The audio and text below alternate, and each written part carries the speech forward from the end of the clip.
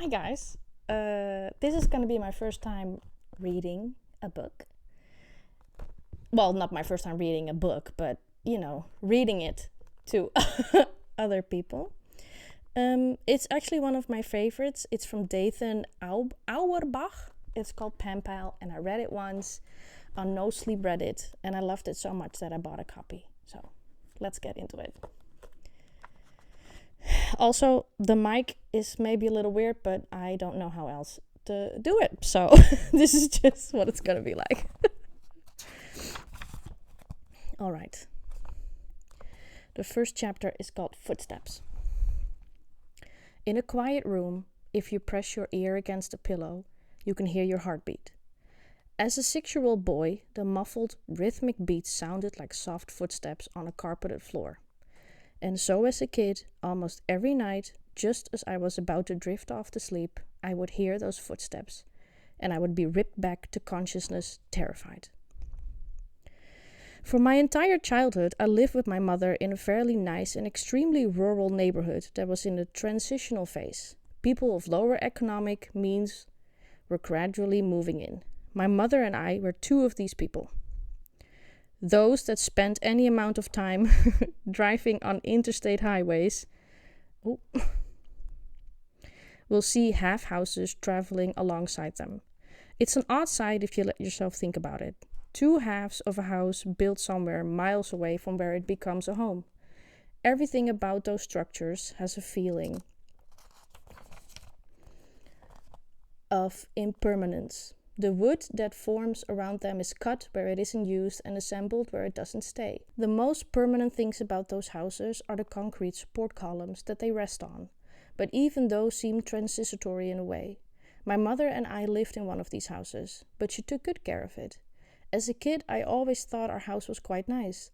As I sit here and think about my old home and all the things in it, an amusing and pleasant conflict builds in my mind. I know now that we were poor.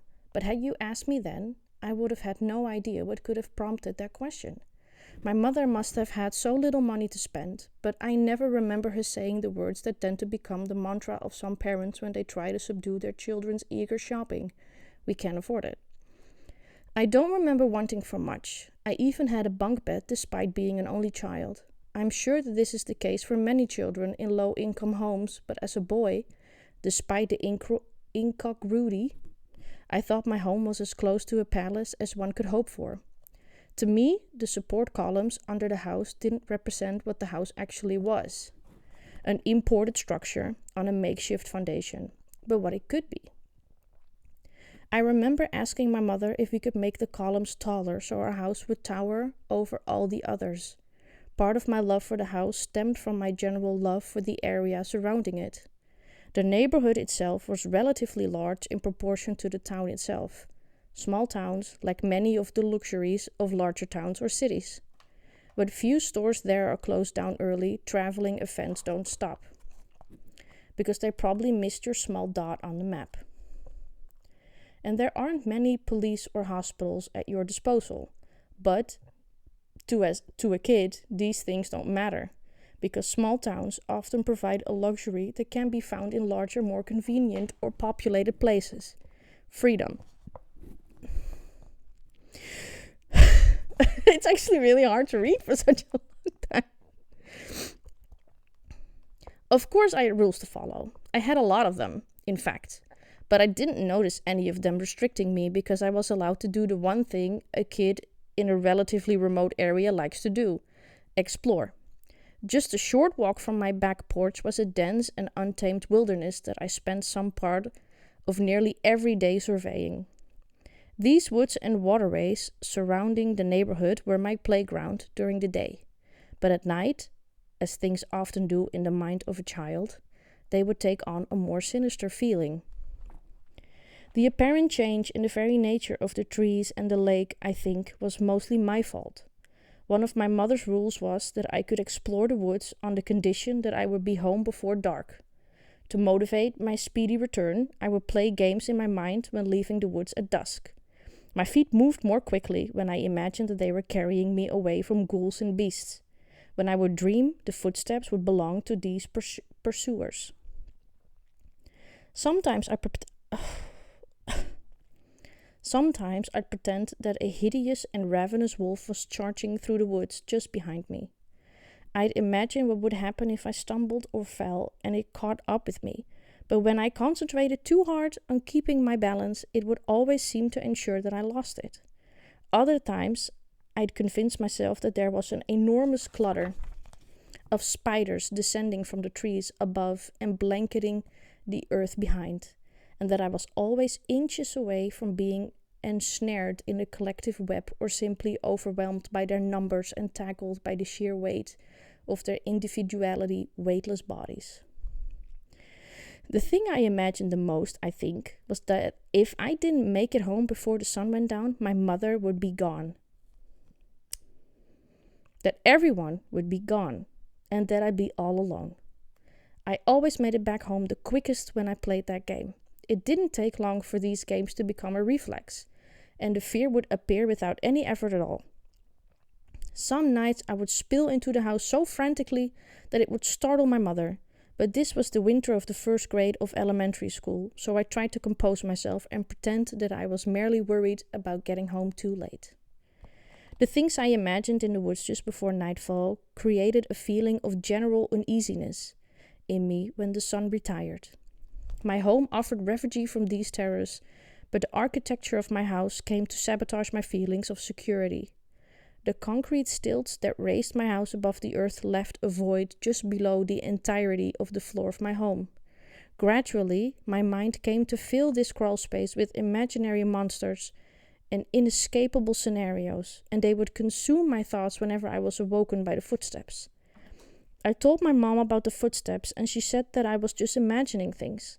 This seemed an appropriate accusation, given my tactics for making curfew, but I persisted enough that she blasted my ears with water from a turkey baster once just to placate me, since I insisted that it would help. Of course, it didn't. The footsteps continued that night, but I tried my best to ignore them, just like always. Despite the general eeriness that the games and footsteps would cast over the nighttime neighborhood, my life was a quiet one. I had adventures by myself, or, more often, with my best friend, Josh. But I suppose every kid has their adventures. The only odd or noteworthy event that I can remember happening were the occasions when I would wake up on the bottom bunk despite having gone to sleep on the top. This would only happen every now and again, but it wasn't really that strange since I'd sometimes get up to use the bathroom or get something to drink and could remember just going back to sleep on the bottom bunk. This would happen frequently enough to remember, but infrequently enough to dismiss. In itself, waking up on the bottom bunk never really bothered me. But one night, toward the end of winter in first grade, I didn't wake up on the bottom bunk. Bottom bunk. I had heard the footsteps, but was too far gone to be woken up by them. When I awoke, it wasn't from the sound of footsteps, but the feeling of biting cold and violent shivering. As I opened my eyes, the clashing of what I expected to see, what I had nearly always seen when I woke up in a place other than the top bunk, and what I actually saw, frustrated my senses as my mind tried to reconcile my expectations with actuality. I saw, or rather my mind showed me, the red, cylindrical bars that supported the mattress of the top bunk. But beyond those, I saw stars. Gradually, the bars melted away and faded from my vision, and I was left with only those floating points of lights and the jagged, crossing limbs of the tall trees that arched across them high up in the sky. I was in the woods. I shouldn't be here, I thought. The coupling of the woods with darkness was something I had trained myself to avoid. I sat up immediately and tried to make sense of where I was. I thought I was dreaming, but that didn't seem right, though neither did me being in the woods. My eyes were slowly adjusting to the limited light, and gradually the trunks of trees and the shapes of overgrown bushes began to take form. I scanned over the foliage without really focusing on any of it as I searched for something I might recognize. Something that might give me some indication of where I was. An unnatural shape caught my eye, and I looked at it for what felt like a very long time until I could finally discern what it was. About 10 feet in front of me, resting among a mass of tangled sticks and loose leaves, there was a deflated pool float that was shaped like a shark. Even after I understood what it was, I continued looking at it, trying to figure out why it was there. This only added to the surreal feeling, to the point that I was sure that I must be experiencing a dream rather than the world itself. After a while, though, it seemed like I just wasn't going to wake up, because I wasn't asleep. I stood up to orient myself, and I caught a flash of some trampled shrubs that looked like a path. But the woods were thick behind it, so I turned to look elsewhere. I didn't recognize this place. I played in the woods by my house all the time, and so I knew them really well. But I had only been in them when it was dark once before. I had run through my woods straight to my house at the last edge of dusk countless times without even having to think about how to get there. But there's a big difference between dusk and dark. And as I stood there, taking in all that there was to see in the dim light, it started to creep into my mind much more forcefully than these might not be my woods after all. A shiver that I think was only partially due to the chilled air ran through me as I wondered how someone was supposed to find his way to a place when he didn't know where he was starting. I took a deep breath and a single step and felt a shooting pain in my foot. I lifted my leg quickly and reeled off balance, falling back to where I had woken up only moments ago. I moved my eyes from the terrain to my throbbing foot and saw what had felled me. I had stepped on a thorn. It stuck about an inch out of the middle of my foot, but it only bled when I quickly tore it out of my skin. I wound my arm back to throw it someplace where it wouldn't pose a danger to me any longer, but as I searched for a safe spot, I realized that there wasn't one. By the light of the moon, I could see that the thorns were everywhere. The whole ground was laced with this natural barbed wire. I had been lucky to only step on a single thorn just then, but as this occurred to me, I became conscious of the rest of my body. I looked at my other foot, but it was fine. As a matter of fact, so was the rest of me. I searched over my legs and feet with my eyes and hands. No cuts, no scrapes. I didn't have another scratch on me. I wasn't even that dirty. I cried for a little bit and then stood back up. I opened my mouth and filled my 6-year-old lungs to capacity, and just as I was about to scream for help, my breath hitched in my throat as I thought lodged itself powerfully in my mind. What if someone heard me? I held the air tightly in my chest and stood puzzled by my own question. I needed help. Shouldn't I hope that someone would hear me? All at once, I began to think of the fiends and monsters that I had imagined stalking and chasing me through and out of what might be these woods. I found myself wishing I had never played those games. I let the air escape slowly to give myself a last chance to use it in case I changed my mind and wanted to yell. I didn't. I would have to find my own way. I didn't know which way to go, so I just picked a direction and began walking. I walked for what felt like hours. I tried to walk in a straight line, but there was no path to follow. I made sure to course correct when I had to take detours around tree limbs that were too entwined to move through, or patches of thorns that were too broad to step over. Every time I would make my way past one of these natural obstacles, I would be confronted with the seemingly identical tapestry of foliage, and the feeling of hopelessness would begin to assert itself a little more. I just wanted to see something familiar, and each time the woods appeared particularly thick, I thought I had found my landmark. Marking the outer edge of my usual explorations, there was an enormous pile of discarded and decaying Christmas trees that my best friend Josh had found once during a game of hide and seek. Although we had been driven out of its concealing shelter fairly quickly by fire ants, we would return to it many times to trample on the stray and spherical colored ornaments that had been left behind. We had many stories about where the trees had all come from, but I assume now that the genesis of the pile was much more ordinary than what we had hypothesized. Whatever the origins, what was left was a tangled mess of still decorated, however sparsely, holiday trees that looked, from a distance, to be a single colossal Christmas tree. This would be the easiest thing to spot in my woods, and if I found it, I would know where I was. But that was only if these were my woods. As I stepped delicately through the brush, an idea began to form in my mind. If I could climb a tree, I might be able to see my way to the wood's exit. I became less despondent and began searching the canopy for a proper scouting position. None of these trees seemed tall enough, but if I could find one that was, I might be able to see a house. I might even be able to see my house, I thought. I stood still and balanced carefully on my now aching foot. The trees that loomed over me when I had woken up in these woods had been tall, I recalled. But I struggled to remember just how tall they were. What about the branches? I mumbled to myself. I remembered seeing branches above me, and if they grew low enough, I knew that I would be able to climb up the tree. If I could find my way back to that spot, I could work my way up the tree and possibly see a way out. But that would mean going back. I shifted on my feet and tried to make the best decision. Turning around, I took a few steps back towards the direction from which I had come, and I froze as a phrase echoed in my head. How far can you go into the woods? I hadn't been tortured by this question for well over a year, and I stood there a bit bewildered by the fact that it had suddenly come rushing back into my mind. On an afternoon toward the beginning of kindergarten, I had come home from exploring a part of the woods that I had never seen before. I was excited to tell my mother how far I had gone, and she seemed, even if she was only humoring me, to be equally excited to hear it. When I had finished describing my journey, she congratulated me and asked if I thought I had finally seen all the woods there were in our neighborhood. I told her that I didn't think so, but that I wanted to. She smiled and she asked, "How far can you go into the woods?"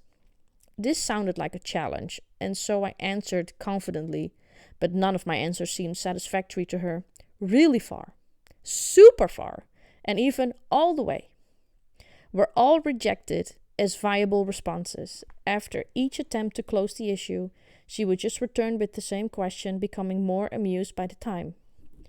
At a loss and wanting to be able to answer her question so she would stop asking it, I asked the only other authority figure I knew, my teacher.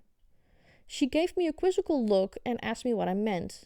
I didn't even really know what I meant, and so I just repeated the question. She thought for a moment and said, "I don't know, let's see." As she walked me over to the map that was tacked to our classroom wall, she asked me the name of my street, which I had memorized, and she took a moment to find it before touching my shoulder and holding her finger on a big patch of green. "I think these are your woods," she said. I repeated my question yet again. I told her that my mom had been asking me this question repeatedly as I told my teacher this. She seemed to realize something and took her finger off the map. She smiled coyly, saying, "I don't know. How far can you go into the woods?" As I stood there in the woods with my arms tucked inside my shirt to avoid the frigid air, I thought about this question and remembered how I came across the answer. This stirred a warm fondness in me that almost made me forget about the reason that question had come back into my mind to begin with. I discovered the answer just a few weeks after I asked my teacher. My grandparents called to chat with my mother and me, and when my mom handed me the phone to talk to my grandfather, Pop, I thought I could have a little fun and be on the giving end of the antagonizing for once. Before he could even ask me how I'd been, I charged at him. "Hi, Pop. How far can you go into the woods?" "What?" "How far can you go into the woods?" I repeated, knowingly, although I knew nothing at all.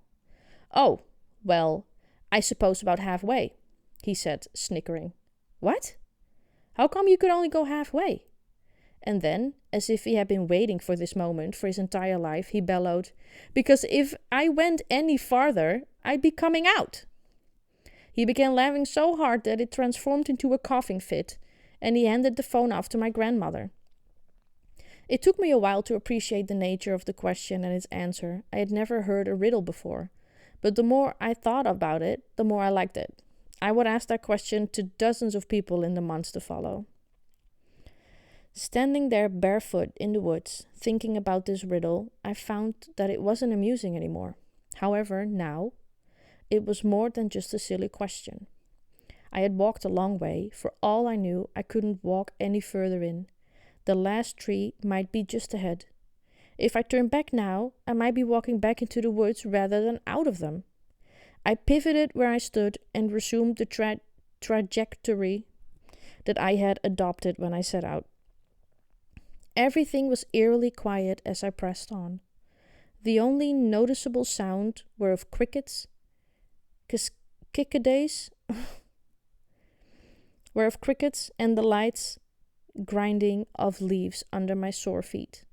Occasionally, however, I would step too hard on a healthy stick, and its cracking would drive the noisy creatures to silence. I would stand there paralyzed by the sudden hush, and I would hold my breath and listen for sounds I hoped not to hear. When the insects resumed, so would I. Desperate to keep their noise, I trod carefully on the undergrowth, but it was thick, and here and there my foot would press down on a stick, just enough to snap it. The bugs would arrest, and so would I. This relationship persisted until the last interlude that I remember. I broke a stick. The insects hushed themselves, but instead of the expected silence, I heard what sounded like an infant crying in the distance. I could feel the blood draining out of my limbs as I listened to this wailing that didn't sound as far in the distance as I wished it to be. I felt a churning in my stomach and a weakness in my legs. Standing completely still and being careful not to make any noise, I waited. But the sound didn't stop. Suddenly another sound joined the chorus. A large stick snapped just behind me. I panicked. I think now, as an adult, the sound I heard that night was a cat in either heat or rage. But I had no thoughts in my mind as I ran, veering in a different direction, taking as much care as I could to avoid big thickets of bushes and collapsed trees. I was paying close attention to where I stepped because my feet were in such bad shape, and I suppose I instinctively wagered that I would be better to move less quickly than not at all. I paid too much attention to where I was stepping and not enough attention to where those steps were leading, because not long after hearing the cry, I saw something that filled me with so much despair that I find it difficult to articulate its potency even now. It was the pool float. I was right back where I had woken up.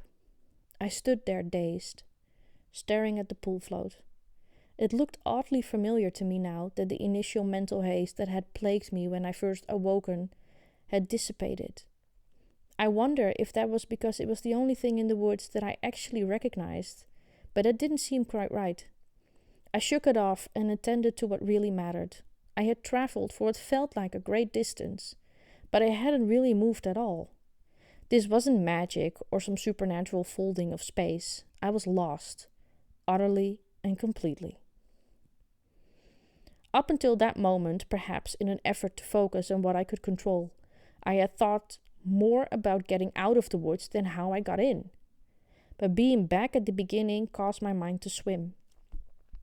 My feet had not hurt at first, but they were agonizing now, and I had made not even an inch of progress. I had been hoping that these were my woods from the time that I had awoken in them. I had hoped that I simply didn't recognize them due to the obscuring and distorting darkness. But my optimism had long since disappeared, swallowing like everything else by the engulfing blackness. Had I run in a huge circle around that spot? Or did I just get turned around and start making my way back? I realized that even if I set out again on the path I had tried to follow at the outset, there was no way to be sure I would actually chart the same course. And if I took a completely different course, then I wouldn't have even made progress in terms of scouting the area through my original excursion. And although I had pushed it to the very back of my mind, rhythmically, like a metronome, my mother's riddle marched back to the front lines, its foot.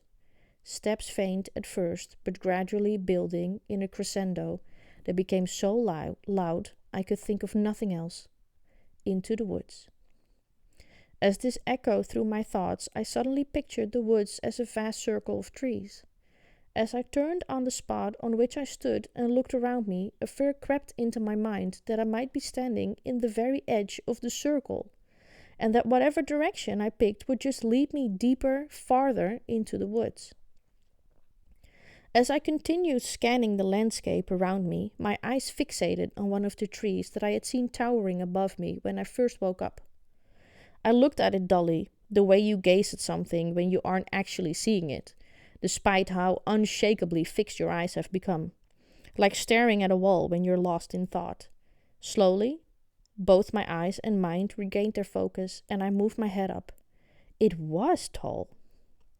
I forced the despair out of myself and made my way to the tree, being careful to avoid the thorns that were blanketing the ground. As I stood on the exposed roots of the tree and looked straight up the height of its trunk, I thought that the tree must surely be tall enough to allow me to see my way out. I reached my hand up and grasped the lowest limb, but as I tightened my grip, my arm began shaking. Trying to steady myself, I moved my other hand up onto the branch, but when I tried to pull myself up, I felt my body protest. I remember thinking that night that it was simply too cold to climb the tree, but I know it wasn't the cold that stopped me. It was fear. I released the branch and looked back to the spot where my night had started. I could still see the place where I had woken up. It was a relatively clear spot in the middle of an otherwise debris-laced ground, as if I had tried to make a snow angel in the dirt and had given up in the middle of the project. It was a strange sight, but not any stranger than the rest of this place.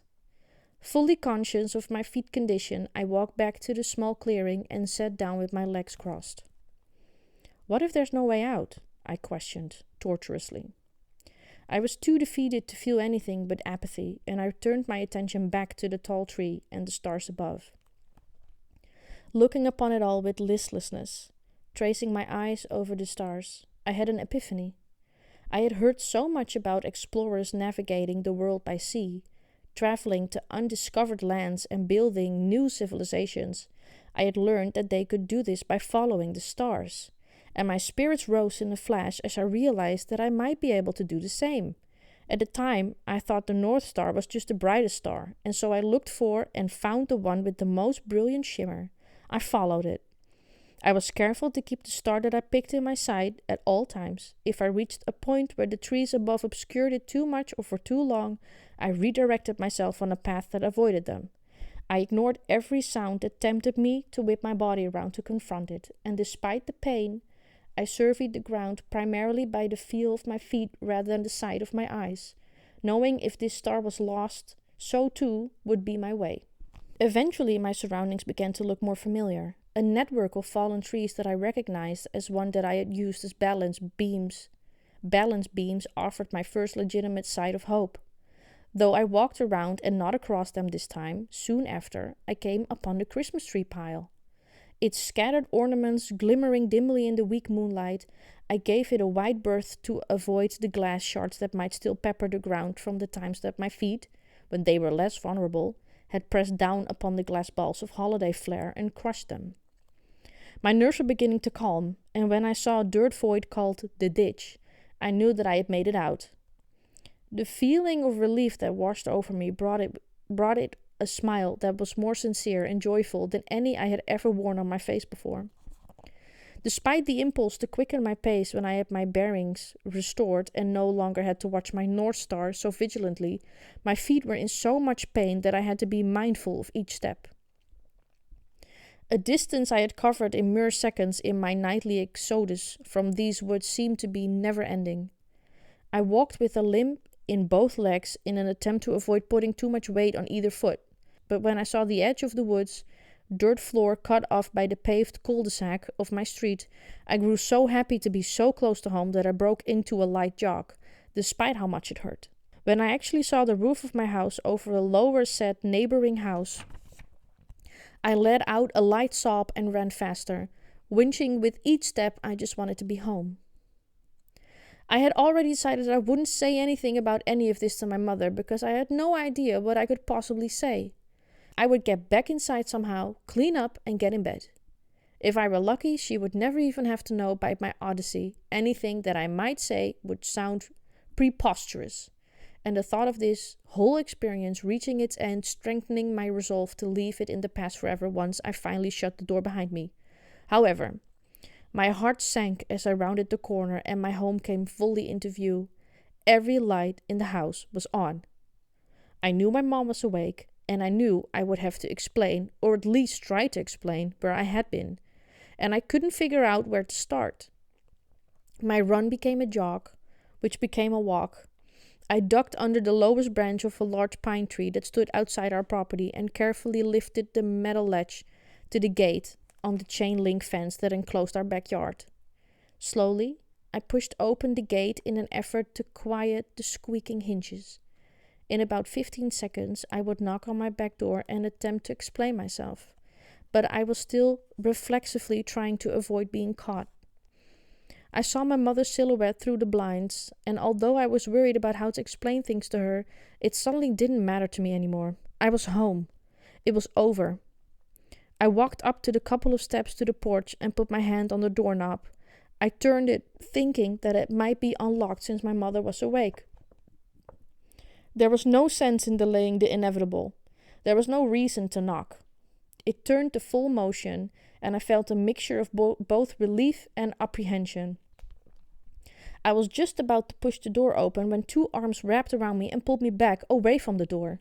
This couldn't be happening. I had evaded and outran my imaginary pursuers countless times in my nightly scramble from the woods, but this wasn't imaginary. I looked at the silhouette in the window and tried to reach out. The arms constricted around my chest and lifted me off the ground while I struggled against them. I looked down at the appendages that had ensnared me. They were small, but there was something covering them. It looked like fur. I squeezed my eyes tightly shut. This can't be happening, my mind roared. The monsters were just pretend. I opened my eyes again and looked at the arms that were crossed over my torso. It was fabric, not fur. But this brought no real comfort. I was still being restrained. I still needed to get free. I screamed as loudly as I can, "Mom, help me, please, Mom!" The feeling of being so close to safety, only to be physically pulled away from it, filled me with a kind of dread that is, even after all these years, indescribable. The door I had been torn away from opened, and a flash of hope shot through my heart, but it wasn't my mom. It was a man, and he was enormous. I thrashed violently and kicked at the shins of the person holding me. But even if I succeeded in escaping my captor, I knew that I would also have to get away from the person who had just come out of my house. This hulking figure who was now steadily approaching me, he reached his hand out for me, and it extended out of the shadow that had been cast on him by the porch light just above his head. It was a cruel and cracked claw, badly burned, with the consistency of a plastic bag that had melted and cooled. Up until that moment, I had never imagined that I could be in any legitimate danger from which my mother could not rescue me. But as I watched the man close the distance between us, and as I felt my captor's grip grow ever tighter, my fear was joined with rage. My mother simply could not be gone. Let me go! Where is she? Where's my mom? What'd you do to her? As my throat stung from screaming and I was drawing in another breath, I became aware of a sound that had been present for longer than I had perceived it. "Honey, please, calm down. I've got you." It sounded like my mom. The arms loosened and set me down. And as the man who had been approaching me leaned down and put his hand on my shoulder, he eclipsed the porch light with his head, allowing me to see more than just his frame. He was a large man, with a tremendous burn scar on his left arm. I broke my eyes away from it and moved them up to his badge. He was a police officer. I turned to face the voice behind me with hope that was still tempered by fear. It really was my mom. The dark brown curls of her hair brushed my face as she knelt down to embrace me. I was finally safe. Tears started flowing down my face, and I sobbed heavily while the 3 of us went inside. The back door opened to a narrow hallway. On the right was a door that opened to a bathroom, which was connected to my room via another door. There was a faint smell of mildew that emanated from the bathroom. Nightmares of villains and ghouls that hid in my bathroom meant that I would never draw the curtains closed when I wasn't in the shower, and would only mostly draw it closed when I was. Because of this, water collected in its folds and filled that whole area of the house with the faint smell of watery rot. To the left were our washing machine and dryer. My cat was sitting on top of the dryer, and I gave him an absent stroke as I walked past and turned left toward the dining room. We sat at a table that my mother and I used as a dining area.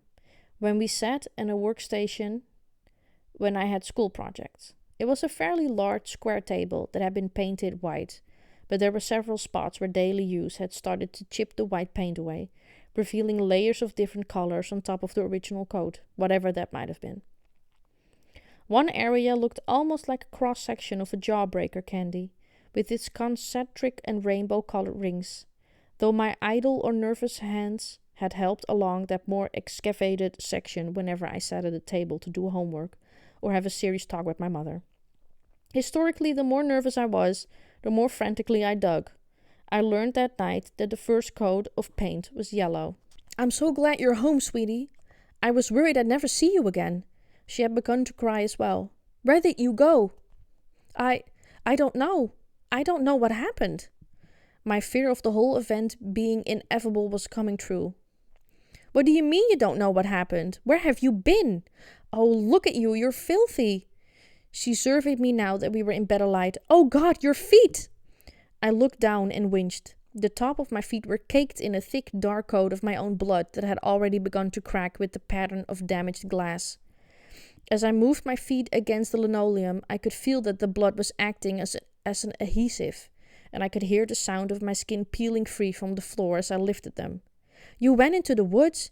Baby, we talked about this. I can't believe you." "Mom, I didn't." "I don't know what happened," I protested.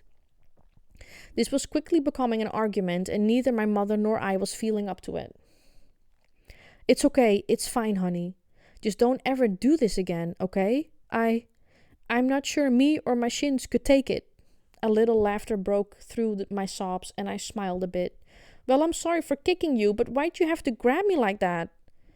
"I was just afraid that you'd run away again. You had just come home. I wasn't about to let you run off again after what you wrote." I was confused. "What do you mean?"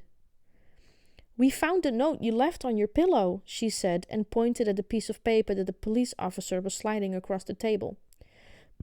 I picked up the note and started to read it as my mother and the police officer walked into the kitchen.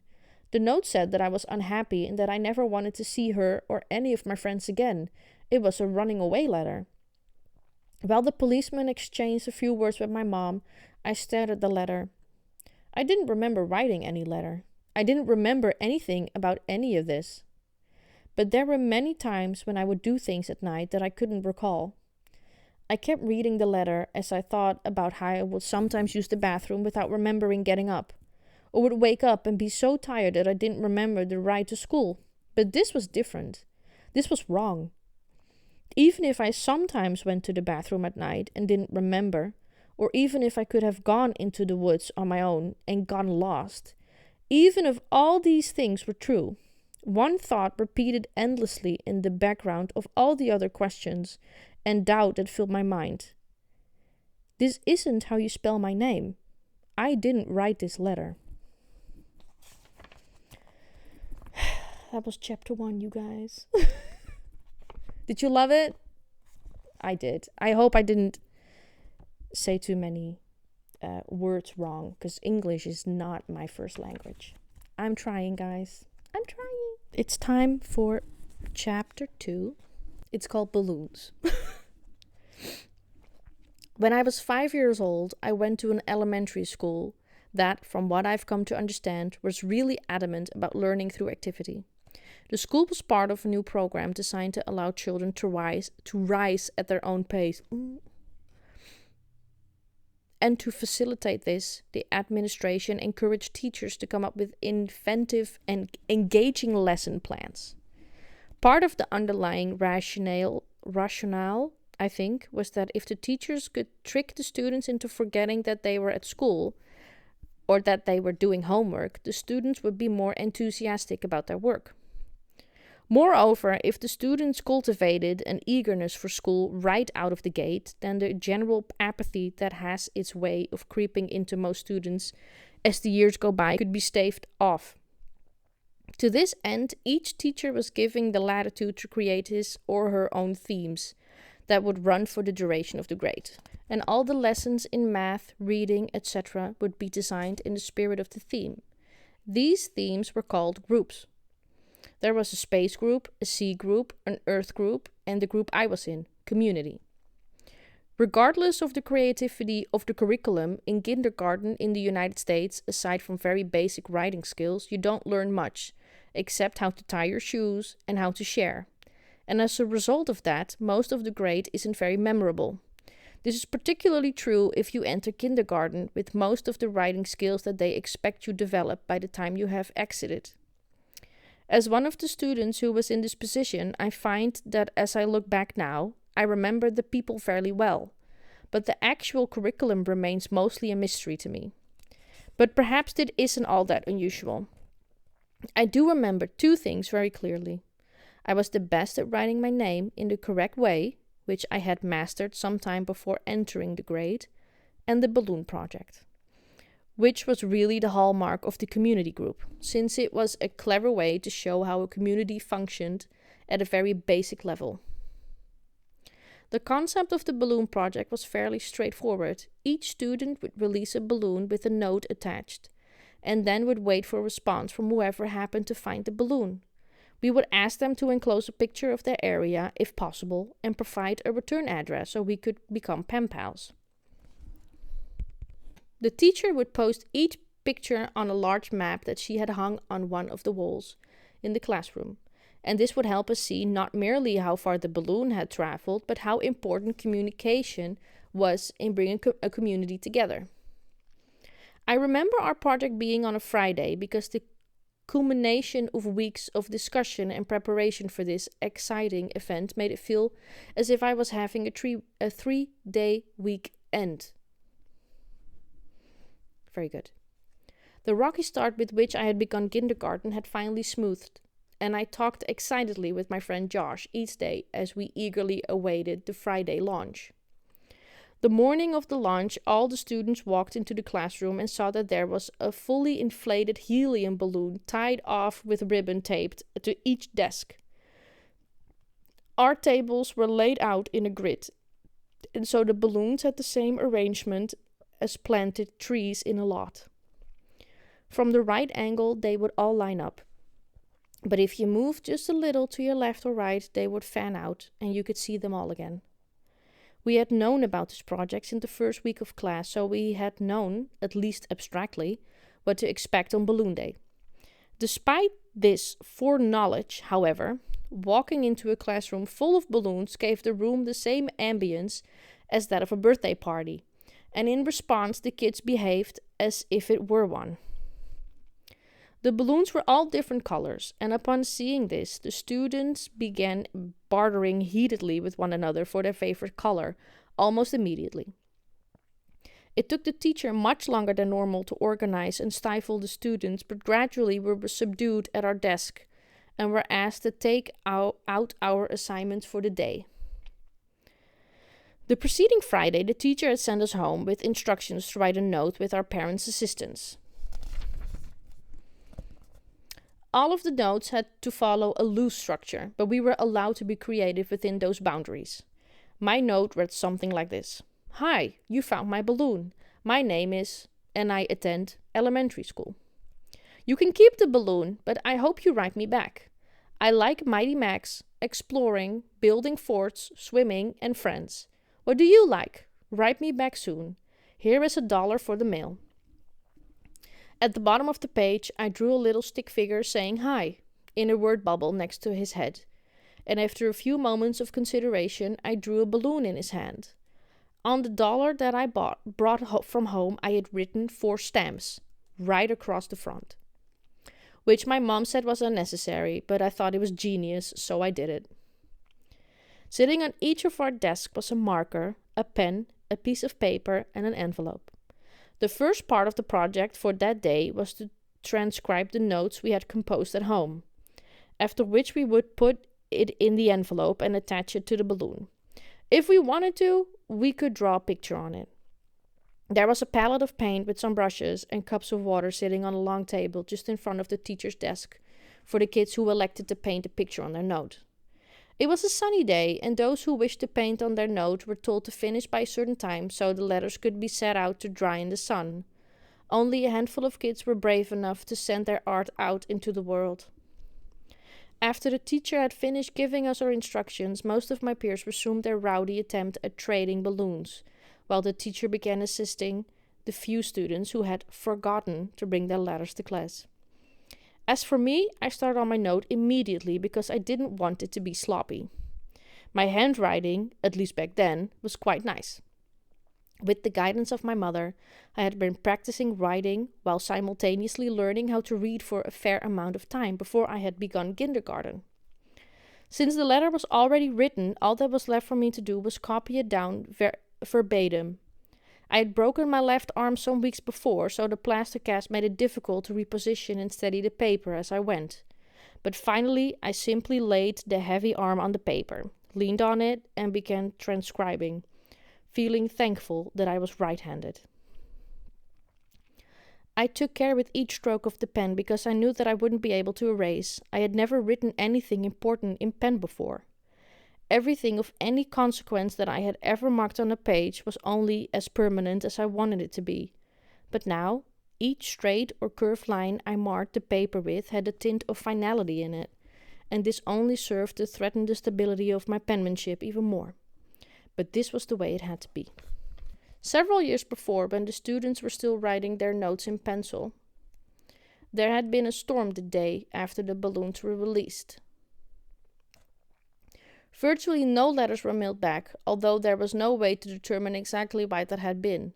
It was suggested that the pencil marks washed out much too easy, and so to be safe, we should use ink from that point on. I drew the last line on the paper and sat back with satisfaction. I interrupted my teacher's conference with another student to show her the letter, and she approved enthusiastically and sent me back to my seat. With my remaining time, I took to decorating the balloon. Mine was red, and that suited me just fine, with no interest in trading my balloon for another color. I tried to think of what I could draw on it. I decided that Spider-Man would make the most sense. I got to work and spent about 2 minutes trying to figure out how to draw Spider-Man's head before I realized that it was impossible. Deciding that a plain balloon was actually better than one with a drawing on it, I put the marker away and went to talk to my best friend Josh. It usually took him a little longer to write things because he was left-handed and would occasionally smudge what he had written as his hand moved against the paper from left to right.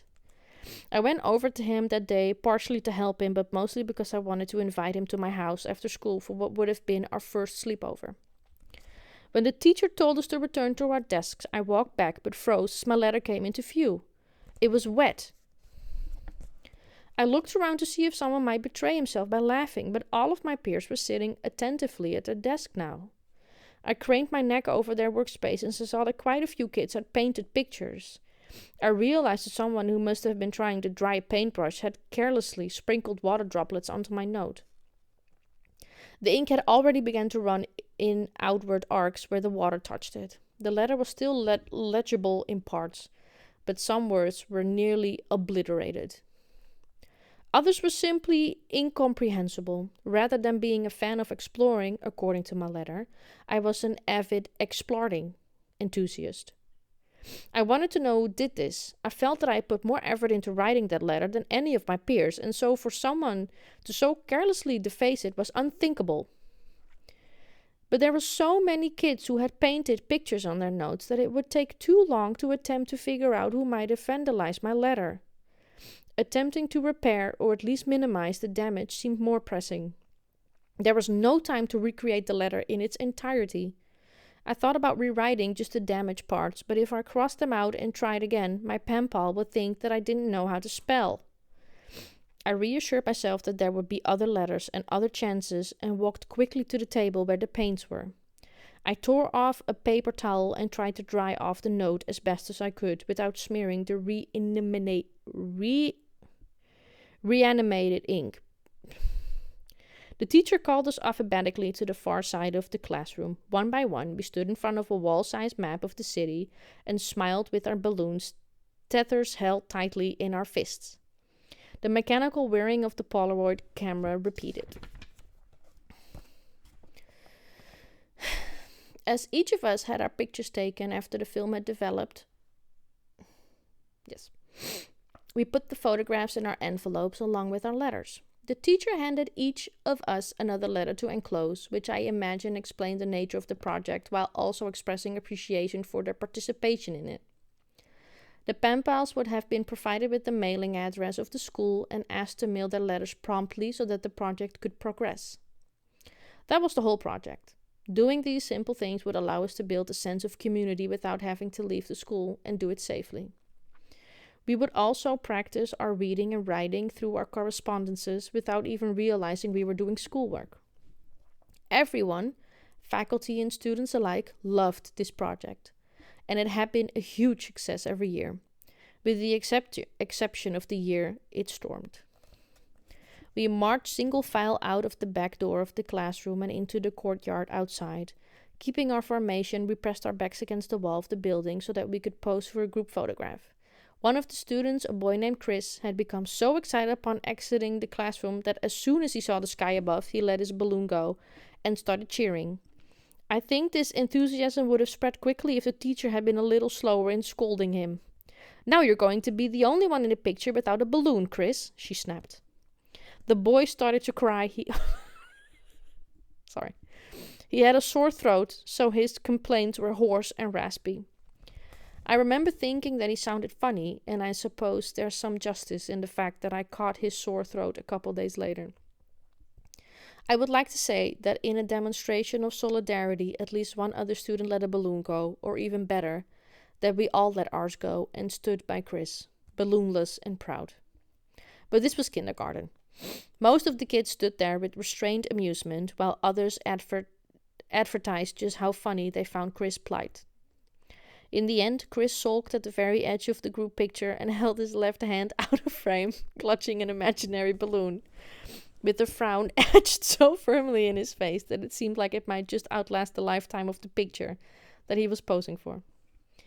After the photo was taken, we formed a circle around the teacher, who said a few things about friendship and community that I imagine went mostly unheard by the students, whose attention was now myopically focused on loosening the grip on their balloons. When her speech was finally over, the countdown began. 5, 4, 3, 2, 1.5. There was a collective groan in protest. She did this frequently. Although we didn't know what this number was, we knew that it was a way of stalling. 1. All at once, each kid yelled whatever their chosen launch word was, and the courtyard became a carnival as 24 brightly colored floating balls filled the sky. We ran chasing our balloons and tried desperately to distinguish them from other ones of the same color. Cross-current and updrafts flung the balloons wildly in different directions, and their human counterparts mirrored their movement on the ground below. Several kids collided with one another as they ran frantically chasing their balloons, but instead of fights, there were laughs. Despite the ruckus, I heard a rogue "blast off" and shot my eyes down from the sky to see Chris releasing a bright green balloon that the teacher had just given him so that he could participate. As the balloons reached ever upwards, it became almost impossible to track my own balloon, and this brought with it a new kind of excitement. Where would it go? Who would find it? I remembered that day so clearly. When I think about it, I can almost feel a phantom sun on my face and can sometimes, just faintly, smell my teacher's perfume. It was one of the happiest days that I had ever had. Over the next couple of weeks, the letters started to roll in. Most of the notes came, as requested, with pictures of different landmarks. And the teacher would pin each picture on the big wall map that we had taken our Polaroids in front of. Arranging them directly on the map made it easy to see where the letter had come from and just how far the balloon had traveled. We did this at the very beginning of class each day, which was a really smart idea because we actually looked forward to coming to school to see if our letters had come in. For the duration of the year, we would have one day a week where we could write back to our pen pal or another student's pen pal, in case our letter had not come in yet. Day after day, I arrived at school excited but left dejected at the fact that my letter hadn't arrived yet. There were other students who didn't receive letters either. Not every balloon would be found, and this was something the teacher had reminded us of frequently. But this fact didn't offer me any consolation. I worried that all my hard work would have been for nothing, and I started to resign myself to the idea that I would have to write to one of my peers' pen pals if I wanted to have anyone to write to at all. But then one day it came.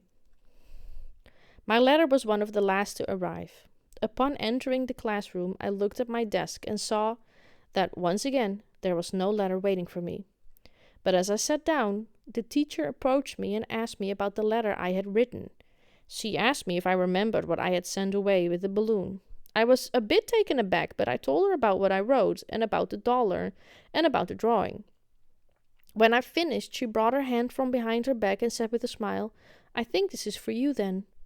I was delirious with excitement, and my confusion regarding her question about the letter I had sent ended when I saw the envelope. On the back, right over the seal, there was a drawing of a stick figure holding a balloon, just like the one I had drawn. The letter really was for me. I must have looked ecstatic, because as I was about to open it, she put her hand on mine to stop me and said, "Please don't be upset." I didn't understand what she meant. Why would I be upset now that my letter had come?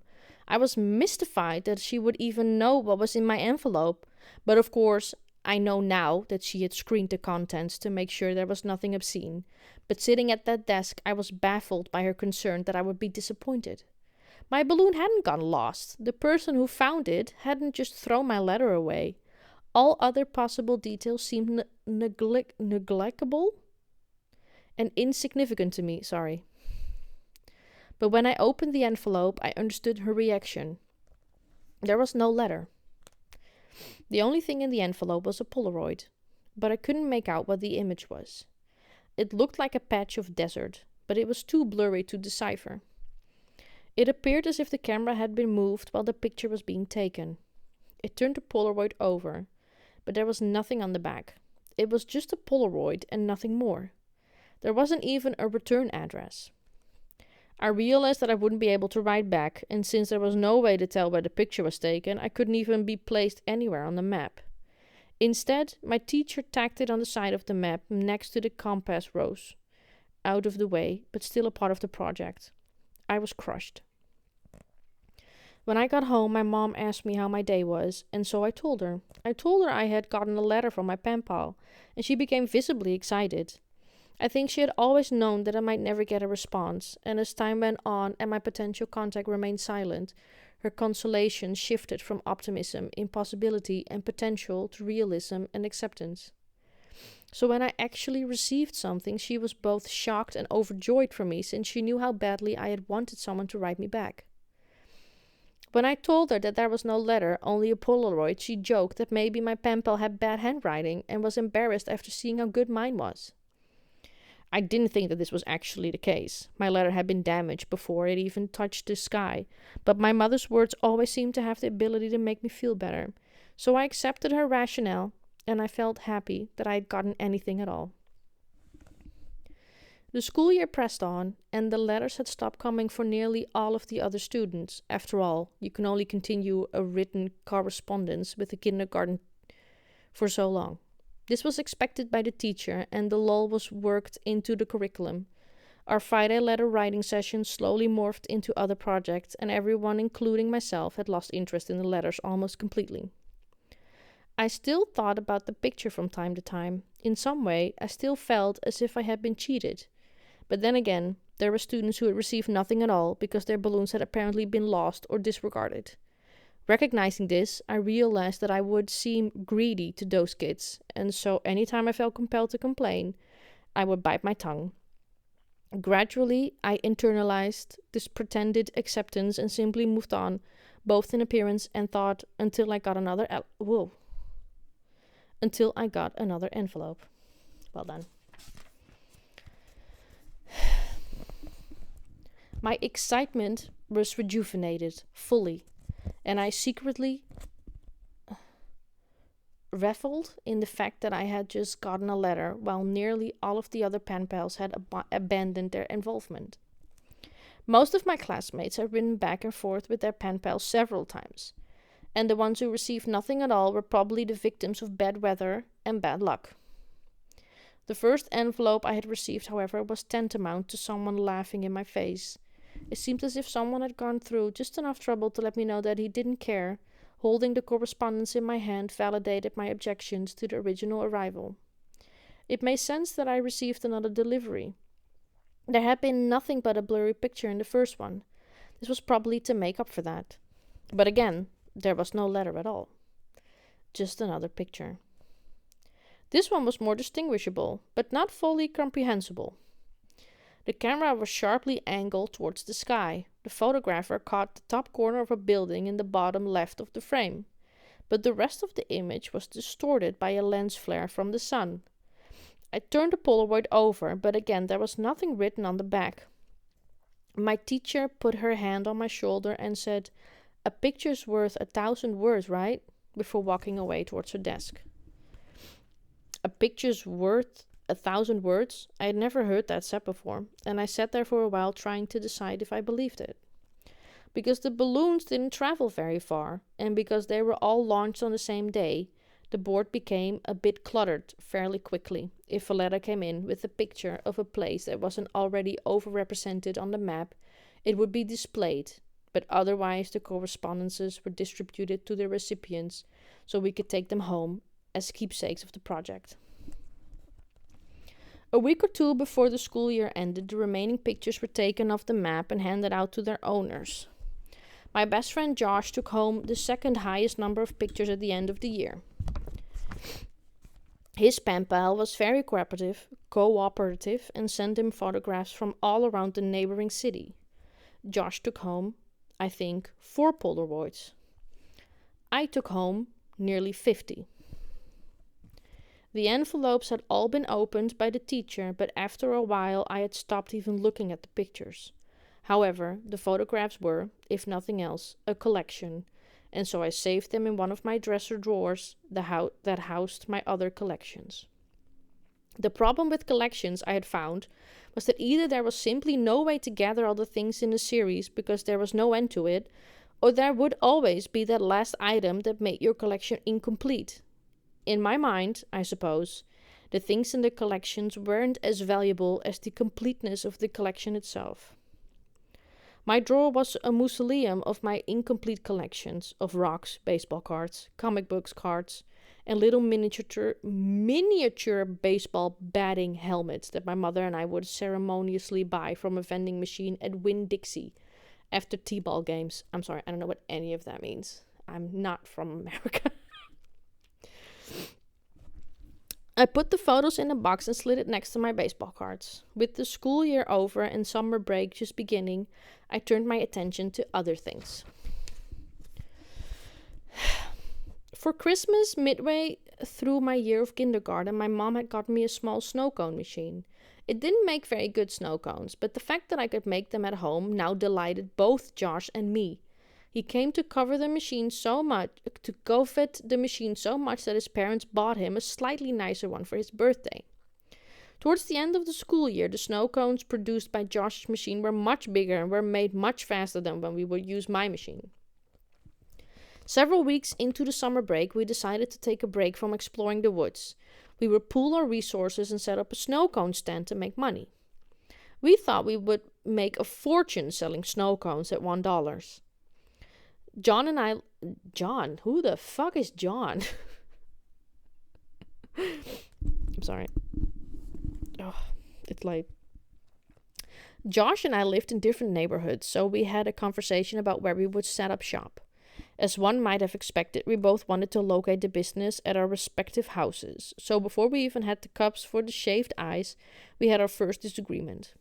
His neighborhood was a bit nicer than mine, but many of the older houses in my neighborhood had slightly larger yards, and as such, the people who actually cared for them had to be outside for longer amounts of time in order to do so. There were also simply more people in my neighborhood, since there were many houses that stood on fairly small plots of land, and the ongoing construction around where I lived meant that there was always people outside on the weekends. Josh rebutted by claiming that his neighborhood was nicer than mine, and this was a thought that had never occurred to me before. I became indignant, and our capacities to engage in a civil and rational discussion became exhausted. Ultimately, I won by trumping all of Josh's legitimate reasons by exclaiming that it was my idea, so we would do it at my house. The first weekend was a disaster. We had both used our machines before, but to be quite honest, we simply weren't very good snow cone producers. We had 2 bottles of syrup, cherry and cherry, so there wasn't to be much variety in terms of flavors. More to our detriment, we had never completely figured out how best to pour the syrup onto the ice, or how much to pour for that matter. So most of our customers had their hands covered in overflowing red dye when they squeezed the paper cups to take their snow cones away. We made about $6 and stopped for the day. We didn't fare much better the second weekend. Josh and I had gotten the hang of the syrup for the most part, but I had the idea that we should use crushed ice in the machines in order to make the snow cones more quickly, since I thought that smaller chunks of ice would shave faster. Instead of the crushed ice became jammed between the blades and the plastic rotor inside the machine and broke my snow cone maker immediately. This machine was one of the nicest things that I owned, so I became flustered when I couldn't get it to work.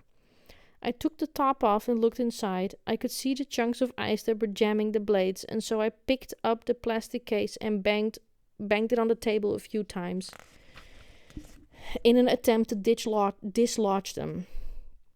Looking up, I could see a potential customer coming. I needed to clear the jam quickly without thinking. I pushed my hand down into the cavity of the snow cone machine and began carefully wresting the ice out of the space between the blades and the inside wall. I looked up again and I recognized the person from the weekend before. Forgetting that Josh's machine was working fine, I turned my attention back to the problem so that I would be ready for our first return customer. I could feel the ice begin to give and pivot a little as the heat from my fingers melted it. I almost had the problem resolved when I heard Josh say, "Hey, what's this button do?" I looked over to Josh and saw that he had his finger on the start button of my machine. Reflexively, I yanked my hand out of my snow cone maker, my middle finger catching the blade on the way out. There was a period of just a few seconds where I thought that I had just scratched myself, but a thin red line soon began to quickly draw itself horizontally along the underside of my finger. I watched as that line widened and spread as blood began dripping from my hand. I shouted at Josh while he was prepared a snow cone on his machine for our anticipated customer, and he said that he was only joking, that he wasn't really going to push the button. He looked genuinely remorseful from what I could tell, though he seemed to have a problem looking at my hand as he apologized. I think now that Josh had a fear of blood. Josh had already finished pouring the syrup before the customer got to the table, and he held it gingerly so that it wouldn't melt. Holding my finger with the opposite hand, I looked around for something to wrap it in. By the time the customer got to our stand, the blood had welled up in the tight fist that I was making around my finger and had begun dripping down my forearm. As Josh held the snow cone out to the man, I saw our patron's eyes dart back and forth from the cherry red eyes to my blood red hand. His expression changed from concern to amusement, and finally he said, "You boys sure have put a lot of yourself into the business." The man followed this exclamation with a guffaw so long and loud that I could still hear it when I went back into the house to show my mom what I had done to myself. When I got back outside, Josh said that the man had bought the snow cone. We decided to quit while we were ahead, so we packed up and went inside. It turned out that my machine wasn't irreparably damaged. Once the ice melted, the jam was cleared and it began to work again without difficulty. This was good news, because business picked up the following weekend. Josh and I had taken a substantial break from our explorations in the woods due to a patch of trees that blocked our path. And during that hiatus, I made a new sign that said in big bold letters, "Free snow cones."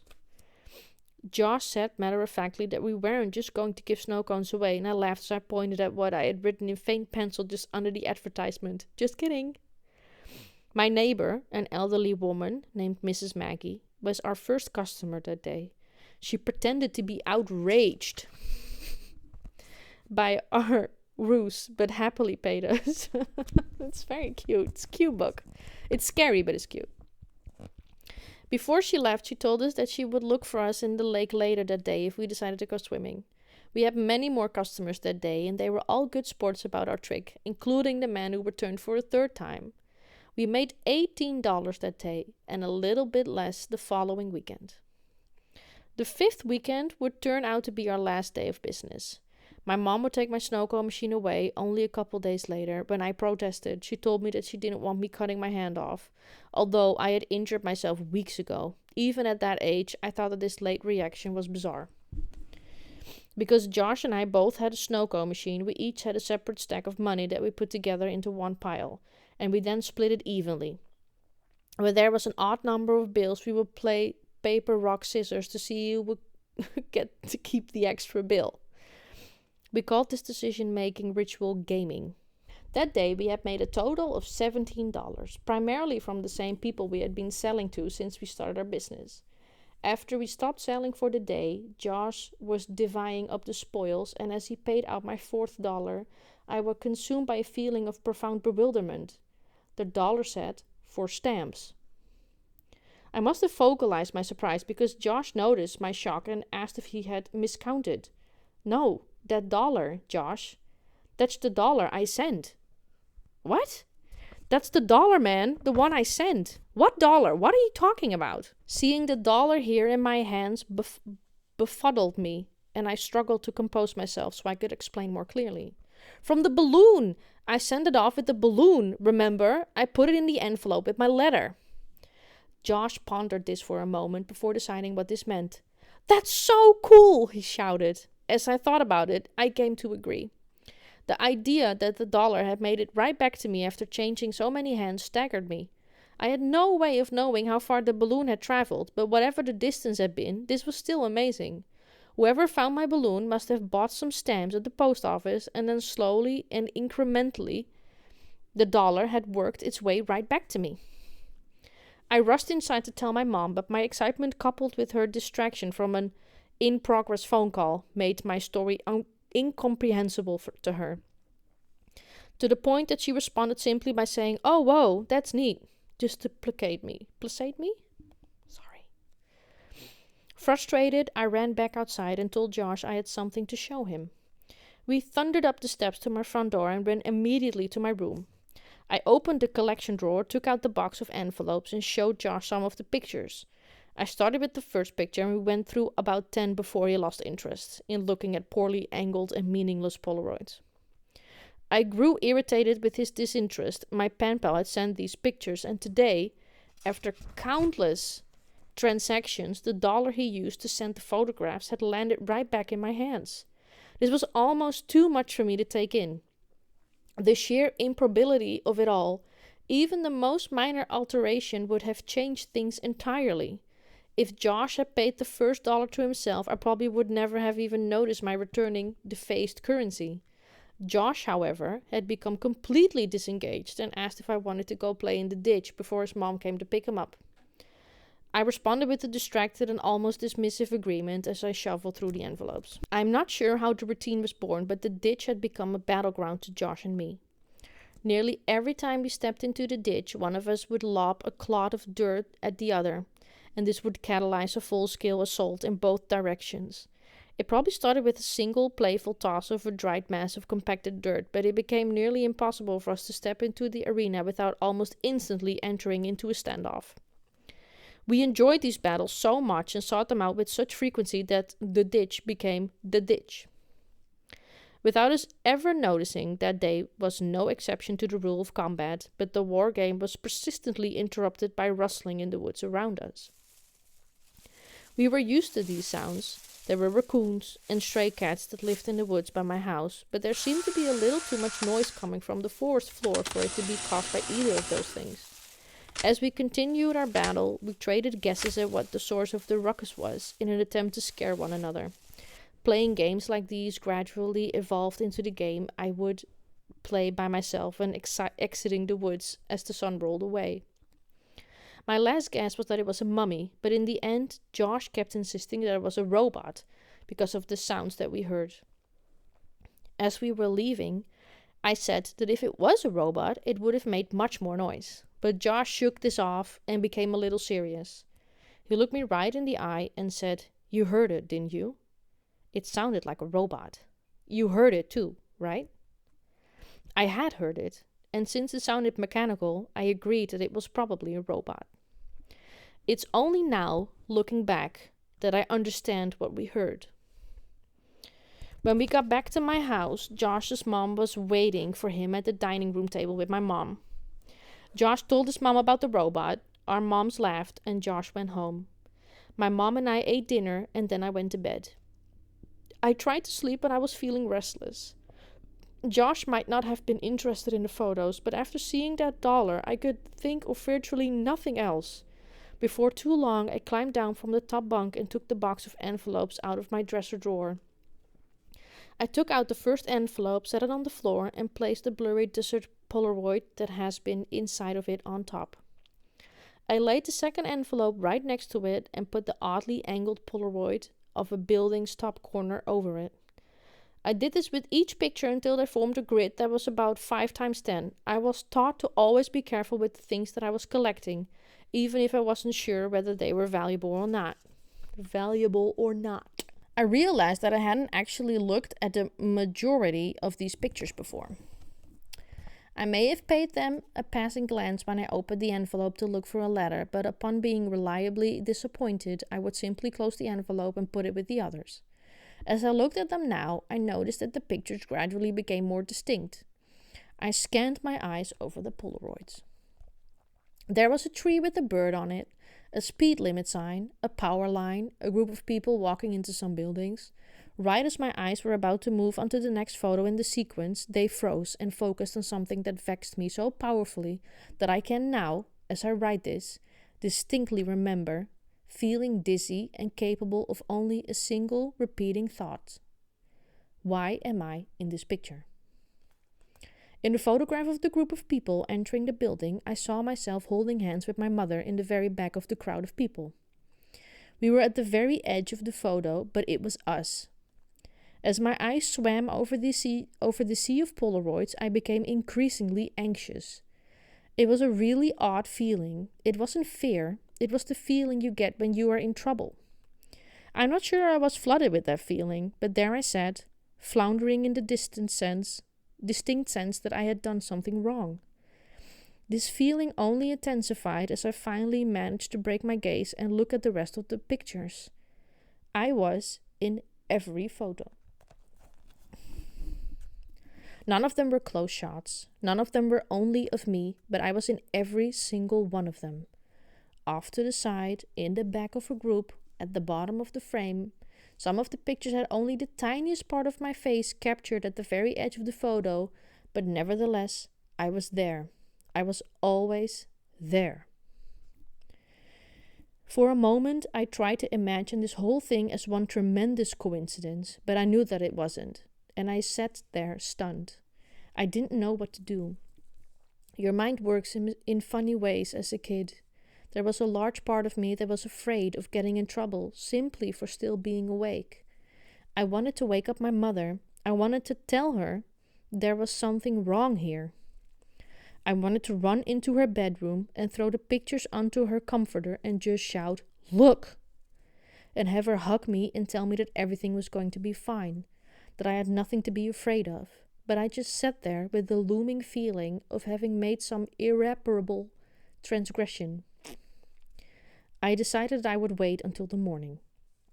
The next day, my mom was off work and spent most of the morning cleaning up around the house.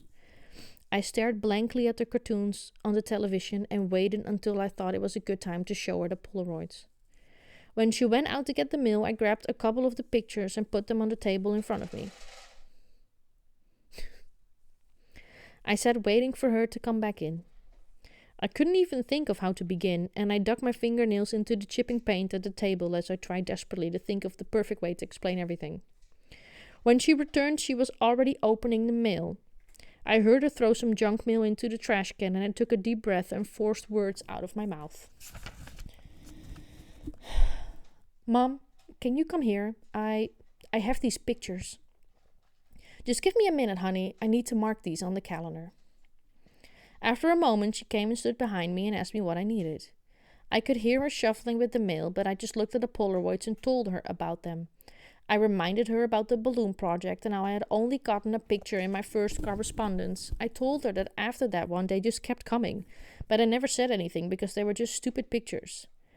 I dug my fingernails harder into the table and told her that I had saved them all and had gotten so excited when the dollar came back that I stayed up late looking at all the photos. As I went on in my explanation and pointed to the pictures, her frequent ahas and okays decreased, and she was suddenly completely quiet and making only a little noise with the mail. I had run out of things to say, but I couldn't turn around and face her. I waited for her to say something, but the next noise I heard from her sounded as if she were trying to catch her breath in a room that had no air left in it. At last, she subdued her struggling gasps and simply dropped the remaining mail on the table right next to me and ran to the kitchen to get the cordless phone. "Mom, I'm sorry. I didn't know about these. Don't be mad at me." With the phone pressed to her ear, she was alternating, running and walking back and forth while shouting into the mouthpiece. I couldn't understand what she was saying or who she could be calling. Was it my teacher?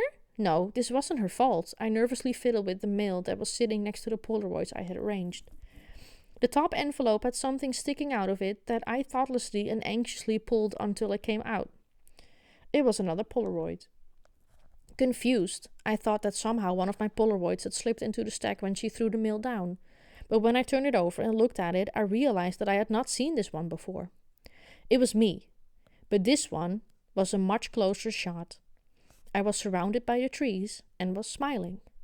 But it wasn't just me. Josh was there too. I felt my mouth go dry as I realized that this was us from yesterday. I started yelling for my mom, who was still screaming into the phone. As I called to her more loudly, she shouted more loudly into the phone to compensate, and this exchange repeated until she finally responded with, "What?" Suddenly I had her attention, but I didn't know what to do with it. I could only think to ask, "Who are you calling?" "I'm talking with the police, honey." "But why? I'm sorry, I didn't mean to do anything. Please, Mom." She answered me with a response that I never understood until I was forced to revisit these events from the earliest years of my life. She grabbed the envelope off the table, and the picture of Josh and I spun and slid, landing next to the other Polaroids in front of me. She held the front of the envelope up to my eyes, but I could only look at her and watch as all the color began draining out of her face, as if something was siphoning the life right out of her. With tears welling up in her eyes, she said that she had to call the police because there was no postmark. I don't know if this is actually fun or if this is just fucking stupid. Nobody will listen to me reading a book. I don't know. I'm having fun. We're just gonna continue. We're at chapter 3 right now, and I don't actually need my glasses when I read, so. It's called Boxes. I spent the summer before kindergarten learning how to climb trees. There was an abundance of trees in my neighborhood, but there was one particular pine tree right outside my house that seemed almost designed for me. It had branches that were so low I could grab them easily without a boost, and for the first couple of days I learned how to pull myself up.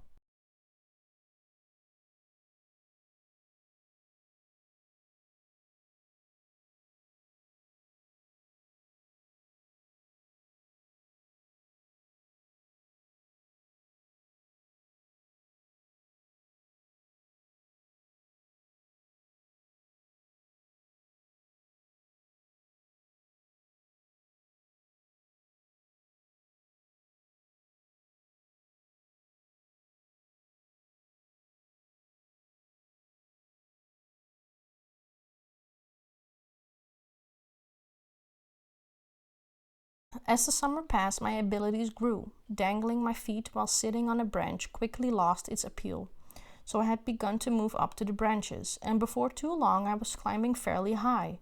As I climbed further up the tree, I discovered that its branches not only cut thinner, but also more widely spaced. And so eventually I reached a point where I couldn't actually climb any higher. This meant that the game had to change. I began to concentrate on speed, and in the end I could reach my highest branch in 25 seconds. In my mind, I was quite a skilled climber. But my expertise was specialized. I only ever climbed that particular tree, and I always took the same path.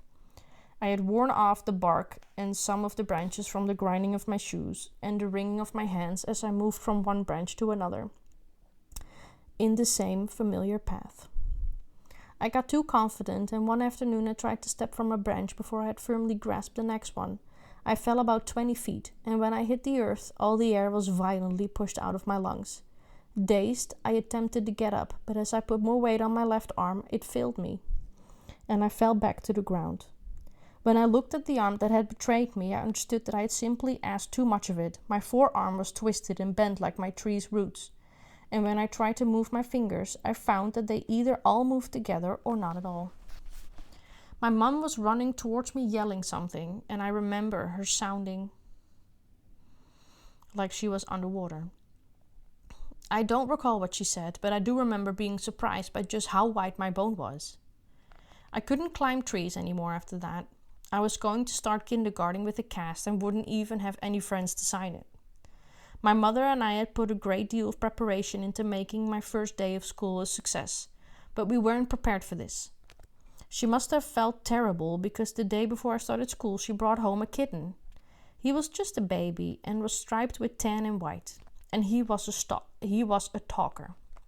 The soundtrack of my excitement was a never-ending series of short but continuous cries. The cat squirmed a little in my mom's arms and fanned his toes as he extended his legs. She kissed him on the head and bent towards the floor to release him. As soon as she put him down, he crawled into an empty case of soda that was sitting on the floor. I named him Boxes. Boxes was only an outside cat when he escaped. Sometime long before I was born, my mom had a cat that had apparently decimated the furniture. In the interest of having both a cat and a place to sit, my mom had Boxes declawed. As a result, we did our best to keep him inside. Despite our best efforts, he would still escape every now and then, and we'd find him somewhere in the backyard chasing some kind of bug or lizard. Most of the time, his prey would simply elude him the old-fashioned way, but there were a couple times when I approached Boxes in the backyard and saw that he had pinned some poor, small animal. But without fail, the tiny creature would pull itself forward and slide through Box's clawless paws, and he would watch in horrified disbelief as his prize literally slipped through his fingers. Boxes could sometimes be as evasive as the lizards he stalked, but we'd always catch him and carry him back inside. He'd scramble to look back over my shoulder, meowing the whole way.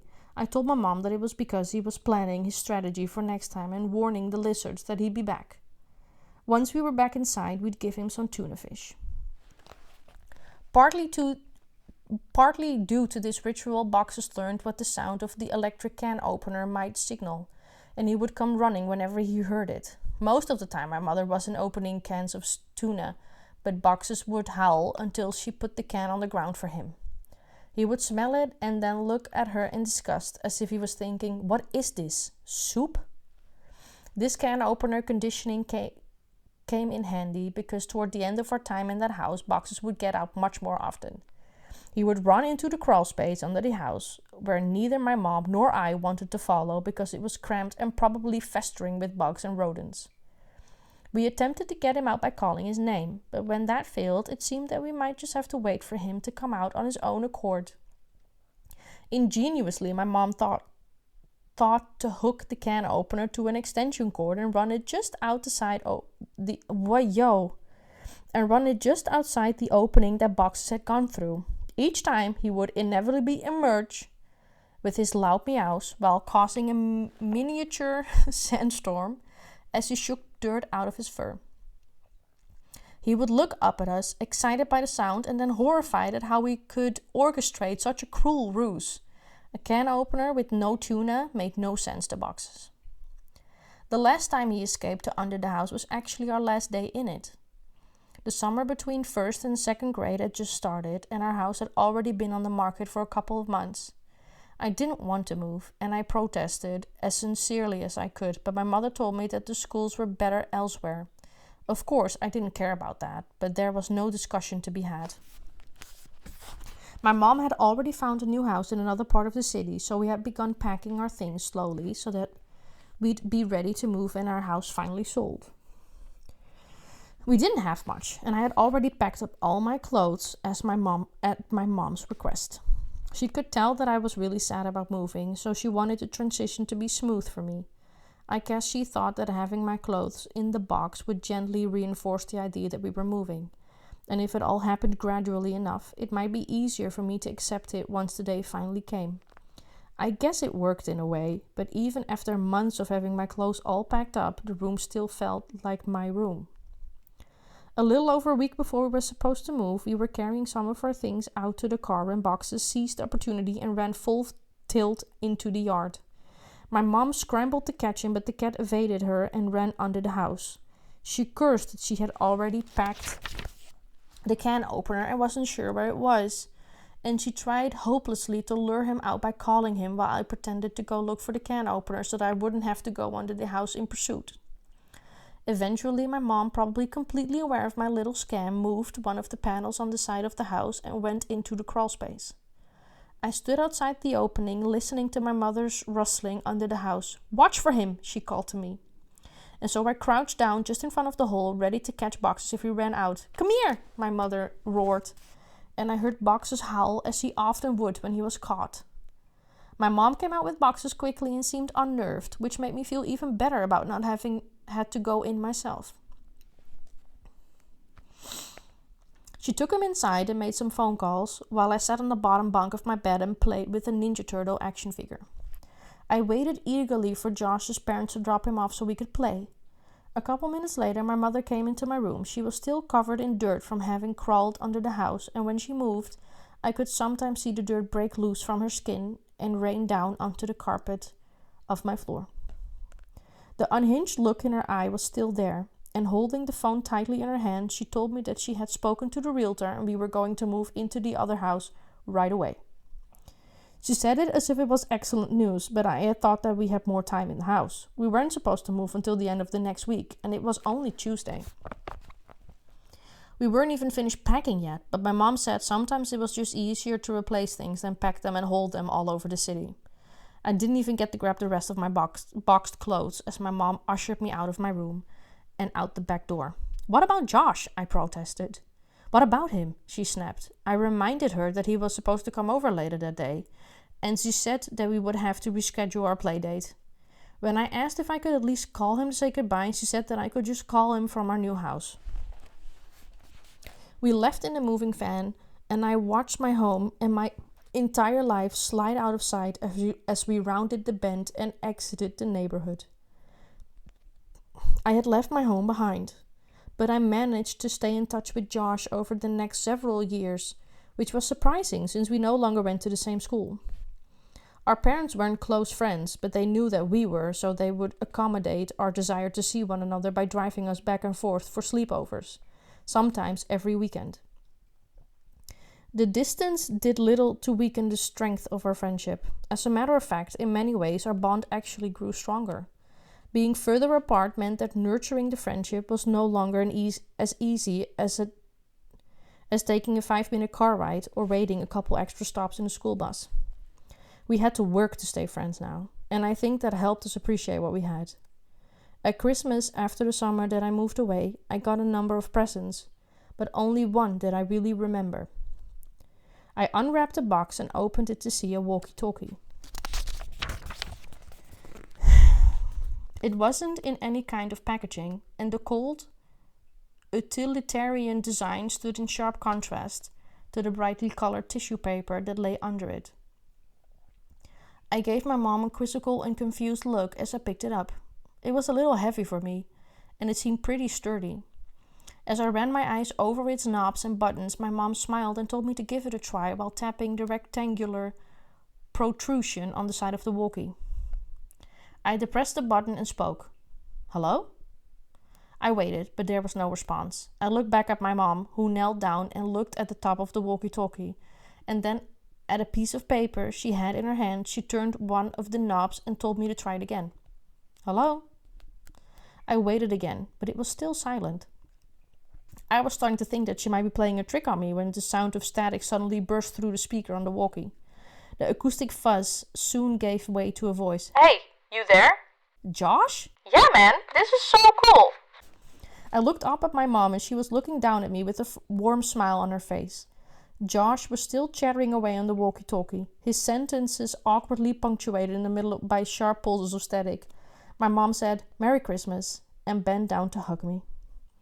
Our parents had pooled their money to get us these walkie-talkies. They were very nice, too nice for boys in the 2nd grade, and were advertised to work across a range that extended past the distance between our houses. They also had batteries that could last for days if the walkie-talkies was on but not used. The walkies would only occasionally work well enough that we could talk across the city, but when we stayed over at each other's houses, we'd use them around the house, talking in mock radio speak that we had taken from movies, and they were great for that.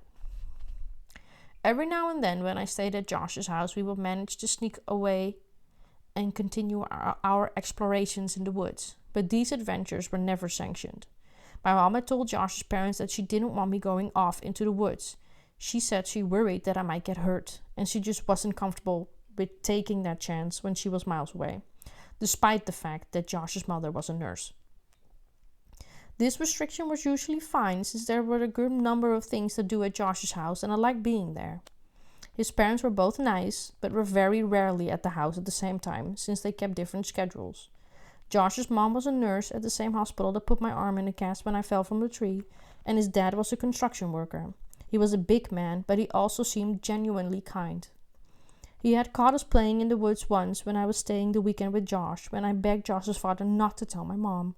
He talked to me like an adult, even though I was only 8 years old. He explained why he had to tell her, and why I shouldn't ask him to lie.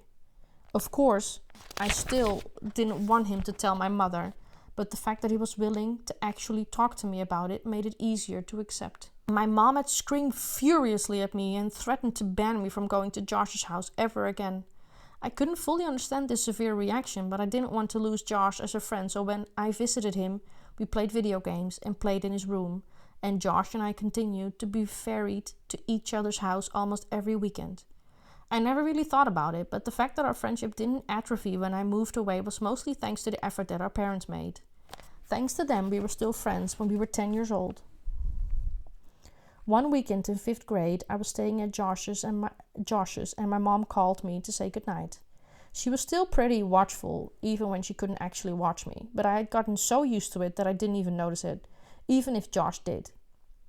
She sounded upset, so I asked her if I had done something. She told me that boxes was missing. This must have been a Saturday night, because I was going home the next day since there was school on Monday. Boxes had been missing since Friday afternoon. I gathered that my mother had not seen him since returning home after dropping me off at Josh's the day before. She must have decided to tell me he was missing, because if he hadn't come home before I did, that I would be devastated, not only by his absence, but by the fact that she had kept it from me. She told me not to worry, he'll come back, he always does. But boxes didn't come back. 3 weekends later, I stayed at Josh's again. I had spent every day after school walking around the neighborhood calling for boxes and listening, hoping to hear him. I could think of almost nothing but finding my cat, and was noticeably downtrodden by his absence. He was my oldest friend. My mom told me that there had been many times when pets had disappeared from home for weeks or even months, only to return on their own. She said they always knew where home was and would always try to get back. I was explaining this to Josh when a thought struck me so hard that I interrupted my own sentence to say it out loud. What if Boxes thought of the wrong home? Josh was confused. What? He lives with you. He knows where his home is. Yeah, but he grew up somewhere else, Josh. He was raised in my old house. Maybe he still thinks of that place as home, like I do.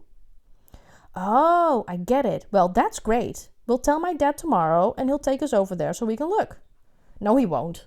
My mom said that we couldn't ever go back to that place because the new owners wouldn't want to be bothered. She said that she told your mom and dad the same thing. Josh persisted.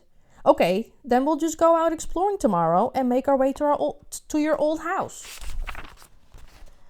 No, come on, Josh. Remember the last time we got caught playing in the woods? Even if your dad doesn't catch us, if we get spotted, your dad will find out, and then so will my mom. I wouldn't be allowed to come spend the night anymore. My old house is just a couple neighborhoods away. We sat there silent in his room for a moment before I said what I think Josh already knew I was going to say. We have to go there ourselves. We have to go there tonight. It didn't take that much convincing to get Josh on board, since he was usually the one to come up with ideas like this, but we had never snuck out of his house before. While we waited until everyone was asleep, we discussed our strategy for getting there, while also debating how we would explain Box's sudden appearance to our parents if we should happen to find him. About an hour after Josh's parents came in to tell us to go to bed, we crept out of Josh's room to go find a flashlight. Josh knew that his dad had several, but he had no idea where he kept them. The garage seemed like the most obvious place. We moved silently through the house and eased the interior door to the garage open. It gave a faint squeak, and we paused before pulling it open and passing through the doorway. I went to turn the light on, and Josh hissed at me. There was no real way that the light in the garage would have woken anyone in the house up, but when you're attempting to be discreet, it's hard to know where to draw the line. Suddenly, all action become comfort by default, like when two friends begin whispering, and after a while they find that their voices are still hushed, but they can't remember why. It was appropriate enough to comb through the garage in darkness, though. Using light to find itself seemed like cheating anyway.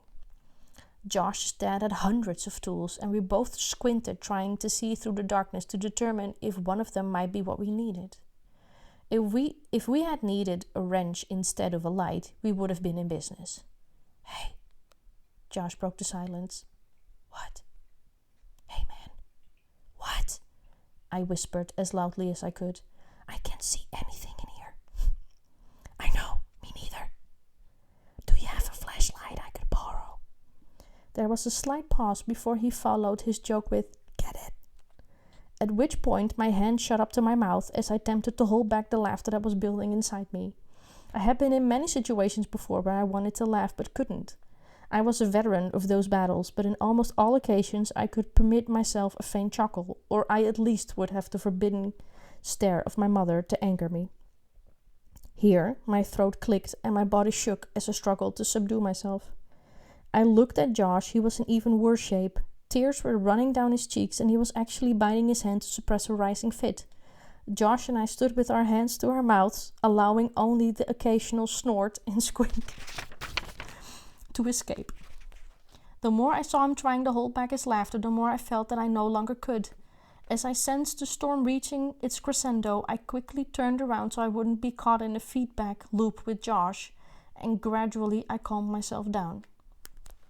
As I regained composure and could focus on something other than being quiet, I saw a flashlight sitting on a workbench. I walked over to pick it up and followed Josh back into the house. When we were walking back to Josh's room, I could still feel the rumbling of laughter in my chest. The situation had passed and I had stifled myself, but just as you can suppress a sneeze with enough effort, the irritants are still there. Before I could even think to stop myself, I began giggling in the hallway, and Josh shushed me harshly as he ushered me into his room. "I'm sorry, man," I managed to force out amongst my laughter. "Dude, shut up," Josh snapped. "You wake up Veronica." I had been focused so hard on not laughing in the garage that after the dam had finally breached, I had forgotten for a moment that Josh's room was right across the hall from his older sister's. I was so embarrassed by the thought of her hearing me giggle that the laughter inside me died, and with it went the brief moment of forgetfulness about who we had gone looking for the flashlight. About why we had gone looking for the flashlight to begin with. "You ready?" I asked Josh. "Yeah." "Is this everything?" he said, as he gestured towards the flashlight while picking up the walkie-talkies. I felt a little foolish. I hadn't even thought to bring the walkie-talkies, despite the fact that this was the one time where we might actually get to use them. "Yeah, I think so," I responded coolly. "Let's go." Escaping Josh's house turned out to be much easier than finding a flashlight in it. The window in his room opened to the backyard, and he had a latched wooden fence that wasn't locked. The fence opened to the side of the house, and we crept along quietly as we passed under his parents' bedroom window. We made a sharp turn away from his house and towards the trash can-lined street. Once we were in the clear, we slipped off into the night, flashlight and walkie-talkies in hand. There were two ways to get from Josh's house to my old house. We could walk on the street and make all the turns, or go through the woods, which would take about half the time. It would have taken about 2 hours to walk there, taking the street, but I suggested that we go that way anyway. I told him it was because I didn't want to get lost. Josh. Sorry. Josh scoffed at this idea and insisted that between the two of us we would have no trouble finding our way. I pointed out that it had been years since I walked through these woods. He waved his hands at me dismissively and said that he doubted that anyone knew these woods better than us after the length that we had gone to in order to explore them, even at night.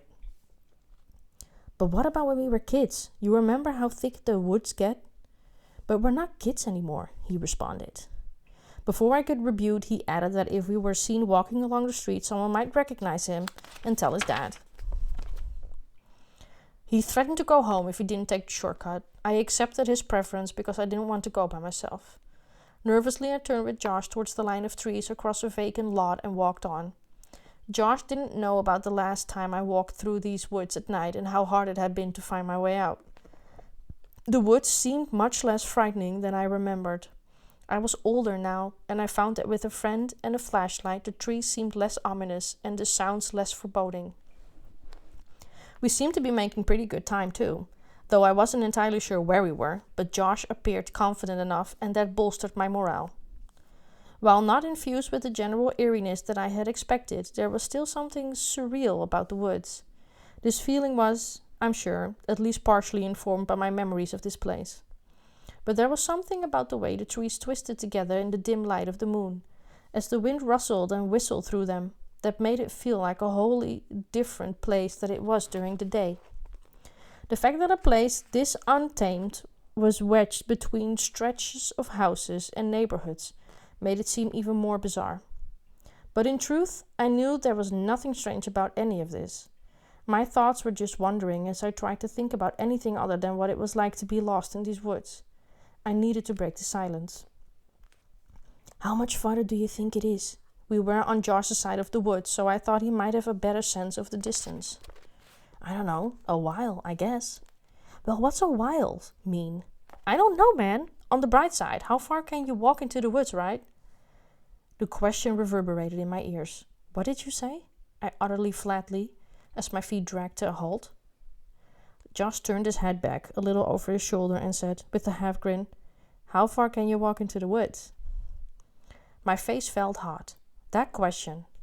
I hadn't thought of that question in years, since the night it replayed over and over again in my head as I walked what could have been the same path we were taking now. And with the question now again ringing in my ears, the same panicked feeling that had prompted me to think of it that night as I wandered endlessly through this place began to return. I couldn't think of why he would say that or where he had even heard it. My mind began whirling in a gyre as it clouded with that familiar feeling of being certain that you are dreaming while also knowing that you're not. Josh hadn't stopped walking when I had, but I could hear him just up ahead of me, and I could see the meandering of the flashlight's beam through the trees. I began walking again and caught up with my friend. The bush was getting thicker and the trees more tangled as we negotiated our way through it all. I was about to press Josh about what he had just said when the strap on my walkie-talkie got caught on a branch. Josh had the flashlight and I was struggling to get the walkie free. I heard Josh say, Hey man, wanna go for a swim? I looked over to where he was shining the flashlight, but I closed my eyes as I did because I now knew where we were, though I hoped that somehow I was wrong. Slowly and fearfully, I opened my eyes and saw that he was shining the light on the pool float. This was where I had woken up in these woods all those years ago. I felt a lump in my throat and the sting of fresh tears in my eyes as I continued to struggle with the walkie-talkie. I didn't want to be there. It hadn't even occurred to me that we might find this place, and once we did, I just wanted to keep walking and leave it behind for a second time. But as the branch clung determinedly to the strap, I found myself trapped there again. Frustrated, I yanked on the walkie hard enough to break the branch that held it, and I turned and walked towards Josh, who had partially reclined on the pool float in a mock sunbathing pose. I didn't want to tell Josh how I had first found this place, so I knew that I had to temper my desperation to leave it. Slowing my pace, I tried to collect myself, and Josh, either in an attempt to light my way or obscure it, shined the flashlight directly on my face. The whole world went white for a moment, and even after Josh moved the light, its impression remained. I couldn't see anything, not even the hole. I felt the dirt around the edge of the chasm give away, and I reeled back in an attempt to regain my balance. But it was not enough. I tumbled into the crater. It was only a few feet deep, but it had a fairly large perimeter. I was puzzled. I remembered this place vividly from that night. The topography of this particular area was etched deeply into my mind. But I didn't remember the hole. I rose to my knees as I tried to wind back to my mind's clock. That's when I heard Josh scream. I rose to my feet quickly and scrambled out of the hole. I tried to see what was happening, but Josh had the flashlight and its beam moved wildly through the darkness as he flailed frantically on the float. He was panicked, and as the light shot sporadically across his face, I could see it was contorted with fear and desperation. "What's wrong, Josh?" I yelled. But he didn't respond with anything more than the same cries that had pulled me out of the hole. He was trying to get up, but each time he would rise up even a little, he would fall immediately back onto the float, and the whole process would begin anew. I wanted to help Josh, but I couldn't move myself any closer. My legs wouldn't cooperate. I hated these woods. Josh threw the flashlight to free his hand, and I stared at it, still unable to break my paralysis. It wasn't until Josh roared coherently that he needed help that I was able to force myself to move. I ran and grabbed the discarded flashlight. I shined it on my friend, not knowing what to expect. The light washed over his body, and I could see that he was writhing violently, the weathered and worn shark-shaped float distending underneath him. At first I couldn't see anything near him that could be causing his panic. I shifted my gaze from the surroundings and back onto Josh and stepped closer. His plight came into view. Spiders. There were dozens of them crawling in crisscrossing patterns along his arms and across his torso. There must have been a clutch of them in the float. The closer I got, the more there seemed to be as my eyes became better able to distinguish their small bodies. Josh's hands repeatedly returned to his face to wipe it clean of any spiders that might make the journey up there. His frightened and rapid movement stood once again in stark contrast to my resumed static state. Josh was not really afraid of spiders, at least not by the thought of sight of them, but I was. I stood there and wished that Josh had been plagued by something else, anything else. But I had to do something for him. He would have done something for me. Setting the flashlight on the ground, I ran to my friend and shut all thoughts of the spiders out of my mind.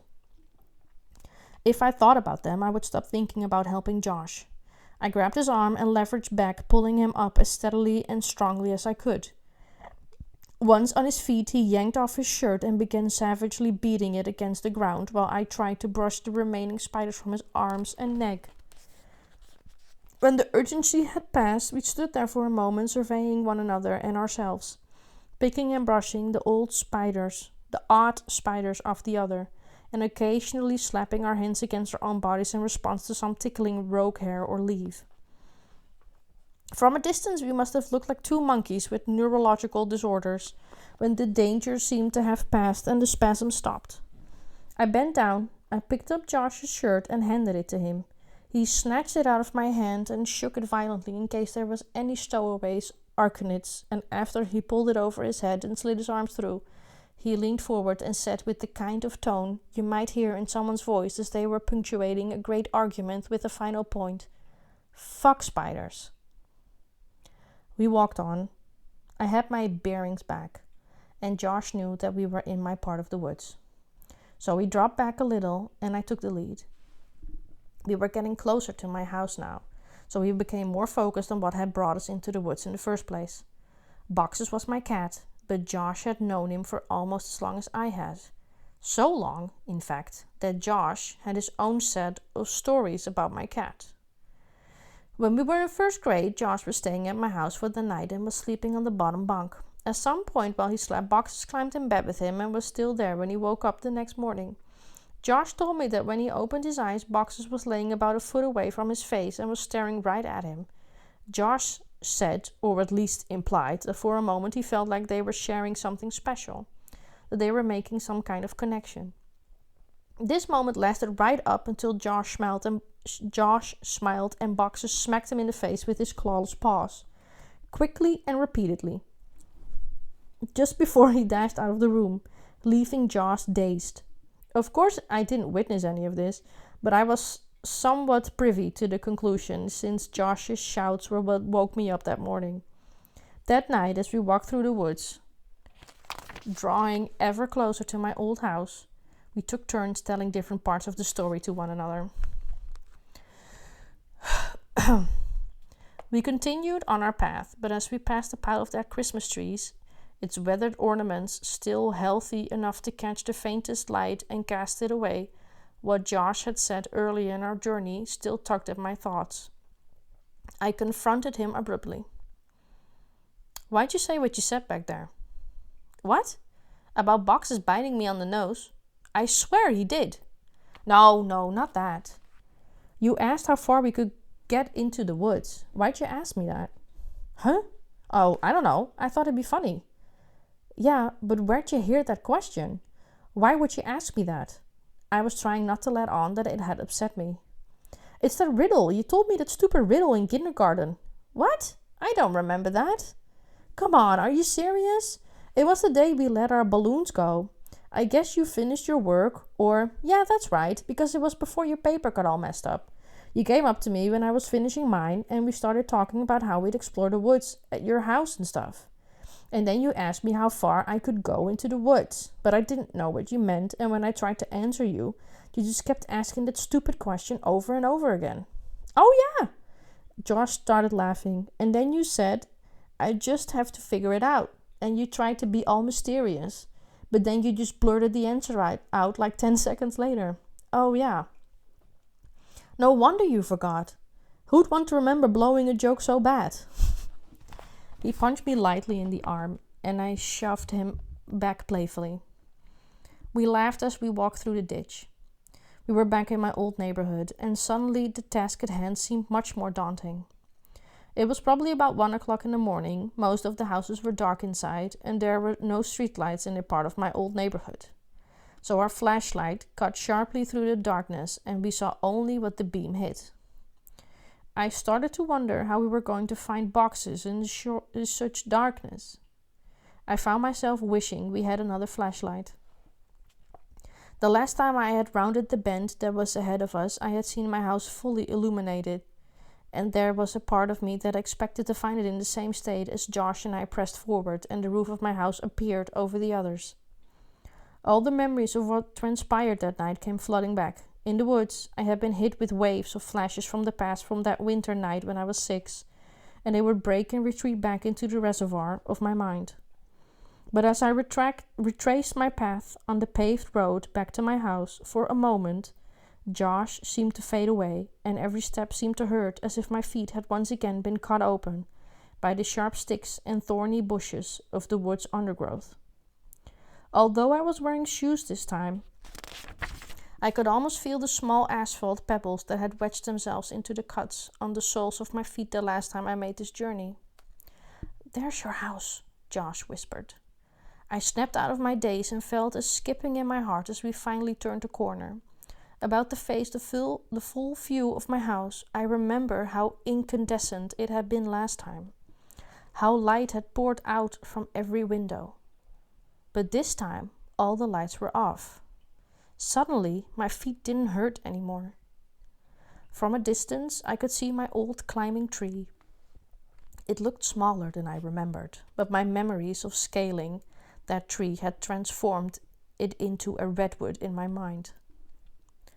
I could make out the rim of branches that were lowest to the ground, the ones that I used to sit on when I first learned how to climb. That tree was the source of many memories for me, and they were all good ones, even the one where I had fallen. It had been in that same spot years before I was in any spot at all,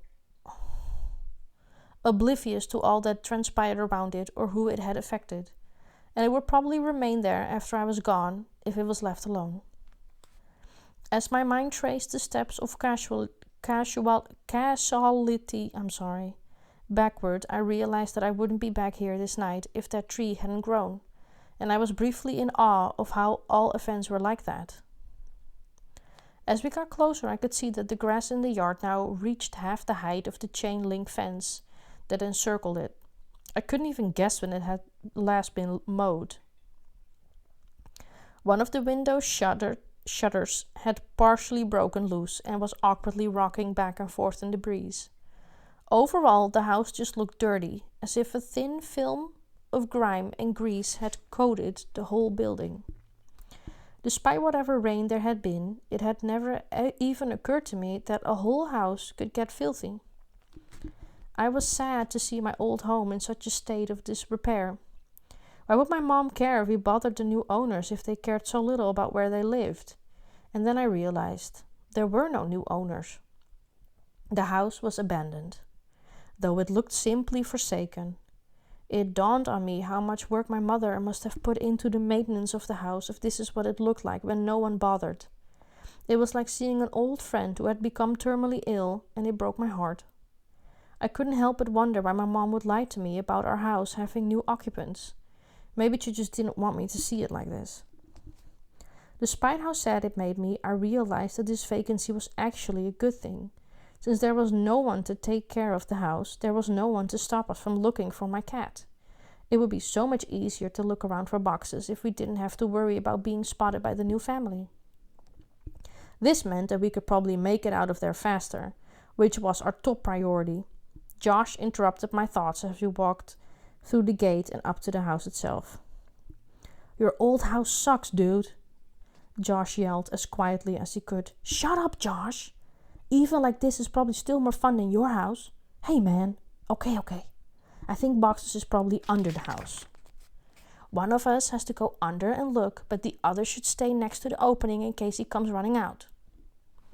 For a moment I kicked myself for not bringing an electric can opener from Josh's house, forgetting that there would have been no electricity to power it here. "Are you serious? There's no way I'm going under there. It's your cat, man. You do it." That should have settled the question of who went in after boxes, but I wasn't going to forfeit so quickly. Any chance I had of not crawling under the house was worth taking. "Look, I'll game you for it, unless you're too scared," I said, holding my fist over my upturned palm. "Fine, but we go and shoot. Not on 3. It's rock, paper, scissors, shoot. Not 1, 2, 3. I know how to play the game, Josh. You're the one who always messes up, and it's 2 out of 3. We each balled one hand into a fist and held it over our palms. I began to count, and on each word we thrust our hands downward in a stabbing motion until they collided with our palms. "Rock, paper, scissors, shoot!" I brought my hand down, maintaining the fist, and held it there. Josh's hand clapped on his final throw. His paper beat my rock. We began again. "Rock, paper, scissors, shoot!" I guessed that Josh would count on me throwing rock again, and I almost did. At the last second, I changed my mind and laid my hands together flatly. I looked at Josh. He was pointing 2 fingers at me, as if to signal the number 2. He had guessed what I'd do or had just gone lucky. Either way, his scissors beat my paper. I lost. Oh my god, my ass hurts. I'm sorry. It was obvious that Josh wanted to gloat, but he restrained himself. He wasn't happy that anyone had to go under his house. I wiggled loose the panel that my mom would always move when she had to crawl after boxes. I had removed it myself, only once, but that had been a long time ago. I pushed it in hard and then twisted it a little before pulling it out and resting it against the side of the house. My mom only had to crawl underneath the house a handful of times since the can opener trick usually worked. But when she had to do it, she hated it, especially that final time. As I looked into the darkness of the crawl space, I had a greater appreciation for why that was. Before we moved, my mother said that it was actually better that boxes ran under here, despite how hard it could be to get them out. It was less dangerous than him jumping over the fence and running around the neighborhood. All that was true, but I was still dreading going into the crawl space. I turned back towards Josh and smirked. "Best 5 out of 7? He laughed and told me to watch my head on the way in. I grabbed the flashlight and the walkie and began to crawl into the opening. Upon setting my hand on the ground underneath the house, I realized that I was about to ruin my favorite shirt. The ground of the crawl space was nothing more than damp dirt, which would create a problem for the white shirt I was wearing. My mom had gotten it for me as a souvenir shop when we visited my grandparents the previous year. It had an iguana wearing sunglasses and a Hawaiian shirt, lying in the beach chair and sipping a drink out of a glass with a straw. Beneath the lizard in big green letters it said iguana nother fly they. I don't know if I said that correctly, I'm sorry. I had no idea what this meant, but after about 10 minutes of nagging, my mom paid to have the design ironed onto a shirt my size. My mind started turning. There would be no way for me to come out of this exploration without being filthy, and I would have to explain the state of my clothes to Josh's parents. This complicated things. I turned back towards Josh. Hey, I can't be the one who goes under, man. It will ruin my shirt, and your parents will know we were outside. Josh stood there with a slightly amused but quizzical look on his face. Finally he answered, Wait, you're serious? Dude, look at your shirt. I looked down and saw that it's already advertised my activities with thick skids of soil that streaked up and down and across it. I felt slightly foolish. We had just walked through the woods. I had fallen in a hole, but I still pictured my shirt in mint condition. I played it off as if it was a joke and turned back towards the opening. As I moved the upper half of my body into the crawl space, my concerns turned to other things as a powerful smell overtook me.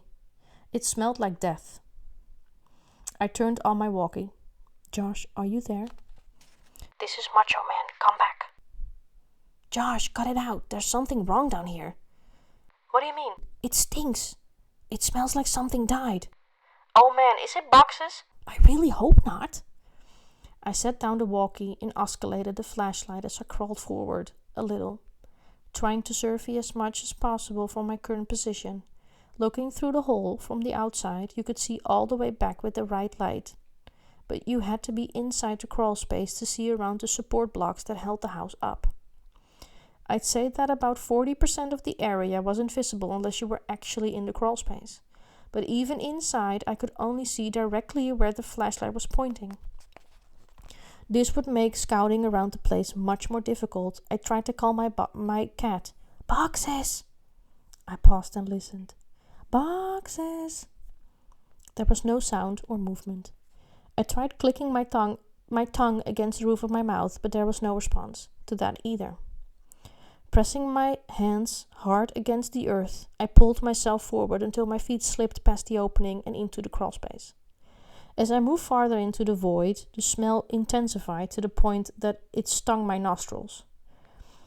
If I covered my nose with my hand, I couldn't properly leverage myself in the cramped space. This meant that in order to move, I had to breathe the air directly.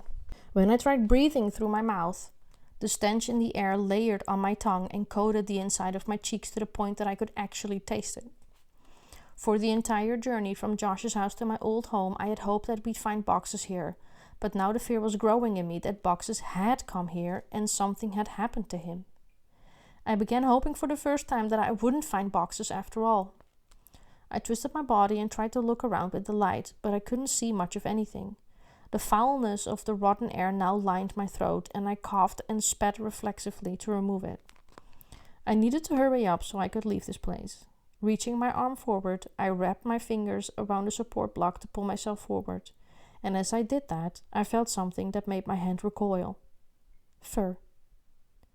My heart sank, and I prepared myself emotionally for what I was about to see. I crawled slowly so I could prolong what I knew what was coming, and I inched my eyes and the flashlight past the block to see what was on the other side.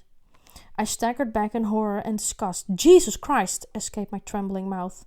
It was a hideous and twisted creature, badly decomposing.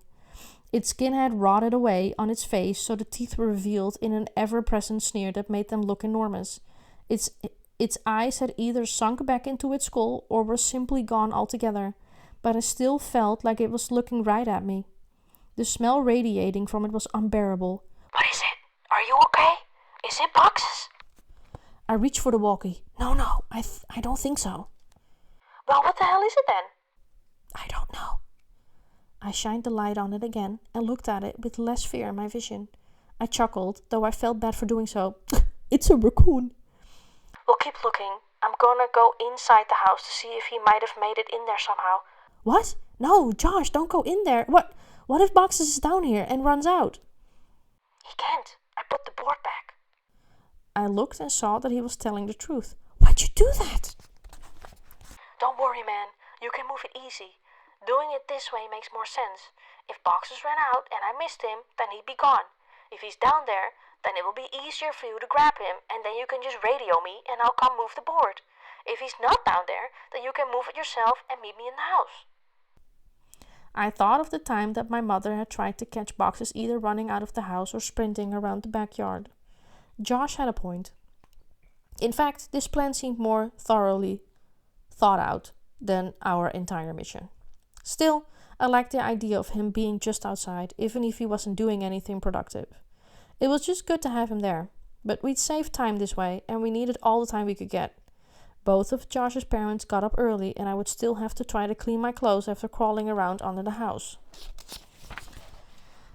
I didn't want him to abandon his post, but there was always the chance he wouldn't be able to get in anyway. Hesitantly, I radioed him back. Okay, be careful and don't touch anything. Don't worry, man. I won't touch your Barbie collection. I laughed. You remember your way around inside, right? Yeah, I think so. Where do you think I should look? I thought for a moment. He used to sit on the washer or dryer sometimes. But if he's not there, then try my room. There's a bunch of my old clothes still in boxes there. Check to see if he crawled in one, I guess, and make sure to bring your walkie. Roger that. Good buddy. Josh replied. I realized only then that it would be pitch black in there. The power would have been turned off since no one was paying the bill. With any luck, he'd be able to see from the streetlights on the other side of the house that might cast some lights inside. Otherwise, I wasn't sure how he'd find his way around, or how he'd find Boxes for that matter. Before too long, I heard footsteps right over my head and felt old dirt raining down on me. Josh, is that you? Shh, breaker. This is Macho Man. Coming back for the big tango foxtrot. The eagle has landed. What's your 20? Princess Jasmine, over. Asshole, I muttered to myself. Macho Man, you know that you don't have to make the walkie-talkie noise when we're actually on the walkie-talkies, right? And my 20 is in your bathroom looking at your stash of magazines. Good buddy. Looks like you got a thing for dude buds. What's the report on that? Over. I could hear him laughing without the walkie, and I started laughing too. I heard the footsteps fade away a little. He was on his way to my room. Man, it's dark in here. Hey, are you sure that you have boxes of clothes in here? I don't see any. Yeah, there should be a couple boxes in front of the closet. There aren't any boxes. Let me check to see if you maybe put them in the closet or something before you left. I knew that I hadn't done that. I started thinking that maybe my mom had come back and gotten the clothes and just given them away because I had outgrown a lot of them. But I remember leaving the boxes there. I didn't even have time to close the last one up before we left so abruptly that summer. While I was waiting for Josh to tell me what he found, I felt a tingling on my foot and a thought of spiders surged back into my mind. I kicked out my leg quickly and the sensation subsided. There were no spiders. My leg had fallen asleep due to the position I had been laying in. As the feeling returned to my foot, I became aware of the fact that it was now resting on something other than a mound of dirt. I turned my head back and stared, trying to make sense of what I was seeing. My foot was resting on a bowl that lay among a scattering of other bowls. I turned my body, crawled a little closer to the collection, and saw that most of the bowls were lying on a brown blanket that was quite difficult to see in this darkness, since it was earth-colored. The blanket smelled moldly, and most of the bowls were empty, but one had something that I recognized still in it. Cat food. It was a different kind of food than we gave to boxes, and initially I couldn't understand why it would be down there of all places. Suddenly I understood. If Boxes had ever escaped our backyard, there would have been a very good chance that he might have gotten hurt since he didn't have his front claws. My mom must have set up a little place for him under the house to encourage him to come here instead of running around the neighborhood. That made a lot of sense, and it explained why Boxes had scampered under there as frequently as he had towards the end of our time in the house. Knowing about this place, it seemed even more likely the boxes would have come back to it. "That's so cool, Mom," I thought, as the sound of static came through the walkie. I found your clothes. "Oh, cool. Where were the boxes?" Like I said, there are no boxes. Your clothes are in your closet. They're hanging up. I felt a chill. This was impossible. I had packed all my clothes, even though we weren't supposed to move that day. I remembered having packed them weeks before and thinking that it was stupid for me to have to get clothes out of a box, only to put them back in. I had packed them, but now they were hung back up? Why though? Josh needed to get out of there. "That can't be right, Josh. They're supposed to be in boxes. I put them in boxes. Stop messing around and just come back outside." No joke, man. I'm looking at them. Maybe you just thought that you left them all packed up. Ha ha. Whoa, talking about an ego. What? What do you mean? Your walls, man. Huh. Your walls are covered in Polaroids of yourself. There are like hundreds of them. Would you hire someone to... Silence. I checked my walkie to see if I had switched it off somehow. It was on. Looking at the frequency knob to see if it had been moved, I could see that it was on the right channel. I could hear rapid footsteps in the house above me, but I couldn't tell exactly where Josh was going. I waited for Josh to finish his sentence, thinking that his finger had just slipped off the button, but he didn't continue. He seemed to be stomping around the house now. I was just about to radio him when his words whispered through the crackling walkie-talkie. There's someone in the house. His voice was hushed and broken. I could hear that he was on the verge of tears. I wanted to respond, but how loud was his walkie turned on? What if the other person heard it? I couldn't take the chance that I'd lead this other person right to him, so I said nothing and just waited, hoped, and listened. What I heard were footsteps, heavy, dragging footsteps. I tried to discern where they were going, but they seemed to be walking around aimlessly. Finally, they stopped. After only a moment, there was a loud thud a few feet above me, and I could hear the dirt and sand raining down from the underside of the floor onto the ground of the crawl space. Oh God, Josh. He had been found, I was sure of it. This person had found him and was hurting him. I couldn't move. I wanted to run home. I wanted to save Josh. I wanted to go for help. I wanted so many things, but I just lay there frozen and racked with guilt over the fact that I was failing my friend.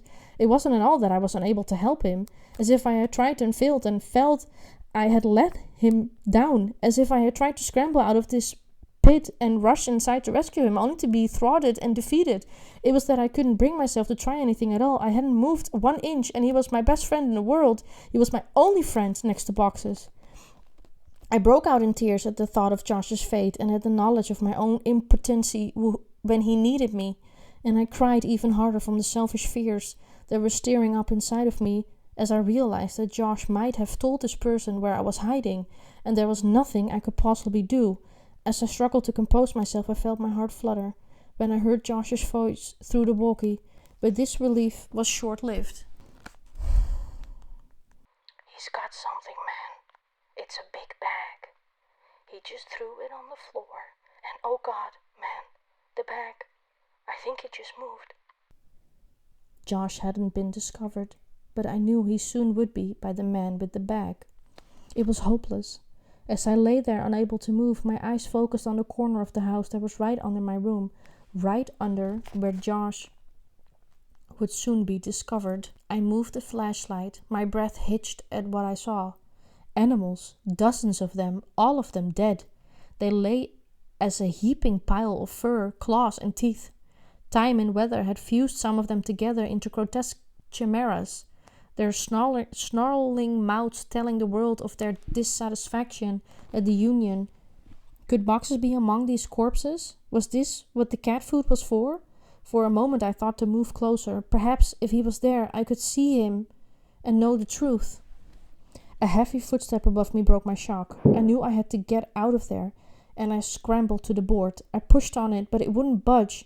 I couldn't move it, and I couldn't get my fingers around it since the edges were outside. Josh had put it back the wrong way. I was trapped. God damn you, Josh, I whispered to myself. I could feel thunderous footsteps above me. The whole house was shaking. I heard Josh scream, and it was matched by another scream that wasn't full of fear. The storming above continued as I clawed at the board. Their footsteps were tracing patterns on the floor and charting a map of their routes in my mind. They ran from my bedroom to the living room to the kitchen to the front door and around and around. They ran until I didn't hear any more running.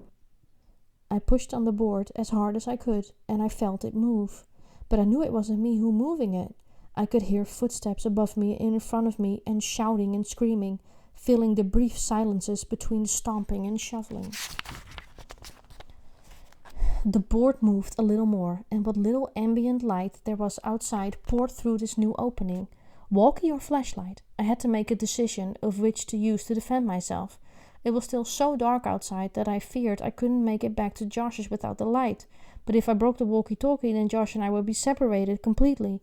The board moved more. I didn't have time to wager any longer. The walkie seemed sturdier, so I moved back and clutched it, ready to strike with all of my might. The board was thrown to the side, and an arm shot in and grabbed for me. "Let's go, man, now!" It was Josh, thank God. I scrambled out of the opening, holding the flashlight and the walkie, and we ran as fast as we could to the fence as the long grass whipped against our legs. I was the first one over the fence, with Josh close behind me, but when Josh hit the street side of the grass, I heard him curse. His walkie strap had caught on the metal tension wire at the top of the fence and pulled loose from his arm, falling on the bad side of the barricade. Quickly, Josh went to climb back over the fence to retrieve it, and reflexively, I grabbed the back of his shirt, yelling, "Forget it, man, we gotta go!" Behind us, I could hear yelling, though they weren't words, only sounds. Without discussing it, we, perhaps foolishly, ran for the woods, in order to get back to Josh's house more quickly, while hopefully being somewhat harder to follow. We tore through thick patches of foliage, which tore back through us, albeit unequally. My arms were stinging with fresh cuts and scrapes from the woodland blockades that attempted to slow us down. The whole way through the woods, Josh kept muttering, "My picture! He took my picture!" I began to feel physically ill from the guilt that this caused in me.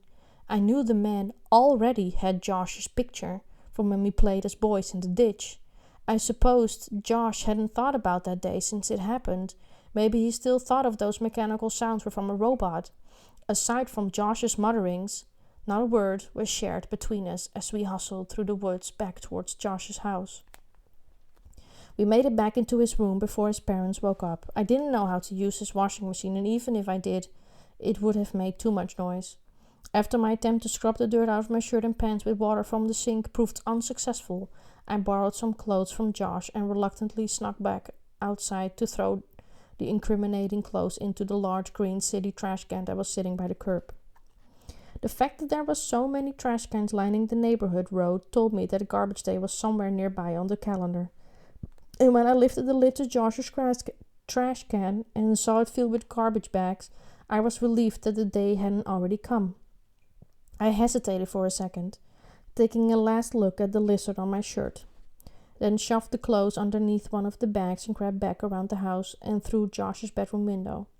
We sat in silence for a while, and it started to become uncomfortable.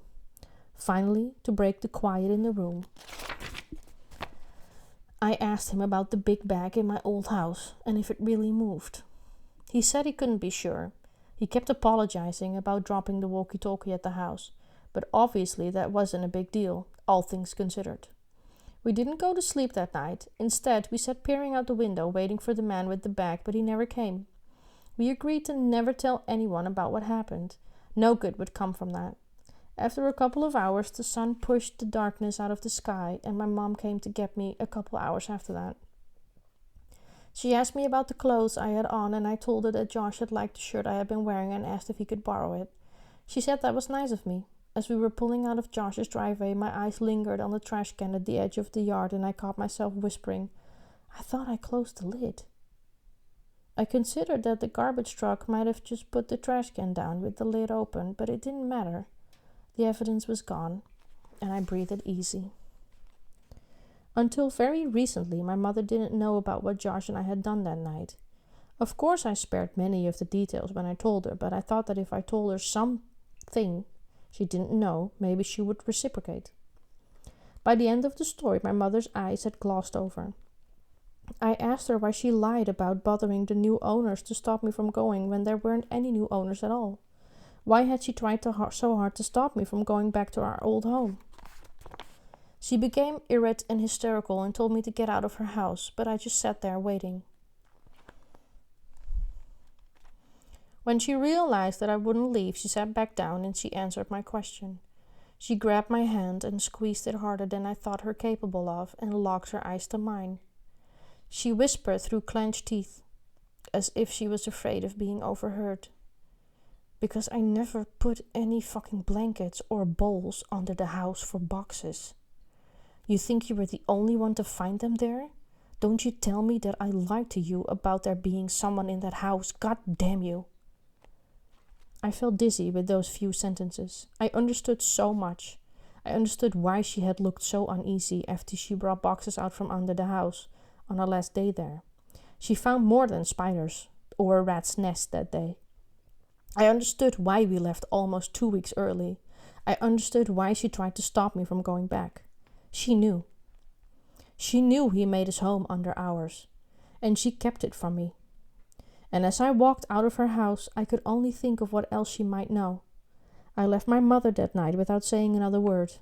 I didn't finish the story for her, but I want to finish it here, for you.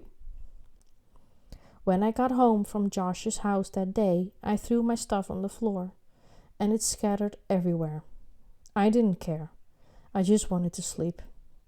I woke up around 9 o'clock that night to the sound of boxes meowing. My heart leaped. He had finally come home. I was a little sick about the fact that if I had just waited a day, none of the previous night's events would have happened and I'd have boxes anyway. But that didn't matter. He was back. I got off my bed and called for him, looking around to catch a glint of light of his eyes. The crying continued, and I followed it. It was coming from under the bed. I laughed a little, thinking I just crawled under a house looking for him, and how this was so much better. His meows were being muffled by a jacket, so I flung it aside and smiled, yelling, "Welcome home, Boxes!" His cries were coming from my walkie-talkie. Boxes never came home. Chills. Literal chills. Like, can you see it? God damn it. It's, you know what? It's such a good book, but it's so scary. I read it years ago. I don't even really remember like the details, but oh my gosh. I love it so much. It's so scary. I hope I'm pronouncing the words right and I'm reading in a way that you enjoy it. And if not, that's okay. I'm sorry. I just wanted to read. So I guess we're just gonna finish, but first, tea. Let's all have a tea break, shall we? All right, is everybody ready? Sit back, relax. Chapter 4 is called Maps. Most old cities and the neighborhoods in them weren't planned in anticipation of a tremendous population growth. Generally speaking, the layout of the roads is originally in response to geographical restrictions and the necessity of connecting points of economic importance. Once the connecting roads are established, new businesses and roads are positioned strategically along the existing skeleton, and eventually the paths carved into the earth are immortalized in asphalt, leaving room only for minor modifications, additions, and alterations, but rarely a dramatic change. If that is true, then my childhood neighborhood must have been old. If straight lines move as the crow flies, then my neighborhood must have been built based on the travel of a snake. The first house would have been... Sorry, I had to check if I was still filming. The first house would have been placed around the lake, I'm sure, and while older, these houses were the nicest in the neighborhood. Gradually, the inhabitable area increased as new extensions were built off the original path, but these new extensions all ended abruptly at one point or another. All the neighborhood streets converged into a single strip of pavement that connected with the road into town. This was the only legitimate way either in or out of the neighborhood. A tributary which both fed and drank from the lake limited many of these extensions as it bifurcated the woods before passing right by the ditch. Many of the original homes had enormous yards, but some of those original plots and all the later plots had been divided, leaving properties with smaller and smaller boundaries. An aerial view of my neighborhood would give one to impress that an enormous squid had once died in the woods, only to be found by some adventuring entrepreneur who paved roads over its tentacles. Withdrawing its involvement to leave time, greed, and desperation to divide up the land between the roads among prospective homeowners, like an embarrassing attempt at the golden ratio. Our house was on a small rectangle of land, but we had a front and backyard. This was a luxury that would be eliminated over time, as there were some residents who shared patches of land that were as big as the one upon which my house was placed. Even still, developers were carting in and assembling new modular homes, and families were continuing to park their trailer homes on smaller and smaller lots. The neighborhood had been undergoing this expansion for a long time. From my porch, you could see the old houses that surrounded the lake. And while these were all beautiful, the house of Mrs. Maggie was my favorite. It was an off-white colonial-style house, though it was more modest than what that style typically offers. There was only one story, though a trinity of false windows extending off the lowest part of the roof convinced me that there were at least two. Her porch wrapped around her house all the way to the back, where it grew an appendage that moved down a slightly sloping hill and became a dock once it settled on the water. Like many of the yards with nicer homes on them, Mrs. Maggie's had a sprinkler system that was on a timer. Though at some point over the years her timer must have broken because the sprinklers would come on at various points during the day, and often even at night all year. While it never got cold enough to snow where I lived, several times each winter I would go outside in the morning to see Mrs. Maggie's yard transformed into a surreal Arctic paradise by the frozen water from her sprinklers. Every other yard stood sterilized and aright by the biting frost of the winter's cold, but right there in the middle of the bleak reminder of the savagery of the season was an oasis of beautiful ice, hanging like stalactites from every branch of every tree and every leaf of every bush. As the sun rose, its light spread through her trees, and each piece of ice splintered the rays into a rainbow that could only be viewed briefly before it blinded you. Even as a child, I was struck by how beautiful it was, and often Josh and I would go over there to walk on the iced grass and have sword fights with the icicles. Mrs. Maggie was, as best as I can remember, around 80 years old, and was one of the friendliest and sweetest people I had ever met, despite her quirks. She had a head of loose-set white curls and always wore light dresses with floral patterns over her frail but not sickly body. When it was warm and Josh and I would go swimming in the lake, she would sit out on her back porch and just talk with us. She never brought a book or a magazine, never had a crossword puzzle or a word search. I think she came out on those days just to visit. Sometimes we would swim out nearly to the center of the oval lake, and she would call us back, yelling not to swim too far, but we never listened. When we played close to the shore, she would ask us about school, and anytime we told her what we were learning or what assignment we had, she would say that we should be thankful because she always had to work harder when she was our age. I once told her that we were building a spaceship. Mrs. Maggie said that we were getting off easy. While the last week of kindergarten played out, Josh and I found ourselves in the lake nearly every weekend, and so nearly every weekend Mrs. Maggie found herself out on our porch. The community group was wrapping up the balloon project, and on the day that we took our last picture home, Josh had come to play at my house after school. Though the initial enthusiasm for the project had long since abated, taking all the Polaroids of the map and bringing them home had stirred the embers of our dwindling excitement when we were swimming in the lake that day. Josh asked how far I thought a letter might go if we put it in a bottle and threw it into the ocean. We guessed at this until Mrs. Maggie, who was eavesdropping, interjected and said that it would depend on which ocean it was and what the currents were like. She said, as she gestured towards the tributary, that we could even throw it into the lake and it might travel hundreds of miles. I asked her if she thought the bottle would go farther than a balloon, and she looked at me quizzically as if she expected me to elaborate. I thought she already knew about the balloon project. I thought I had explained it to her before. But I told her about it anyway. She said that she had never heard of an experiment exactly like that and that it sounded wonderful. Her husband Tom was a pilot, and she joked that if one of our balloons had been caught on the wing of his plane, it could have ended up on the other side of the world. Mrs. Mackey said that Tom should be home any day and that she would ask him if he saw any balloons in the sky while he was flying. She was smiling so cheerfully that I didn't want to upset her by pointing out that she had already told us that joke months ago. When Josh and I started paddling towards the shore, Mrs. Maggie invited us in for snacks. This was fairly routine. She would laugh and say that she had made too much food or lemonade and would gesture enthusiastically for us to walk up to the dock and onto her porch.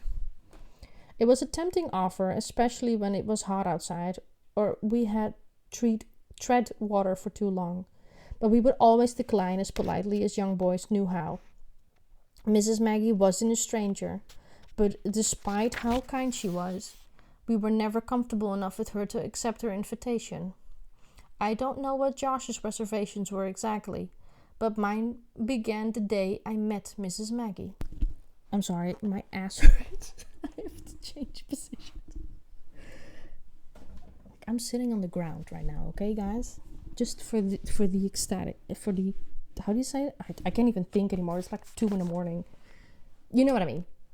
A couch would be nicer, but that would just be less pleasing to the eye. I'm sorry, I'll continue.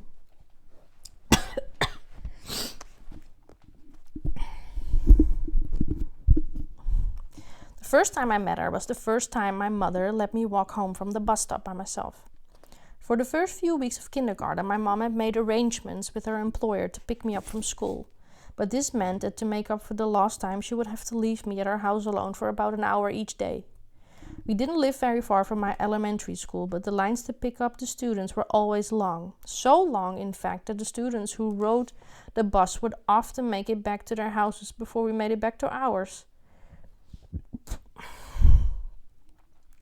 Eventually, my mom relaxed enough to let me ride the bus, and she would meet me with her car where the bus dropped me off. Many of the other kids that shared my bus stop, however, had their own keys to their houses, and I would get into my mom's car and watch them run and skip home with their keys dangling around their necks or swinging from their hands. This made me jealous. I pleaded with my mom to let me travel as freely as the other kids did, and gradually her reflexive dismissal wavered, and we reached a compromise. She gave me a key to the front door and attached it to a black rope lanyard. I wore it around my neck and felt that there was barely anything left to distinguish me from adults to that point. About a month or so into kindergarten, I rode the bus home as usual, but kept one foot in the aisle this time. I was going to use my key for the first time, and we were nearing my stop. The bus braked, and I was first to stand as I waited for the driver to let us out. I poured out of the bus with the other kids that shared my stop and could see my mom waiting for me on the porch in the distance. As I closed the gap and passed the house that sometimes transformed into an ice palace, I met Mrs. Maggie. "Chris?" I didn't turn and barely even noticed the voice. "Chris, it is you!" Turning to my left, I saw a thin old woman hustling across a lawn, her floral patterned dress billowing in the warm summer air. I looked to my right and then behind me, but I was the only person in the street. She was calling to me. I started walking faster, but my confusion had slowed my pace, and she caught up with me with her careful but quick steps. The woman stopped in front of me, put her hands on my shoulders, and looked steadily into my eyes as she closed her eyes tightly and furrowed her brow. I saw beads of tears streak down her cheek. I tried to move away, but she pulled me into her and wrapped her arms around me as tightly as she could. "Oh, Chris, I've missed you so." I suppose I was scared by what she was doing, but I wasn't scared of her. She seemed nice, and not knowing what else to do, I dropped my lunchbox, put my right arm around her, and awkwardly rested my still mending and plaster encased left arm on her side. "Hey!" My mom's voice struggled. Sorry, that was so loud. I'm sorry. Against the wind as she jogged from our porch to where the woman and I stood. My mother gently but somewhat forcefully wrestled me from the embrace and told me to go home. As I ran home, I could hear the woman yelling, "Chris!" until I vanished into the house. Once inside, I put my backpack on the dining room table and sat down on one of its chairs. I didn't know what had just happened and what was happening right at that moment, but my concern lay mostly on what might happen when my mom came back in. I rested my head against my hand and saw a piece of white paint that had cracked and risen just above the surface of the table. I pinched it between my fingers and peeled it away. It was the first time I vandalized that table. When my mother came back inside the house, I couldn't quite understand what her expression signified, but she didn't seem angry, so I felt relieved. I turned in a chair and faced her. "Who was that lady, Mom?" She smiled at me as she drew closer. "Her name is Mrs. Maggie. She lives in that house you were in front of, the white one." "The one with all that ice?" "That's the one." "Is she weird?" I asked hesitantly. "No, she's just a little sick, baby." She thought my name was Chris. She kept calling me that over and over again. "It's okay, sweetheart. She's a nice lady, so be nice back. But when you get off the bus, you just come straight home, okay?" And that's exactly what I would do. The strange events of the day I met Mrs. Maggie didn't trouble me for long, and if I heard her calling for me by that same wrong name, I would just walk a little faster to my house. About a month later, my cast was removed. Josh and I had talked about swimming in the lake since before the first time he came to my house, but my cast forbid it. I could have tried to protect my arm from the lake water by wearing the latex bag that I used for showers. I considered this only briefly, though that bag had failed me before.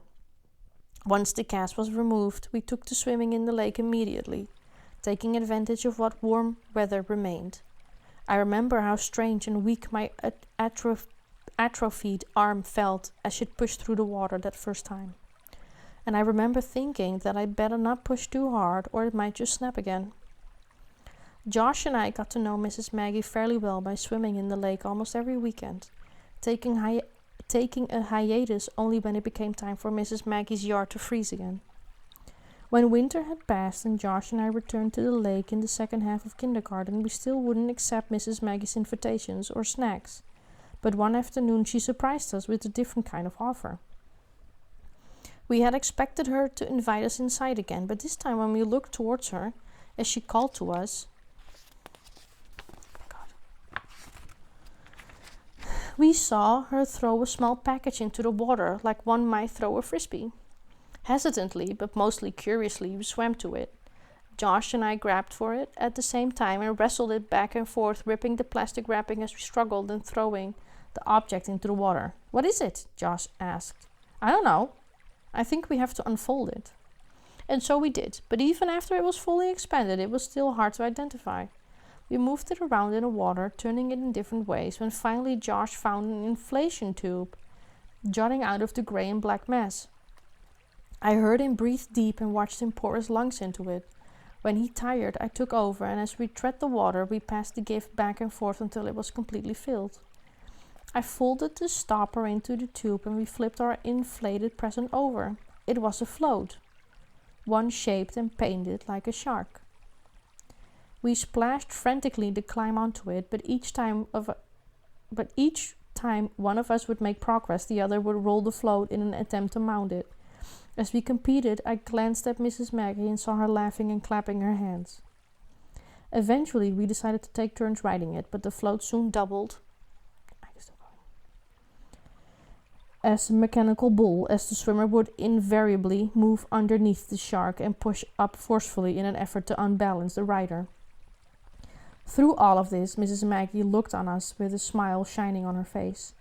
As we paddled towards where we exited the lake, we yelled a thank you to Mrs. Maggie, and she said that seeing how much we liked it, it was thanks enough. She always treated us warmly, but there was a variance in her enthusiasm that we could never anticipate or make sense of. Mrs. Maggie was always at least pleased to see us, but there were times where she was simply overjoyed that we were there, swimming just behind her house. That day was one of those days, and as we pulled ourselves out of the water, carrying the float over our heads, she called to us as she sometimes would when she was excited to see us. "Chris, John, you're always welcome here." There were times when we could still hear her yelling those same words as we walked back into my house. We heard her that day. But we were kids, and despite how truly nice Mrs. Maggie was, her quirks sometimes got the best of us. As we carried our new gift up the steps to my house, I opened my front door for Josh. "After you, John." "Oh no, please, after you, Chris," Josh snickered. "Oh no, I insist. After you, John," I rebutted. "Be my guest, Chris. After you," he returned with the cadence of some crude mixture of English royalty and American upper-class snobbery. "Would you like to come in for some snacks, John?" "Yes, I would, Chris."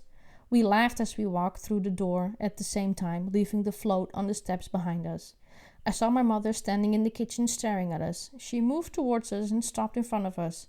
She spoke sharply and firmly. "Don't you ever make fun of her like that again. It's not funny, do you understand me?"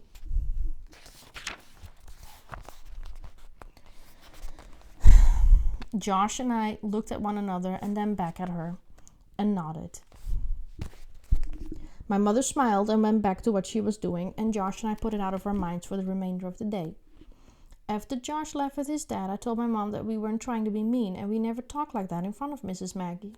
My mom said that didn't matter. She said that it was rude to make fun of anyone, whether they were around or not.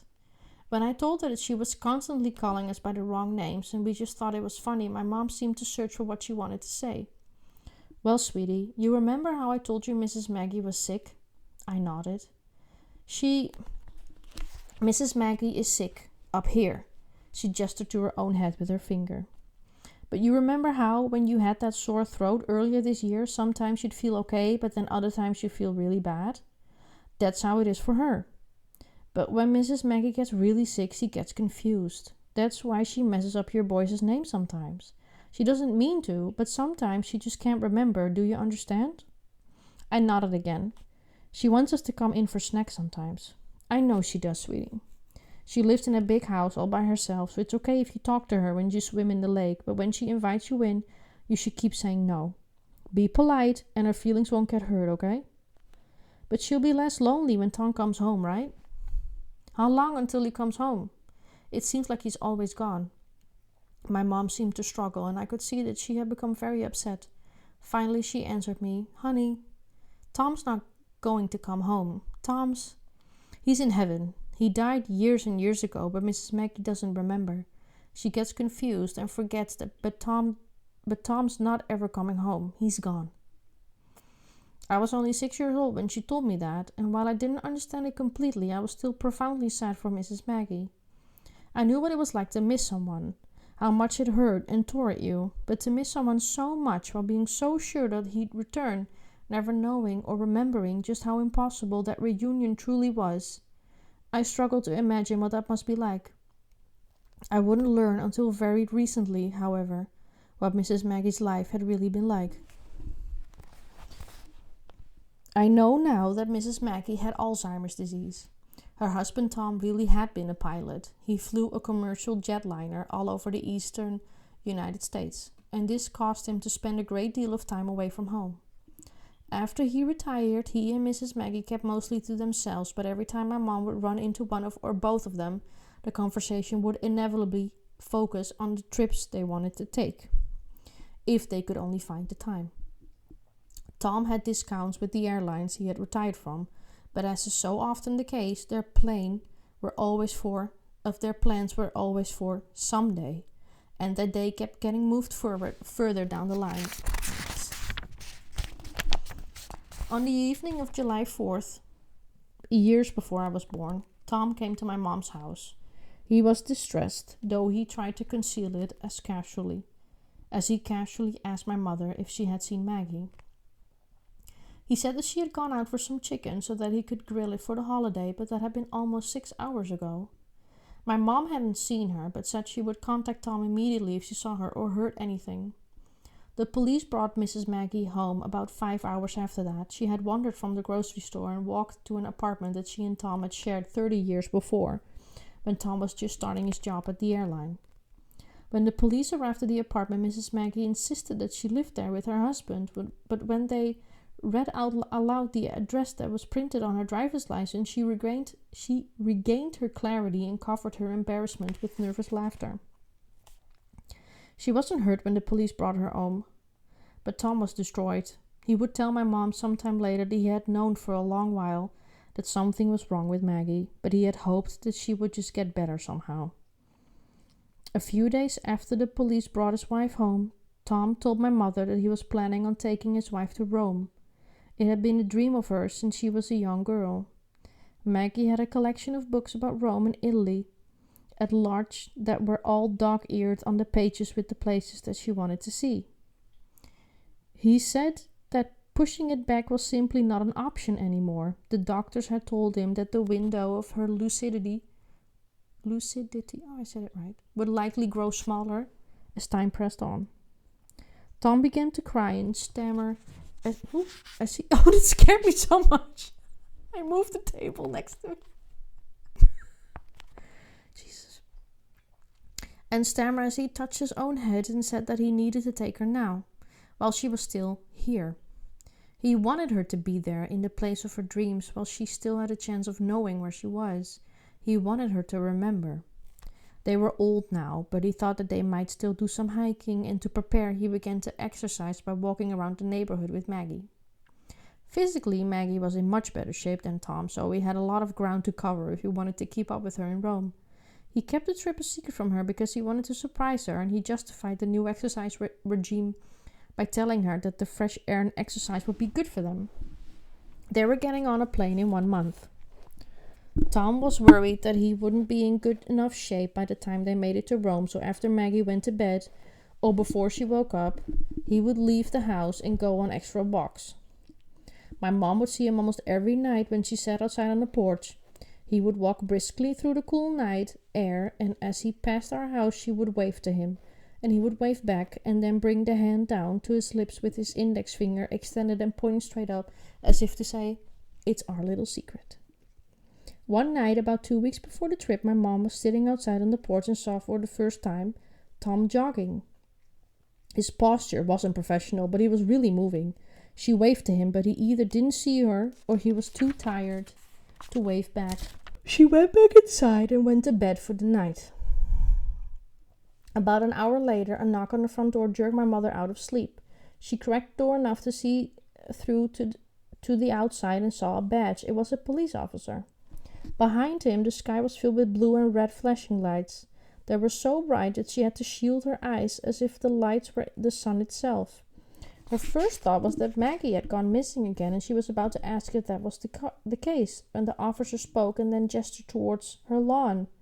She squinted and let her eyes adjust just enough to break her heart. Tom had collapsed and died 50 yards from his home, right in front of ours. He had no identification, and so my mother pointed them towards Mrs. Maggie's house and offered to go over there with them, but they declined. She explained Maggie's condition, and they assured her that everything would be fine. My mom took one last look at Tom and went back inside. Mrs. Maggie never found out about the trip her husband was planning for her. She knew he had died because his heart failed him while he was running, but she never knew that he was running for her. Tom and Mrs. Maggie had had 2 sons, Chris and John.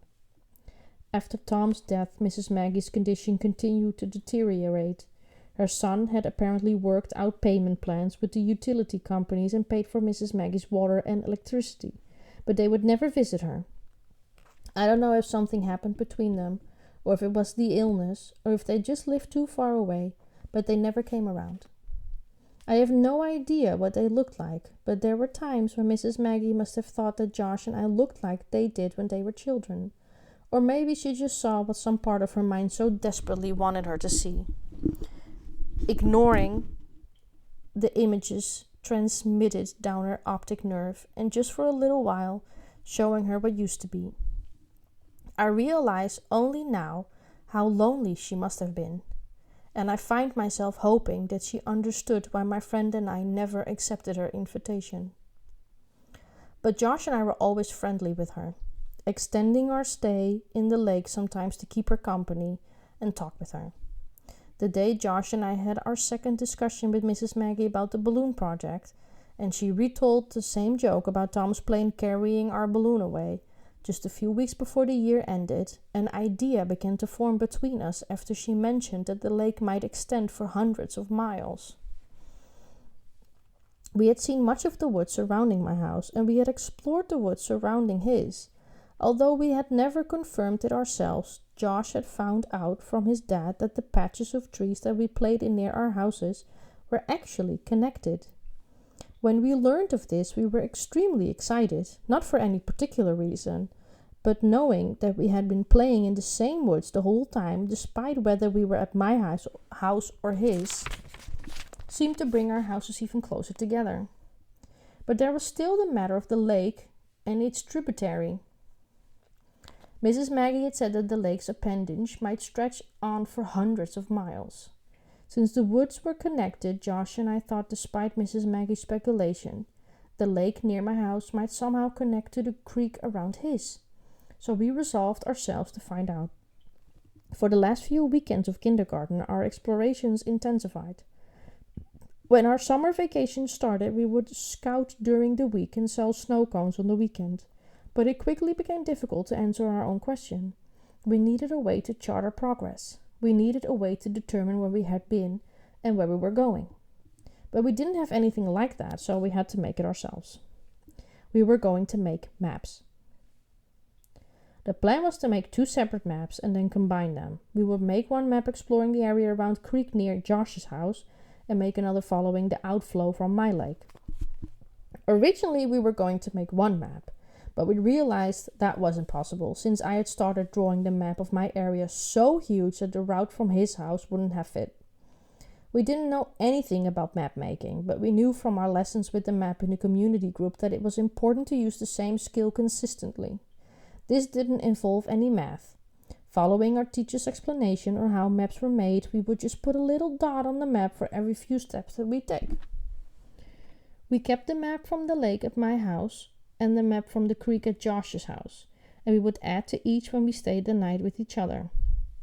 Josh was left-handed, and so he would often smudge the line so he was drawing if he didn't have a flat surface to write on. Because of this, and since my penmanship was better anyway, I did most of the markings on both maps. For the first couple of weeks, it went really well. We would walk through the woods along the water and pause here and there to add to the maps. Our pace was slow, and we took breaks on the weekends while we operated the snow cone stand. But despite all this, it seemed like the 2 maps would come together any day. In reality, I am quite sure that the map was incredibly inaccurate, but we did our best. Our procedure was as complex as we could manage. When the bank curved, the line curved. On the upper left corner of each map, we drew a compass rose, but we didn't have a compass, nor did we know how to use one. We weren't even sure which direction north was, but it was on the wall map in our classroom, so we put it on our maps. We were the world's worst cartographers, but we were making progress. The project seemed to be going so well that one afternoon I rerouted our usual path to the woods and took us to a nearby construction site in the neighborhood. From the cinder blocks I guessed that they were going to place a house like mine on the plot, and the perimeter that was marked with pink flagged wooden spikes seemed to say that it would be about the same size. I glanced around, and when I saw that no one but Josh and me was around, I jerked one of the spikes out of the ground. We ran back the way we had come into the woods. We were feeling optimistic and had decided that we must be getting closer to finishing our project. In preparation, we thought to impale the earth with a stick each time we reached the end of the day's expedition. If we came upon a stick from the other direction, we would know we had joined the maps. That's smart.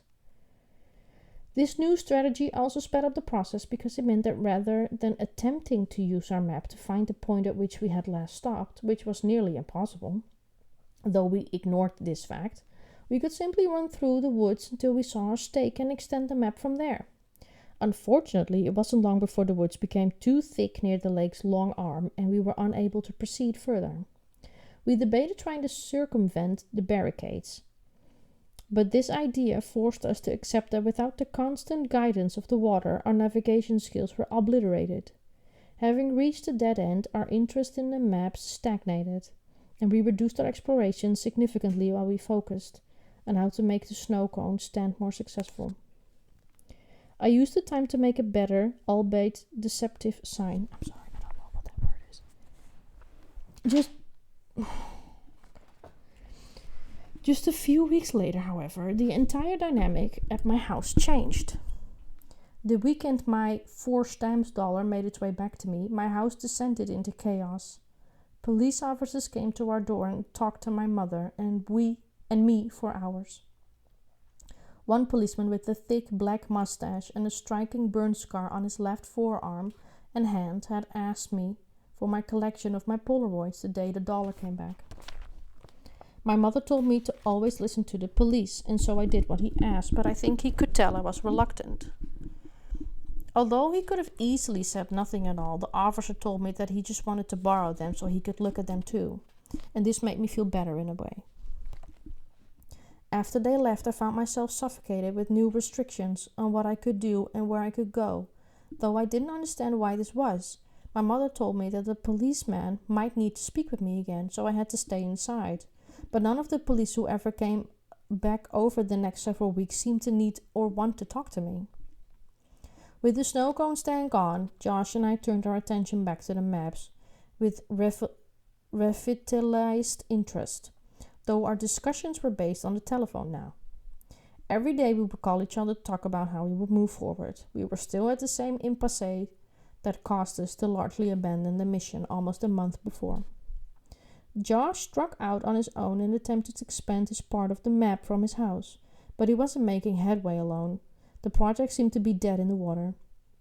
Gradually, however, my leash grew longer. One weekend, to my surprise, my mom didn't say no when I asked her if Josh could come over, and it wasn't too long after that when we were allowed to play outside again. Though now I had to check in frequently. My mom bought me what was the nicest watch I had ever owned and set about 24 alarms on it, one every 30 minutes from sunrise to dusk.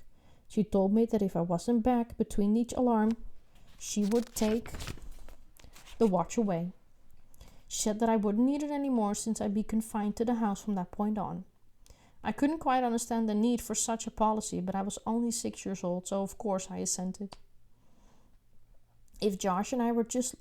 He was 6. Can we talk about that for a minute? All the things that we just read about? He was 6 years old. You know what I did when I was 6? I mean, I don't know really, but...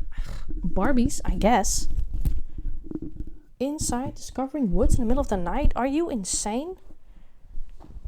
Jesus. Sorry. I keep taking you out of the story, but I also need breaks. Even kijken. If Josh and I were just looking for recreation, this would have presented no challenge, but we had work to do.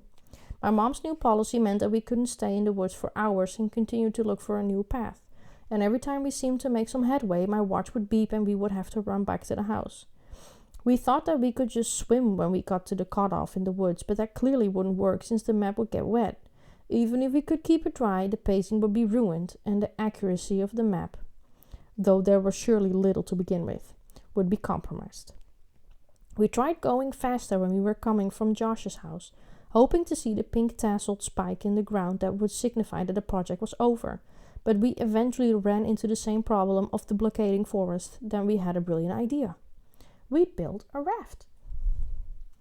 To keep debris off the road and off-site, the construction company began throwing their scrap building material in the ditch, since they no longer needed it for building. We originally conceived of a formidable ship complete with a mast and an anchor, but this quickly diminished into something more manageable. We set aside the wood and took several large and heavy pieces of styrofoam that were backed with thick foam boards. After several failed attempts to pilot these individual pieces of debris, we tied them together with rope and kite string, in hopes that they wouldn't tip over in the water quite so easily. This project had to be the secret one, because we both knew that my mom wouldn't let us take a raft down the tributary, so we locked the raft out of the ditch and hid it behind the biggest bushes we could find. We launched our vessel a little downwater from Mrs. Maggie and waved a farewell to her as she motioned for us to come back. But there was no stopping us. We had less than half an hour before my watch beeped. The raft worked very well, and while we both behaved and spoke as if the functionality of the raft was a given, I know I was a little surprised. We each had a fairly long tree branch to use as a paddle, but we found it was easier to simply push against the land under the water than it was to actually use them as intended. When the water became too deep, we'd simply lie on our stomachs and use our hands to paddle the water, which still worked, albeit less well. The first time we had to resort to that method of propulsion, I can remember thinking that from far above it must have looked like a colossally fat man with tiny arms was out for a swim. Because our charting had accelerated once, we had to begin running to the flagged stake. We hadn't realized that the impasse was actually quite a ways away. With each venture, we would be confident in our imminent arrival at the blockade, but the raft moved so slowly that it was taking much longer than expected. So we would sail for as long as we could and then dock the raft. I don't even know if this is still interesting. I don't even know if anyone is still watching. I guess it's just you and me, buddy. Each time we pulled it onto the shore, Josh would ask me how much further it was, and I would take the map out of my pocket and count the dots from where I thought we were to where the map ended. We are, I think, 26 dots from the end, I'd say, and Josh would nod thoughtfully. The next trip we'd run through the woods directly to the raft, climb aboard and go a little further. And there would, hopefully, but not always, be fewer dots. We continued this well into first grade. Josh and I were assigned to different groups that year, so since we didn't really see one another during the school day, our parents were more willing to let us play together all weekend, each weekend. Because Josh's dad had taken on a lengthy construction job that required him to work over the weekends while his wife was on call, staying at Josh's house would have been difficult. However, the fact that the telephone at my house had been shut off due to delinquent payments made staying at Josh's house impossible, since my mom would have been unable to check on me. For Josh and me, my house became the nexus of our time together, and as much of that time as was possible was spent on the raft. The intensity of the exploration had died down, but it was still fun, so we kept at it. The further we made it into the woods, the shorter each trip had to be so that we could make it back to my house on time. But this made it more of a game to us. Our movement towards our destination was slow, but finally, at the very beginning of winter, the game became more serious once again. We had made it to the impasse. I think that's how you say it. Impasse.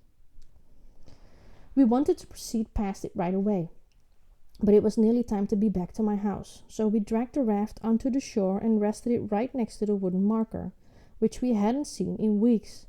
We ran back to my house the next day. The next day, we hustled through the woods and made it back to the raft. It was so far into the woods that we had very little time to make adjustments to our plan on scene. So we quickly pushed the vessel into the water and climbed aboard. As we negotiated our way past the woodland obstacles, we found that there was a bend in the water's trajectory that we hadn't been able to perceive before. Scanning our eyes over the edge of the forest, we saw how vast and dense the woods really were in this spot. We realized that we wouldn't be able to overtake this stretch of woods after all, and so we simply stopped paddling while we sat there on our raft, gently rocking on the calm water. I carefully looked ahead and slowly added to the map, stopping only when I had no more points to plot because the rest lay out of sight. Obscured by the curving of the tributary, this felt like cheating, since we hadn't actually traveled to the dots that I was making, but we had waited so long to reach this point that I felt that I had to take advantage of it. Before too long, we had to push back in the other direction. The woods were simply too thick, and the nearly 2-foot rise of earth over the tributary that exposed the twisting and damp roots of the trees above meant that there was no place to dock our vessel. Disappointed, we left the raft at the same thick of trees that prompted us to build it in the first place. Over the course of the next week, we formulated a plan. The phone at my house had been disconnected again that week for missed payment, so the scheming was done piecemeal while waiting for the bus to pull up after school. By the time Josh got to my house the following weekend, I had already completed my part of the mission. I looked at him and attempted to discern if he had come prepared as well. My mother told us that we were going to go outside. We needed to hurry up. She was cooking dinner, and by the time we got done eating, it would be too late to go back out. We left straight away. "Did you do it?" he asked. "Yeah. Are you ready?" "Yeah." We disappeared into the trees. Just 2 days before, I had gone outside to play rather than running into the woods. I grabbed the shark float and stealthily carried it to the side of the house. As quickly as I could, I deflated it and rolled it up, having not considered what I would actually do with it once it had been transformed. I snuck my way to the crawl space and pried the gateway open just enough to push the now tubular float inside. A little while later, I retrieved it and as fast as I could ran into the woods and to the blockade. I tried to inflate the float as I moved, but after tripping over it twice, I abandoned the multitasking and waited until I had reached my destination to finish the job.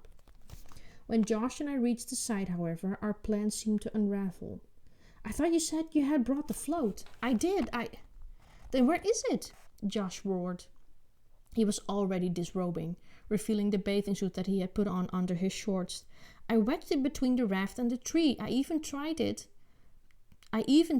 to the tree with a triple knot.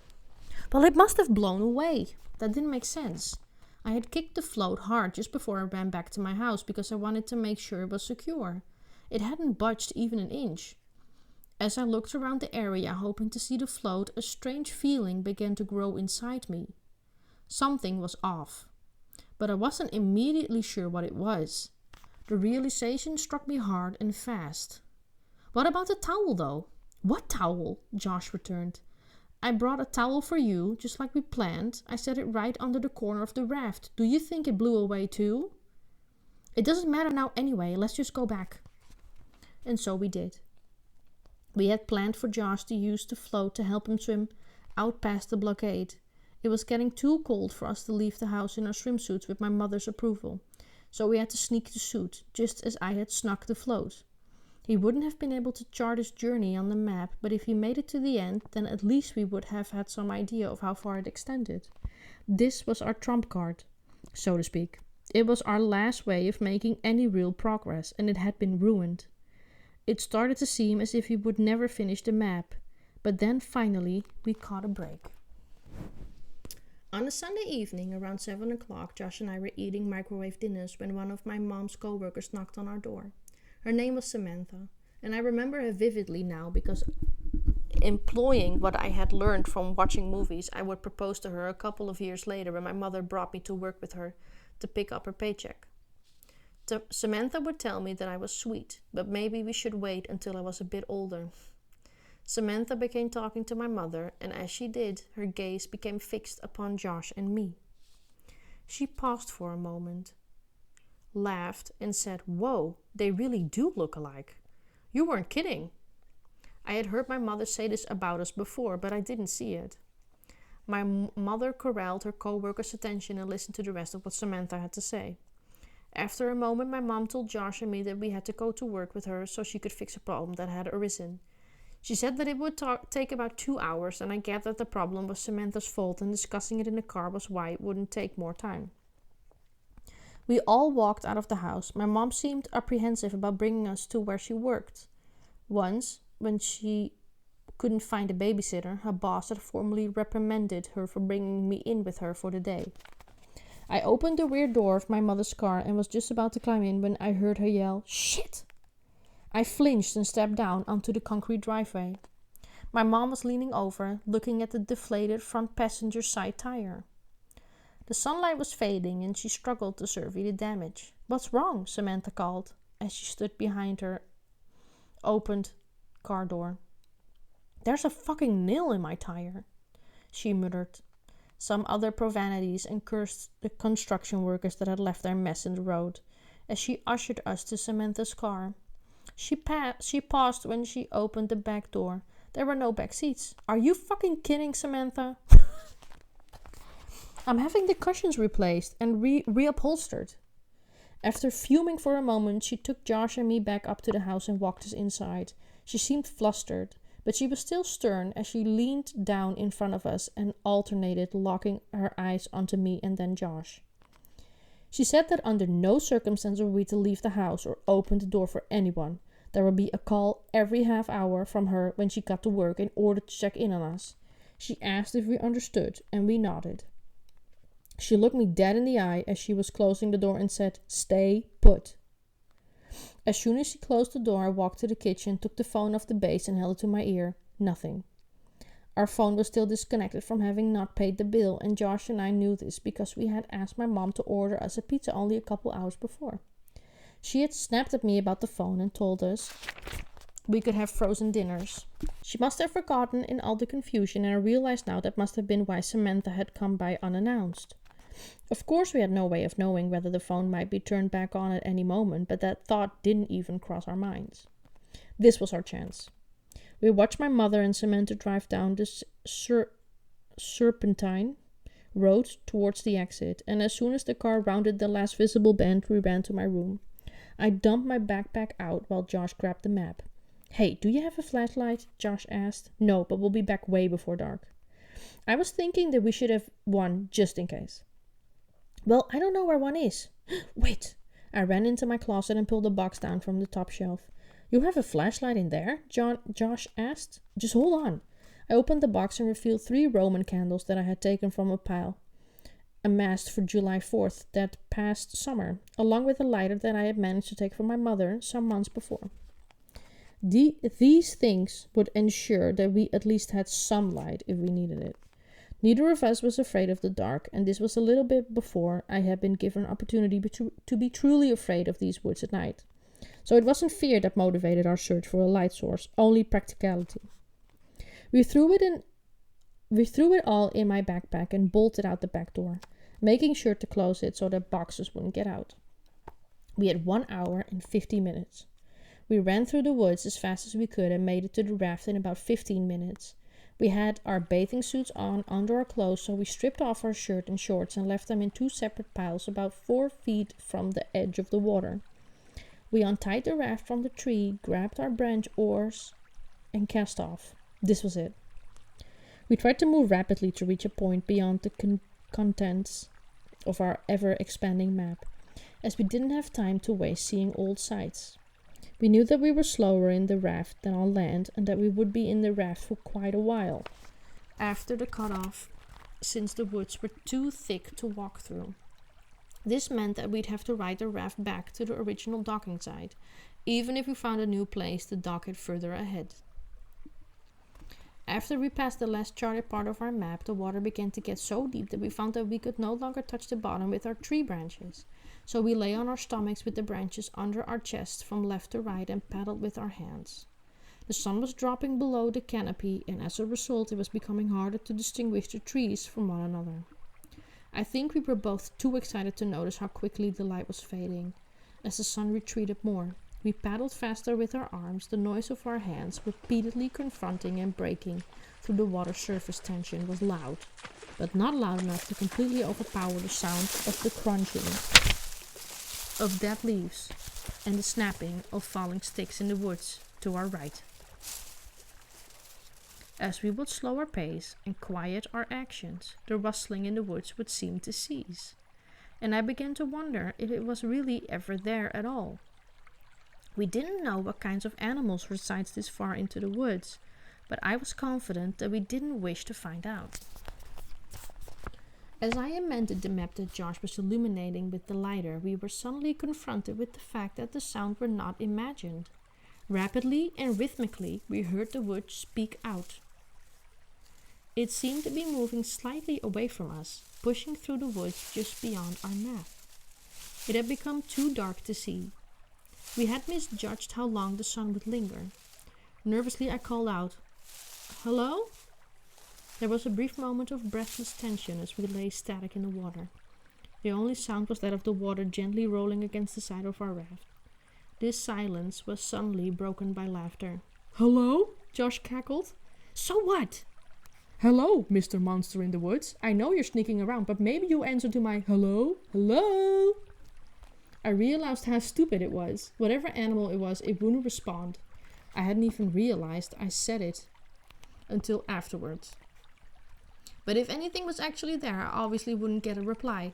Josh continued, "Hello," in a high falsetto.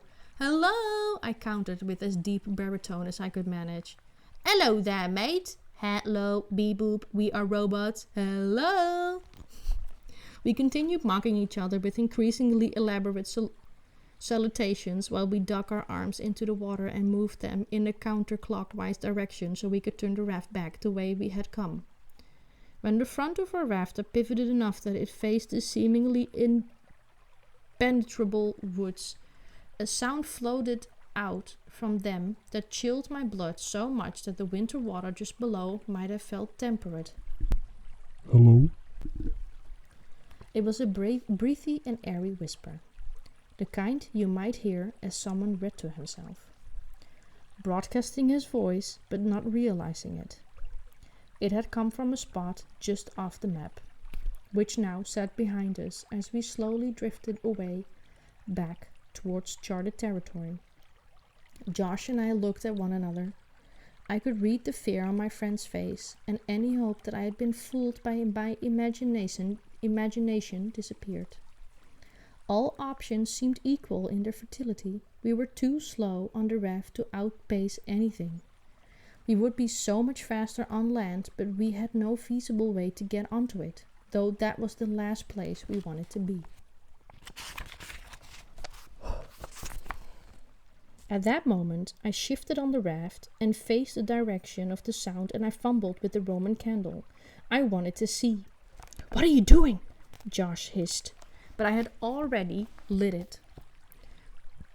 As the sparking fuse sank into the wrapper, I held it towards the sky. I had never actually shot one of these myself. I thought to just use it like a flare in the movies. A glowing green orb rocketed out towards the stars and then quickly extinguished. I lowered my arm more towards the horizon. I could remember that there were several colors, but I couldn't remember how many times one of these fired before being depleted. A second ball of red light burst out and fizzled above the trees, but I still saw nothing. "Let's just go," Josh pressed, as he turned back towards the direction from which we had come and began paddling desperately. "Just one more." Lowering my arm directly at the woods in front of me, another red ball of fire was launched from my paper cannon. It traveled straight ahead until it collided with a tree, briefly exploding the light in a much greater diameter. Still nothing. I dropped the firework in the water and watched as one more struggling fireball burst free, only to die quickly, drowning by the water. Doubt had already started to sink into my mind as we began paddling in the direction of my house. Suddenly, a loud and unconcealed rustling in the woods restored my certainty. The breaking of branches and the trembling of falling leaves overpowered the sound of our splashing. It was running in the same direction we were pointed. "Come on, man, paddle," Josh commanded. We were thrashing frantically in an effort to increase our speed. Reflexively, we began trying to kick our legs, which were dangling over the side of the raft, though not touching the water. In our panic, we jolted the raft too violently, and I felt one of the ropes under my chest loosen. "Josh, be careful!" But it was too late. Our raft was breaking. I tried to put the rope taut, but I wasn't strong enough, and Josh began drifting away. I reached for his hand, but not quickly enough. We each held onto a separate piece of styrofoam, but we knew individual pieces wouldn't suffice from when we had first built the raft. We bobbed and rocked as our legs dangled beneath us in the cold water. "Josh, quick!" I yelled as I pointed at the water right next to him. He scrambled, but it was too cold to move quickly, and we both watched as the map floated away. What do we do now?" Josh chattered. It was cold. We needed to get out of the water. Swimming directly back wasn't an option, and we couldn't go back into our woods. There were greater problems than the congestion of trees now. Jesus. I turned my eyes to the other side of the tributary and the woods that bordered it. We had never even thought of going into those trees before. We just didn't consider them part of our woods. They would have to be now. "This way," I began, kicking my stiff legs in the water, and Josh followed. We propelled ourselves to the opposite shore. The woods were just as thick on this side of the tributary, but we had no real choice. We abandoned what remained of our raft and clawed our way out of the water and into the alien woods as the sun took its final bow somewhere on the western horizon. Taking care with each step, we marched through the trees and stayed close enough to the water so we could see where we needed to cross when we got there. Our breath steamed in the cool air, and every now and then a violent shiver would quake through my still soaked body. We were taking care not to make too much noise, but apparently so was the source of the voice that has greeted us earlier, because our footsteps were the only sounds. Suddenly the sound of a cracking branch echoed somewhere in the distance. Josh and I stopped and held each other's gaze. Too afraid to talk, Josh mouthed the words, "What do we do?" I shook my head and brought my fingers to my mouth, telling him to be quiet while we listened. Every part of me was screaming to run, except for the one that was too scared to do anything at all. And so we just stood there. There was another cracking limb. I held my breath. It was answered by the sound of dead leaves being crushed. I looked at Josh and could barely see his tears through my own. Crunch, snap, crunch, snap, crunch, snap, crunch, snap. No, he's running! I thought I had said this aloud, but I suppose I actually hadn't, because Josh yelled to me as I ran furiously away from the stamping sound behind us. We were running fast, but not fast enough. The sound was getting closer. We leaped over decaying trees and tore through thorn bushes. The sound was just behind us now. There was no way we could outrun it. It would overtake us any second. I wanted to look back, but I forced myself to stare ahead. "Josh, the woods!" I yelled, just ahead. The trees were tangled in a gnarled mass that would be too thick to run through. Should we dive into the water? Could we charge through the dense woods in front of us? Josh didn't say anything. He seemed as much of a loss as I was. In a flash, Josh grabbed my arm and pulled me behind a large oak tree. We stood there like statues. The sound stopped. Steam billowed out of our mouths and into the frosty air as we tried to catch our breaths. I covered my mouth with my hand to conceal the blast of visible air, and I motioned to Josh to do the same. There was a rustling behind us. I leaned my back against the tree to steady my shaking legs so my feet wouldn't audibly grind the leaves under them. We tried to be as quiet as possible. We waited, shivering against the tree and sensitive to the sound of every movement behind us. Perhaps it was too dark for our pursuer to see where we had hidden. Perhaps if we quietly stood there for long enough, it would be over. I watched! The last alarm for the day was sounding. I smashed my fingers on the buttons, but the cold had numbed my hand and fear had clouded my mind. I couldn't remember how to stop it. Hundreds of times I had silenced the alarm, hundreds of times. But there I stood, fumbling and trembling, unable to... Its high-pitched death knell. "Stop it!" Josh pleaded. "I'm trying!" I whimpered.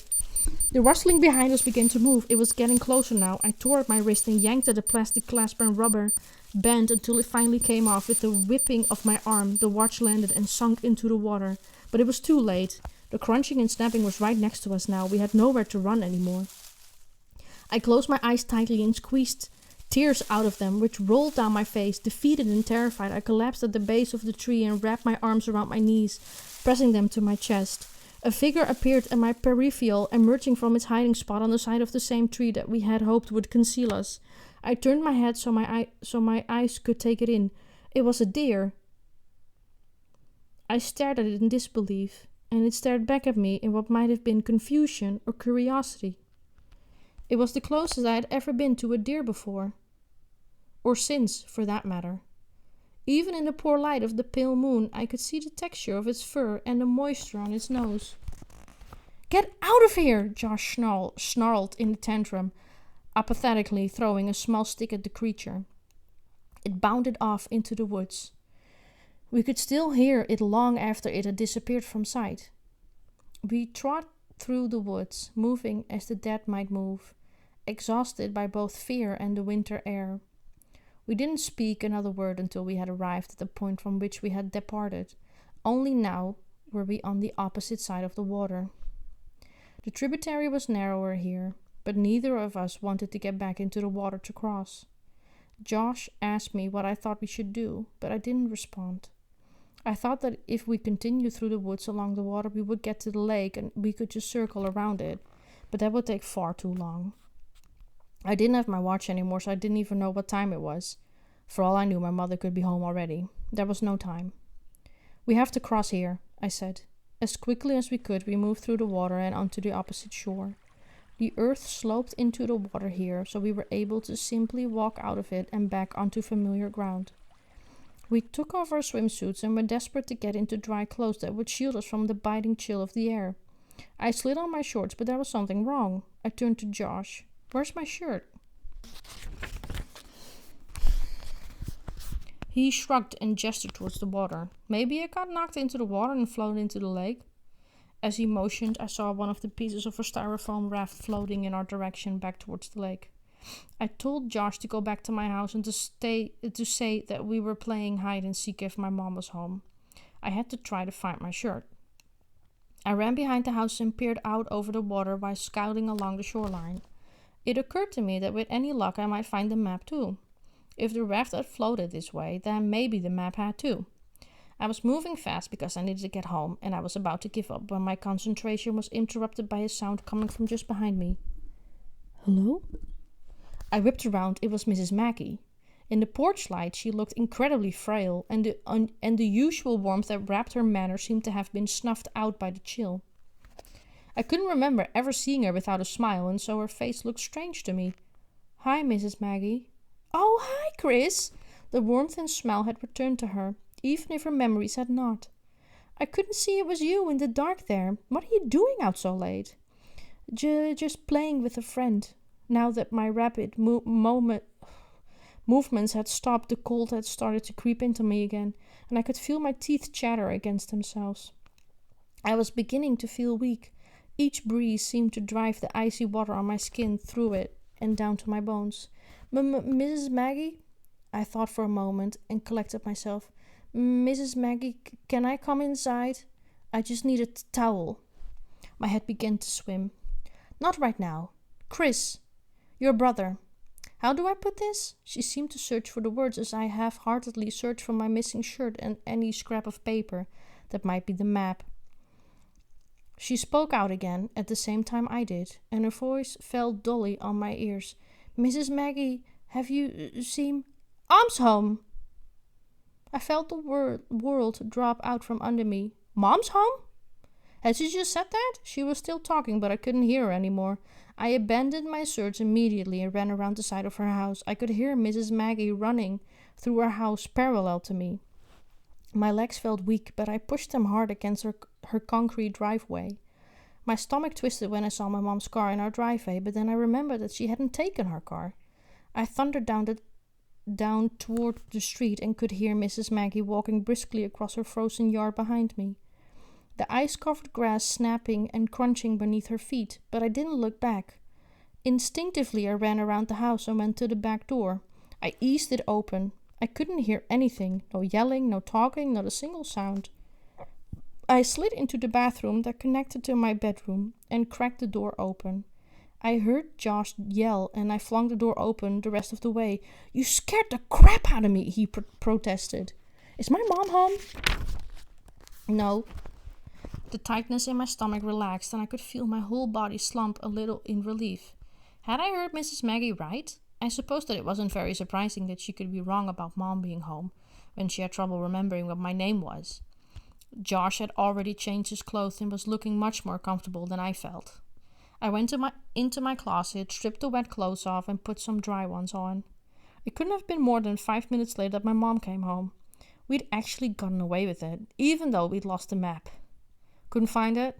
No, I looked hard, but I didn't see it. I saw Mrs. Maggie, though. She called me Chris again. She's pretty scary at night. Don't you ever make fun of her like that, understand? Josh whispered in a mocking tone so that my mom wouldn't overhear.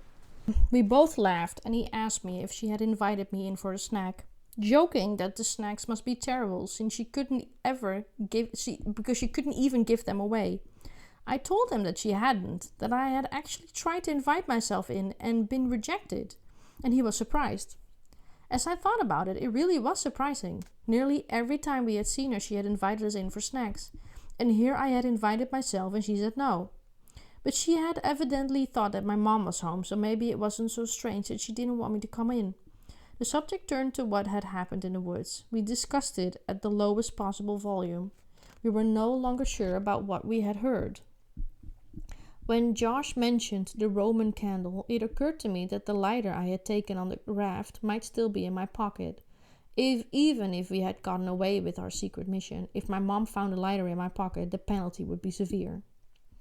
The fact that I had thrown my watch into the water and would have to explain why I no longer had it was slowly presenting itself to my attention, but I subdued its nagging while I grabbed the shorts off the floor and patted my pockets. I felt something, but it wasn't the lighter. I squeezed it and felt it crinkle in my hands from my back pocket. I removed the folded piece of paper and my heart leaped. The map?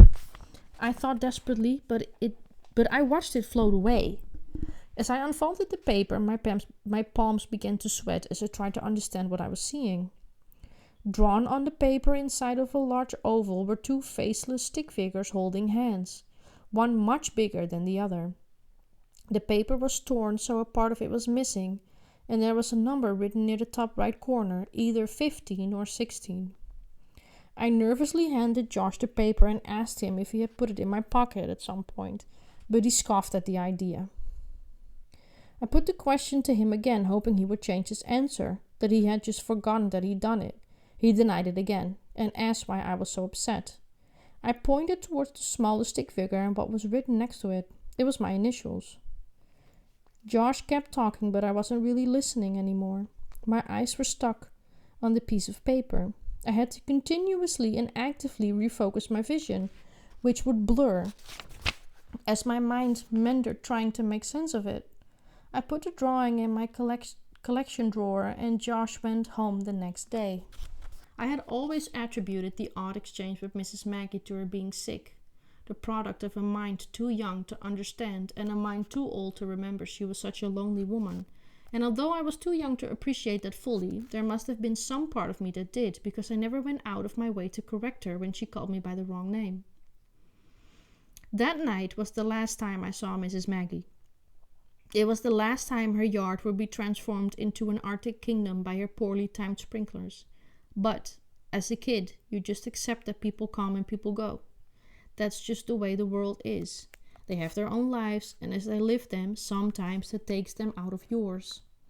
Only later do you look back and ask yourself, what happened? Where did they go? I didn't understand why Mrs. Maggie had left. I didn't understand what I was watching weeks later when I saw men in strange orange biohazard suits carry what I thought were black bags full of garbage out of her house, leaving the whole neighborhood blanketed in a faint but festering smell of decay. I still didn't understand when they condemned the house and boarded it up, but I understand now. I understand that I had simply gotten the warning wrong. I thought she had tried to alert me to go because my mom was home. But that wasn't it. I had heard what I'd been listening for, just as Mrs. Maggie had always seen what she was looking for. Had I been listening more attentively and less selfishly, had I had the capacity to recognize just how profound her confusion and loneliness really were, then maybe I would have heard the warning that she was really giving me, even though she didn't realize that it was a warning. She never said Mom's home. She had told me with an explosion of misguided joy, but could only be meaningful to me now that I can do anything that would truly matter. Those men weren't carrying garbage in those bags. I am as certain of that as I am of what Mrs. Maggie said that night, and who had really come home, regardless of what name she called him. That night, she told me, Tom's home. Again, look, can you see it? Can you see it? Damn, this book fucks with me. I love it and I hate it, you know? So, look, I'm even flushed. That's how scared I am, okay? I don't even know how late it is because I'm not wearing my glasses and I can't see the clock. We're at chapter 6 right now, folks. If anyone's still here, and otherwise, just me. Which is fine. I actually kind of like doing this. It's relaxing and it's fun, and I'm actually reading again. Look how far. That's good. All right. The sixth chapter is called Screens. At the end of the summer, between kindergarten and first grade, I caught the stomach flu. The sickest I had ever been up to that point was the week in kindergarten that I had been stricken with a sore throat, but the stomach flu was an entirely different challenge. It has all of the components of the regular flu. However, with the stomach flu, you throw up into a bucket and not the toilet because you are sitting on it. The sickness gets purged from both ends. I stayed in bed for almost 10 days, and just as it seemed that my body had fought the plague into submission, it was granted an extension, albeit in a different form. One morning, just a day or two before school resumed, I woke up and began to panic, thinking for a moment that I had gone blind. My eyelids were so fused together by the dried mucus generated during the night that I couldn't open them. I had to pry my eyelids apart with my fingers. I had pink eye. Alright. When I started first grade, it was with a kink in my neck, caused by more than a week of bed rest and 2 swollen, bloody shut eyes. Either of these things individually might have been manageable, but as I walked through the door and into the school, there was a noticeable quieting in my peers' chatter as they looked at my infected eyes and awkward hunched comportment. Josh had been assigned to another group, which I had known about for weeks, but eating schedules weren't determined that far in advance. It wasn't until my class was brought to the lunchroom that I discovered that Josh had also been assigned to a different eating period. So due to my affliction and the absence of my table mate in a cafeteria bursting with 200 kids, I still had a table all to myself. It's a bit poetic that it is so easy to take advantage of those who have no advantages to begin with. After the first several days of first grade, I started bringing spare food in my backpack that I would take into the bathroom to eat after lunch. Since my school meals were usually confiscated by older kids who knew that I wouldn't stand up to them since no one would stand with me. This dynamic persisted even after my condition cleared up, since no one wants to be friends with the kid who got bullied, lest they have some of that aggression directed towards themselves. There's an expression that says, you have to have money to make money. And while friendship itself is surely priceless, making friends seems to operate by the same rules. The fact that I was relatively personable in class did little to counter the fact that most of my classmates recognized me as the kid who sat alone at lunch. I was unable to make friends in class because I was unable to make friends at lunch, and the opposite held true as well. This loop fed itself for weeks. In kindergarten, most of my peers had grouped off with several friends rather than pairing off with only one, like I had.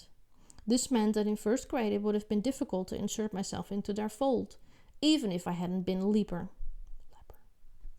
With no friends, my ability to make any was jeopardized, and as the bullying grew more frequent, potential acquaintances grew more distant. I came to dread going to school in the morning, to the point that there was more than one occasion where I cried when my alarm clock signaled the start of my day. My only reprieve was waiting for the school bus with Josh in the afternoon so that we could discuss our continued navigation of the tributary, but this simply wasn't enough to make the rest of the day bearable. Finally, and unexpectedly, my situation was improved by the intervention of a kid named Alex. Alex was in the 3rd grade, though he was bigger than most of the other kids in any grade at my school. His greater size wasn't just vertical. Alex was fairly overweight. His parents had attempted to hide their son's mass by outfitting him with oversized shirts that buttoned up the front and didn't cling to his body so easily or so tightly. However, when he sat down, the fabric would be stretched and the opening between some of the buttons would burst, which would reveal the fat on his stomach that the baggy shirt meant to cover. Of course, no one ever pointed this out to Alex. Despite his intimidating size, Alex always seemed nice enough. I never saw him pick on another kid, and he didn't seem to be self-conscious about anything. One of the benefits of not having to worry about being bullied about 5 minutes into lunch. Sometimes during the 3rd week of school, he walked up to my table with his tray and sat down. There were several times when it looked as if he was about to say something, but they were always false starts. He left when lunch was over, and the process began anew the next day. I was curious as to why he had suddenly decided to sit next to me, but I was hesitant to bring it up. His company had put an immediate end to the shortage of my food supply, and I would be a fool to do anything to jeopardize this new relationship. Ignoring my curiosity, I tried to strike up a conversation with him several times, but he would only ever respond with enough effort to close whatever subject I had broached. I had never spoken with him at length, and so I was having difficulty determining whether he was distracted by something in his thoughts or if he was simply slow. He wasn't being rude in his curt replies, but they left no room for an actual dialogue to develop. Against my better judgment, I confronted him on the third day. He sat across from me, silently eating his lunch.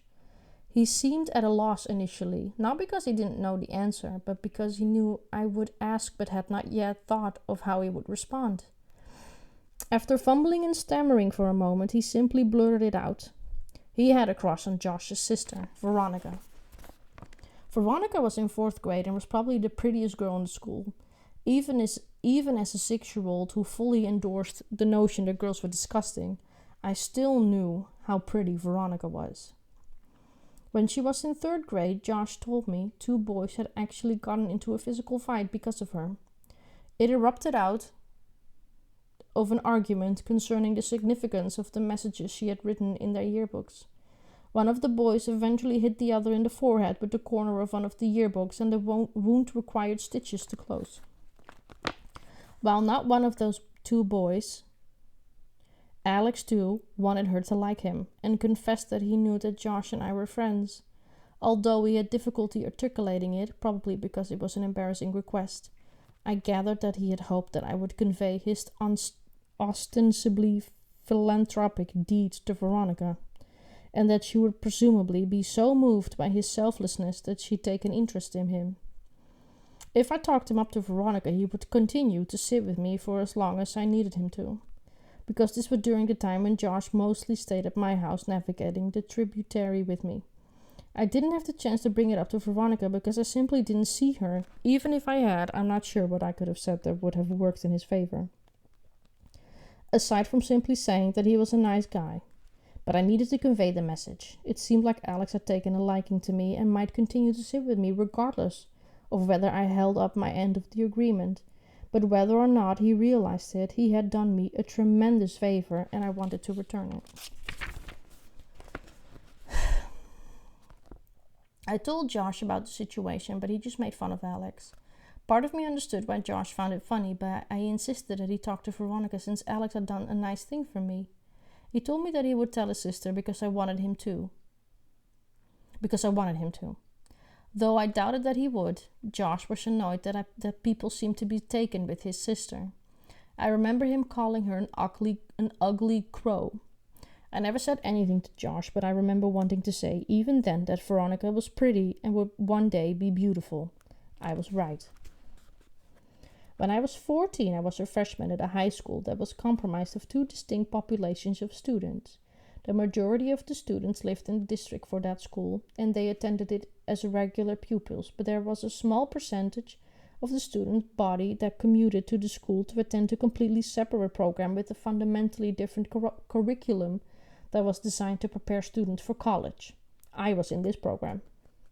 The school was located in a predominantly poor area, and as is often the case for whatever reason, this poverty was coexistent with an underperformance of many of the school's general population. Some of these students had full-time jobs by the junior year, while others simply elected not to come to class. As a result, the school as a whole was a failing one, because the collective grade of the school was an F. Its funding from the state had been significantly reduced, which meant that it became more difficult to get the necessary resources to raise the grade of the school.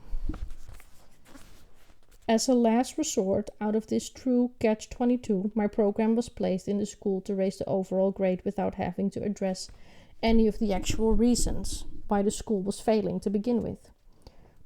I had hoped that the fact that my program attracted kids from all over the city would mean that Josh and I might finally attend the same school again, since it had been 10 years since we were in the same class, not to mention the same school. But there was a good deal of stigma attached to attending a program like this, and so I understood why Josh apparently decided to attend his district school. Other kids from my first elementary school, however, had made different choices. For the most part, this common origin didn't translate into easier conversations like I had expected it might, but it did allow me to befriend someone from my elementary school that I hadn't actually known that well when I was a kid, though I remember him very distinctly. When I saw him, I recognized him immediately, although his hair was longer than it had been back then. His face hadn't changed that much, and I could still picture him crying and pouting after our kindergarten teacher scolded him for releasing his balloon too early. It was Chris. He had apparently forgotten about that episode, and when I brought it up, he attempted to deny it coolly, but laughed so hard that he completely confirmed it. The memory of him clutching the empty air with his tight fist held just out of the frame of the class photograph catalyzed a fit of laughter in the both of us. I got to know him and his friends Ryan and Adam fairly well. We didn't have that much in common in the end, but we had similar senses of humor and we all liked movies, and that was enough. As a result of our one common interest, we had taken to frequently special screenings of old movies at a place we had come to call the Dirt Theater. It was probably nice at some point, but time and neglect had weathered the place severely. I'm not sure if the building was built as a theater or if it had been repurposed. The floors were level, and rather than rows of fixed seats, there were movable tables and chairs. This latter fact was actually the attempted selling point of the business. This portable furniture was featured in every commercial and advertisement. The interior layout was so bad that when the theater was even partially full, there were very few places you could sit and see the whole screen. In some of the theaters, there were actually support columns in the middle of the room that blocked entire portions of the screen if you were unlucky enough to sit anywhere behind them. Despite all this, the theater was still open, and I imagine that there were 3 reasons for this. 1. The tickets and concessions were cheap. 2. They showed a different cult movie on Friday and Saturday twice a month at midnight. And 3. They sold beer to underage kids during the midnight showing. I went for the first 2. The theater showed movies during the day, ones that had just left real theaters, and as near as I could tell, the day showings accounted for the majority of the Dirt Theater's business. But in all the times that I had gone to see a matinee there, not once had a movie ever started on time. In fact, there had been a time when the movie had started 20 minutes late, and the projectionist had actually sped up the film so that the schedule wouldn't be compromised. Despite all this, the midnight showing always started exactly midnight.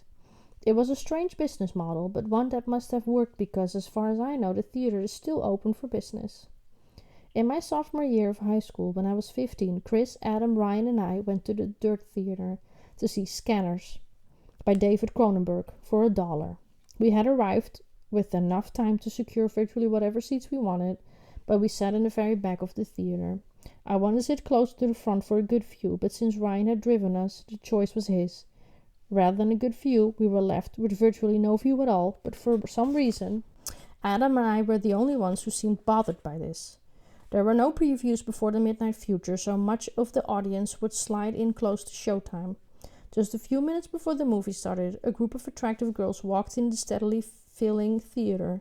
Whatever conversation my friends and I were having stalled and quickly died away as we watched them make their way to the seats they had chosen. Chris and the other 2 in our party made unsavory comments, while I sat silently and watched the girls continue on their path. Each of the girls was attractive in their own way, but whatever beauty the other girls might have had, it was eclipsed by the girl with the dirty blonde hair. Even though I had only caught a glimpse of her profile, as she turned to move her seat, I caught a full view of her face, and it gave me the feeling of butterflies in my stomach. It was Veronica. I hadn't seen her in a long time. Josh and I saw progressively less of one another after we snuck out to my old house that night when we were 10, and usually when I would visit him, she'd be out with friends, but here she was. Of all the places she could have been, she was sitting right in front of me at the worst movie theater in the city. I couldn't stop looking at her while everyone stared at the screen. I stared at Veronica. Only looking away when the feeling that I was being a creep overcame me, but that feeling would quickly subside and my eyes would return to her. She really was beautiful, just like I had thought she'd be when I was a kid. When the credits started to roll, my friends got up and left the room. There was only one exit, and they didn't want to be trapped waiting for the crowd to clear. I lingered in hopes of catching Veronica's attention, though I had no idea what I should say. As she and her friends walked by, I took a chance. "Hey, Veronica?" She turned towards me, looking a little startled. "Yeah?" I got out of my seat and stepped into the light that was coming in through the open door. It's me, Josh's old friend from way back. How have you been? Her mind seemed to search for the right frame of reference until finally it clicked. Oh my god, hey, it's been so long! She motioned to her friends that she'd be out in a second. Yeah, a few years at least. Not since the last time I stayed over with Josh. How's he doing anyway? Oh, that's right. I remember all you guys' games. Do you still play Ninja Turtles with your friends? She laughed a little and I blushed. No, I'm not a kid anymore. Me and my friends play X-Men now. I was really hoping she'd laugh. She did. Haha, you're cute. Do you come to these movies every time? What did she say? Does she really think I'm cute? Did she just mean I'm funny? Does she think I'm attractive? I was still reeling from what she said when I suddenly realized that she had asked me a question. My mind grasped for what it was. Yeah, I said much too loudly. Yeah, I try to anyway. What about you? I come every now and then. My boyfriend didn't like these movies, but we just broke up, so I plan on coming more often. I felt my heart flutter a bit, and I tried to be casual, but I failed. Oh, well, that's cool. Not that you guys broke up. I just meant that you'd be able to come more often. She laughed again. I tried to recover. So are you coming the week after next? They're supposed to show Day of the Dead. She looked a little hesitant, so I pressed further and pretended to be charming. I think we've gotten to know each other pretty well in the last few minutes. I'm pretty positive you'd like the movie, especially if you went to the Saturday showing. She chuckled. Well, in that case, I'll be there. I wanted so badly to know if she was coming because I had asked her if she had already intended to attend. But I convinced myself that it didn't matter. She would be there either way. I was about to suggest that maybe we could sit together when she quickly closed the space between us and hugged me. It was really good to see you, she said with her arms around me. I was trying to think of what to say when I realized that my biggest problem was that I had forgotten how to talk. Luckily, Chris, who I could hear approaching from the hallway, came in and spoke for me while Veronica incapacitated me with her embrace. Dude, you know the movie's over, right? Let's get the fuck out of... Oh, baby! Veronica let go and said that she'd see me next time. She was played out of the room by the porn music bum chicka wow wow Chris was making with his mouth. I was furious, but it dissipated as soon as I heard Veronica laughing in the lobby. On the ride home, Adam asked me how I knew the girl. I explained that he was my best friend's sister, and this caused an immediate uproar. Chris might have remembered Josh, but their reaction made me glad that I hadn't mentioned who my friend was, since that would have only served to intensify Chris's gibing disapproval. I attempted to defend myself by saying that we weren't really good friends anymore since we hardly ever spoke, but as soon as I said this, I felt terrible. There was a lull in the conversation. I think they understood that it had gone in a bad direction. Chris attempted to fix this by leaning over the center console of the car and making kissing sounds at Ryan. The tension broke and my feelings of guilt began to evaporate as my thoughts returned to Veronica. I spent the next week and a half in impatient anticipation for what I was planning and considering my first date, even though it probably wouldn't be a date at all. I thought about what I would say, whether I would try to sit next to her, and what might happen if we somehow wound up alone together. Without our respective groups of friends, I even thought about what I would wear, which was not something I had ever really put much consideration into. Day of the Dead couldn't come soon enough. Just a few days before the movie, however, the whole plan began to unravel. Ryan told me that he and his family were going out of town, so he wouldn't be able to drive us. Neither Chris nor Adam had cars, so as a last resort I asked my mom if she could take me. I felt nervous as I walked into the living room to ask her because she seemed to strongly prefer that I go out with a group of friends, if I was going to go out at all. However, I think the real reason I was nervous was that this would leave me without any kind of buffer between Veronica and myself. No buffer except for the one offered by her friends, but that provided no comfort to me. Talking to one girl made me nervous enough. When I asked my mother, she responded by telling me that she would think about it. But I persisted, and she noticed the desperation in my voice. She asked why I wanted to go so badly, since I had seen the movie before, and I hesitated before saying that I was hoping to see a girl there. She smiled and asked playfully if she knew the girl, remembering the reactions of my friends the night I had run into Veronica. I was tempted to lie, but I thought my mom might not think it was such a big deal. I reluctantly told her that it was Veronica. The smile disappeared from her face, and she coldly said, "No." When I asked her what the problem was, she told me that I should keep nagging her if my goal was to stay home all weekend, so I backed down. Having reached an impasse, I decided that I would call Veronica to see if she could pick me up. If she said no, then at least my curiosity regarding whether she was only going to the theater because I asked her to would be satisfied. There was still the matter of her actually picking me up at my house and how my mom would react to that, but I'd worry about that problem when it actually was a problem. I had no idea if Veronica still lived at home, but I figured it was still worth a try. When I picked up the phone and dialed the first number, I realized that Josh might answer. I hadn't talked to him in almost 3 years, and if he answered, I obviously couldn't ask to talk to his sister. I felt guilty for calling to speak with Veronica and not Josh, and I felt even worse because up until that moment, that phone number had always been Josh's number. But I hadn't even thought of him as I started dialing.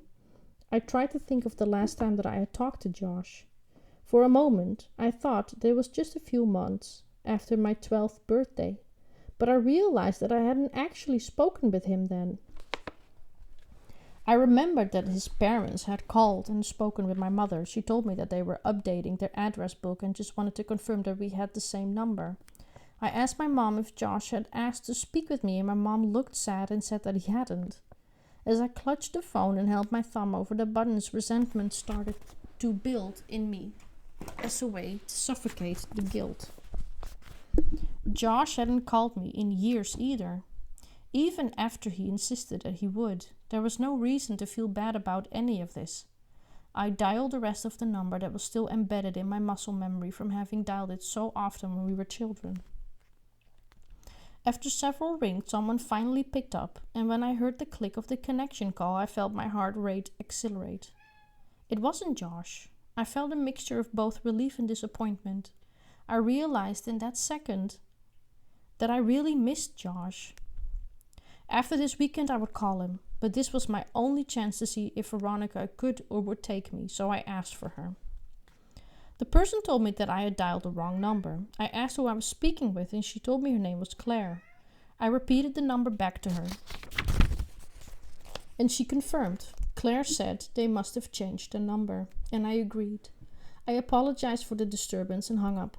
And as soon as the phone was back on the receiver, I became intensely sad because now I couldn't contact Josh even if I wanted to. I felt terrible for having been afraid that he might answer the phone. He had been my very best friend. Time and distance can wreak havoc on a friendship if you let it, and we had both been complicit in the atrophying of our relationship. I felt selfish for attempting to force the blame onto Josh just to justify my desire to see his sister. I realized that the only way I could be put back in touch with him would be through Veronica. So now, not that I needed one, I had another reason to see her. I told my mom the Friday before the movie that I was no longer concerned with going, but was hoping she could drop me off at Chris's house the next day. She had met Chris several times and was fond of him. And since she no longer had to contend with my request to go to the movie, she relented and dropped me off the following day, just a couple of hours before the movie. After we ate dinner with his parents, we went back to his room and I explained my intentions to him. Since Chris only lived about a half-mile away from the theater, my plan was to walk there from his house. His family went to church early on Sunday, so his parents would go to sleep early that night. He pretended to be offended that I was using him as a part of my scheme, but it was fairly clear that he didn't care.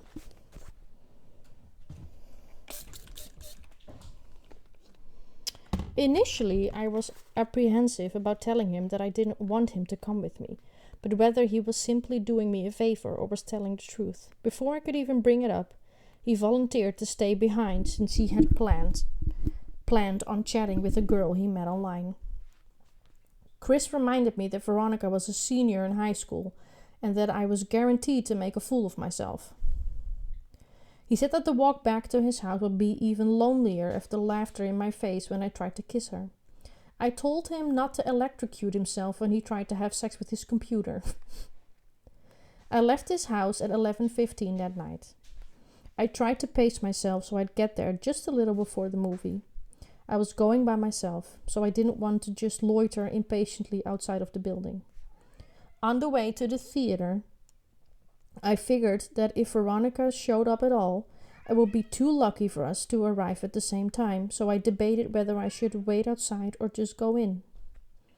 If I went in first, then she might not notice me when she entered the dark theater, but the same was true for me. If I waited for her and she was already inside, it also occurred to me that she would probably be with her friends. And I needed to figure out how to insert myself into their group without being scoffed at for being too young. The grass on the side of the road where I walked was ankle high, and as my shoes moved against it, I could feel the occasional mist of water from the afternoon's rain curling up and colliding with my dangling hands.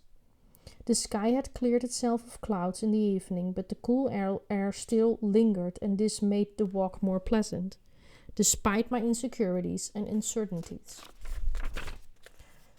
Are we still enjoying this, people? I don't know. I am. As I was grappling with the decision of whether to wait for Veronica or go into the theater once I got there, I noticed that the steady stream of streaking car lights that had been overtaking me had been replaced by a single one. Constant spotlight that refused to pass. The road wasn't illuminated by streetlights, which was why I had been walking in the grass to begin with. I was already about 2 feet away from the road, but thought that it might not be far enough for a nervous motorist. I stepped a little more to my right and craned my neck over my left shoulder, ready to flag the person to pass, and I heard the squeaking of old brakes as I adjusted my posture. A car had stopped about 15 feet behind me. I stopped walking and turned around to face the car. All I could see were the violently bright headlights that were cutting through the otherwise Stygian surroundings. I thought that it might be one of Chris's parents. Maybe they had come to check in on us and seen that I was gone. It wouldn't have taken much pressing for Chris to confess. In fact, he might have done it gladly, since it would be even more humorous to him if my big date had been intercepted by his mom. I took one step toward the car and it broke its pause and started driving towards me at a slow pace. As it passed me, I saw that it wasn't Chris's parents, or any car that I recognized for that matter. I tried to see the driver, but it was too hard to see inside the car at all, since my pupils had shrunk when faced with the blinding headlights just moments before. They adjusted enough that I could see a tremendous crack in the back window of the car as it drove away. "Asshole," I muttered. After a few more minutes of walking, I laughed a little now that the urgency of the situation had passed. I could see myself doing something like that to a pedestrian. Sometimes it could be fun to scare other people. I'd often hide around corners and jump out at my mom, after all. I turned the walk correctly and got there about 10 minutes before the movie started. There wasn't a line, so I approached the ticket seller and bought a pass for myself. He was overweight and sweating so profusely that beads of perspiration were sliding off the top of his hairless scalp and down the stringy ponytail he had fashioned with the hair that still grew on the back of his head. When he handed me my ticket, it was damp. After about a minute, I went back to the counter, slid another dollar bill through the slot, and bought a ticket for Veronica. As the employee handed me my half of the cheap raffle ticket they used as stubs, he snorted and said that I must really like this movie to see it twice in one weekend and buy extra tickets. I walked away even more surprised that the Dirt Theater was still in business, with him handling the cash and counting it. I had decided to wait outside until 11:57, since that would give me time to find Veronica inside if she was already seated. As I was reconsidering the possibility that she might not show, I saw her. She was beautiful and she was alone. I waved to her and walked to close the distance. She smiled and asked if my friends were already inside. I said that they weren't coming and realized that it must seem like I was trying to make this a date. I felt my palms start to sweat inside my pockets as I rubbed the already damp tickets between my fingers and debated whether or not I should just let her buy her own now. Despite the fact that I had come alone, she didn't seem bothered, nor was she bothered when I pressed my luck further and handed her the ticket I had already bought for her. When she looked at me quizzically, I said, "Don't worry, I'm rich." She laughed and we went inside. Funny guy. I bought us 1 popcorn and 2 drinks and spent most of the movie debating whether or not I should time reaching my hand into the popcorn bag when she did so, that our hands might touch. Having seen the movie already last year, I didn't pay much attention to it. Instead, I donated to Veronica in the form of sidelong looks and occasional comments. For the past 2 weeks, I have played our cliché scenarios in my mind wherein she would get scared and cling to me. That didn't happen, but I thought that probably never really happened anyway. Aside from one unfortunate interruption where I had to run out of the theater and find somewhere that would hopefully sound like Chris' house to take a call from my mom, there were no awkward moments during the movie. Veronica seemed to enjoy the film, and before I knew it, it was over. We didn't linger in the theater, and because this was a midnight showing and the theater was closing, we couldn't loiter in the lobby, so we walked outside. The parking lot of the theater was big because it connected with a mall that had gone out of business years before. We stood and talked for a long time as the rest of the audience drove away from the theater, not wanting the night to be over just yet. I continued the conversation while casually walking towards the old mall, away from where I thought Veronica had parked. Since she wasn't scared during the movie, I thought to tell her a story I had heard about this mall. As I began the tale, I looked back and saw that her car wasn't the only one left in the parking lot. The other one had a large crack in the back window. I stood and stared at it, puzzled and unnerved. "So there was a robbery?" Veronica said in an attempt to put me back on the story. "Right," I continued. I tried to put the car out of my mind as we resumed our walk and left the theater out of sight. "Well, kinda. So this mall closed like 5 years ago, but way back this was the place where everyone would come to hang out and shop. As opposed to all the other awesome places in this town," she interjected sarcastically.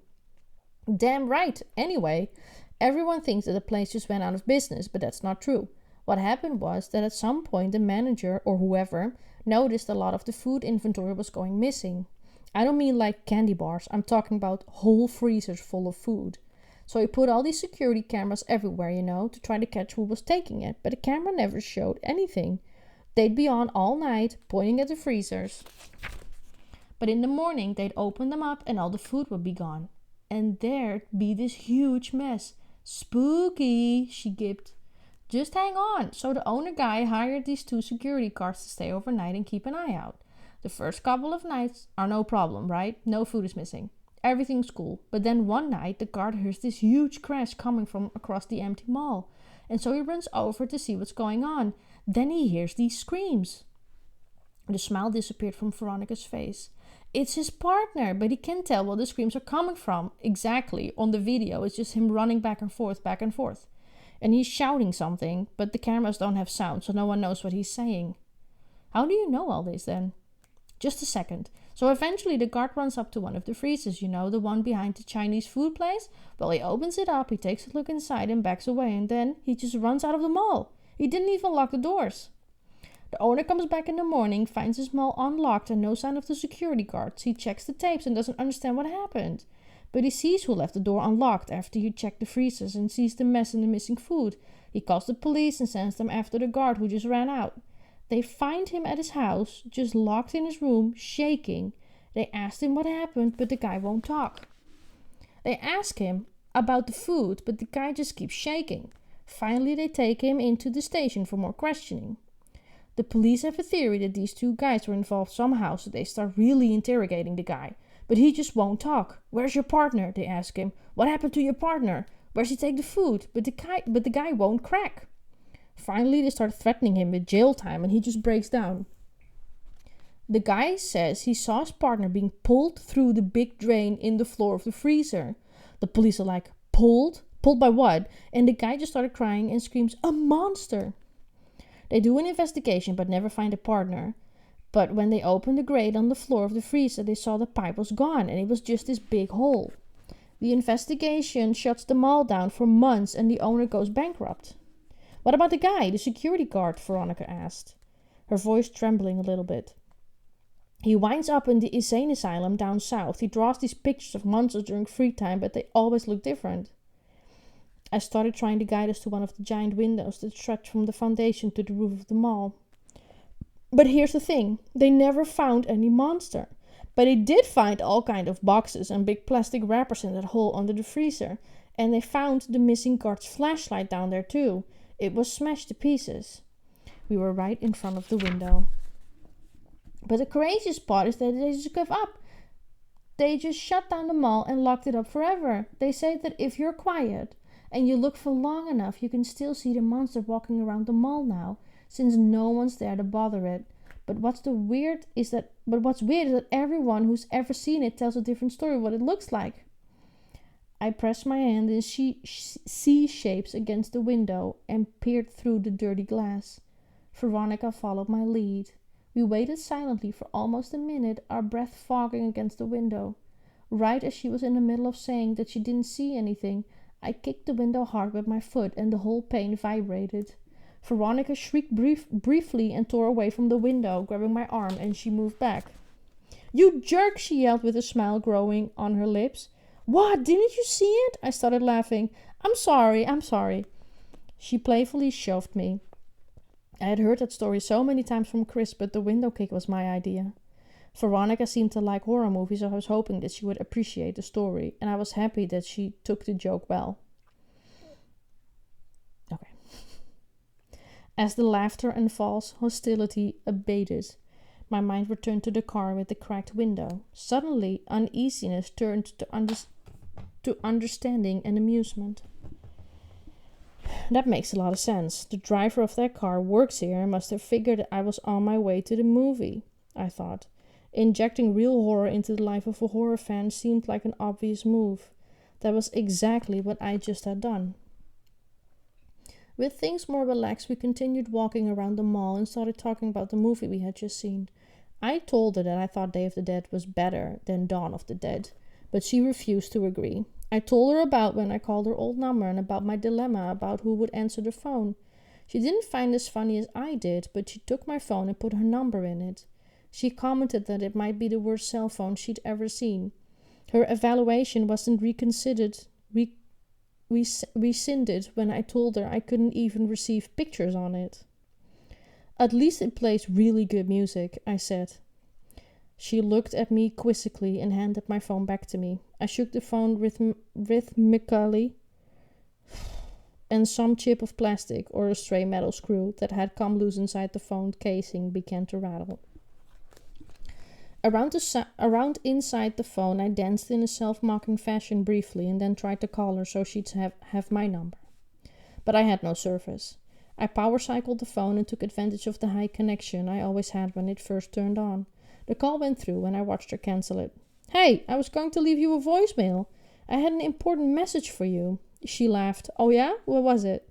Well, maybe I don't remember anymore. Should have just let it go to voicemail. I messed up the settings on this thing. It never goes to voicemail. It just rings forever. Yeah, your phone really sucks, I said as I shook mine like a maraca. Oh my god, my throat hurts. I feel like I've been talking for like 8 million hours.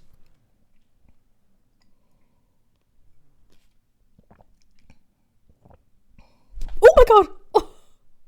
Oh. Can you see it? That just jumped in my face. It's just hair from my cat, but Jesus Christ, I am on edge. I'm home alone in the middle of the night reading a horror book.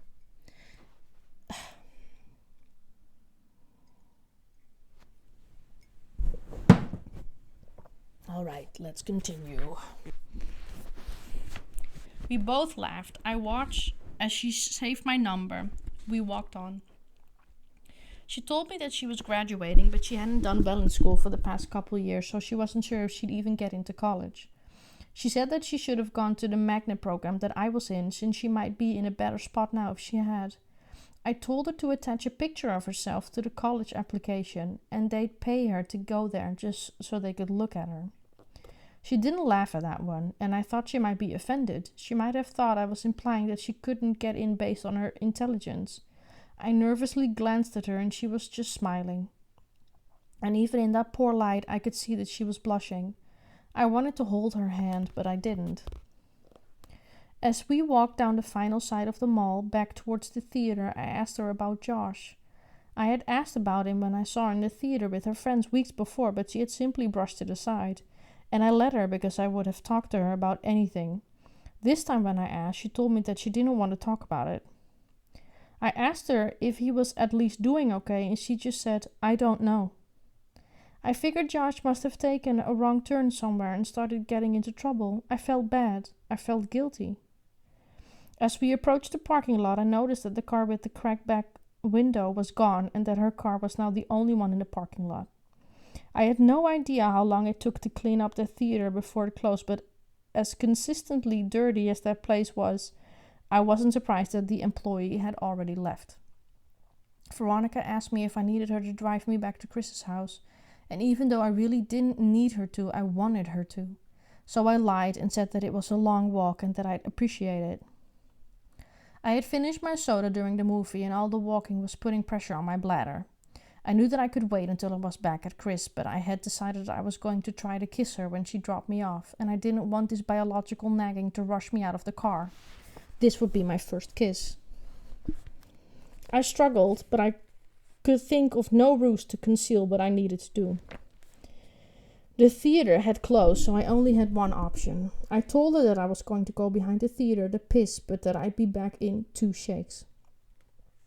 It was obvious that I thought it was hilarious, but she seemed to laugh more at how funny I found it than at how funny it clearly was. On the way towards the theater, I stopped and turned toward her. I told her that I had a weird question, and her interest piqued. I asked her if Josh had ever told her that some kid named Alex had done something nice for me. She paused to think for a moment and said that he had. She inquired as to why I had asked, but I said it was nothing. Josh really was a good friend. When I went to go behind the theater, I realized that there was a chain link fence extending off of and running parallel to the walls of the building. She could still see me where I was standing, and the fence seemed to stretch on endlessly, so I thought I'd just hop it, duck out of sight, and return as quickly as possible. It may have been too much of an effort, but I thought it polite. I climbed the fence and walked just a little ways until I was out of sight. I heard Veronica yell for me to not stand on any grates or the mall monster might get me.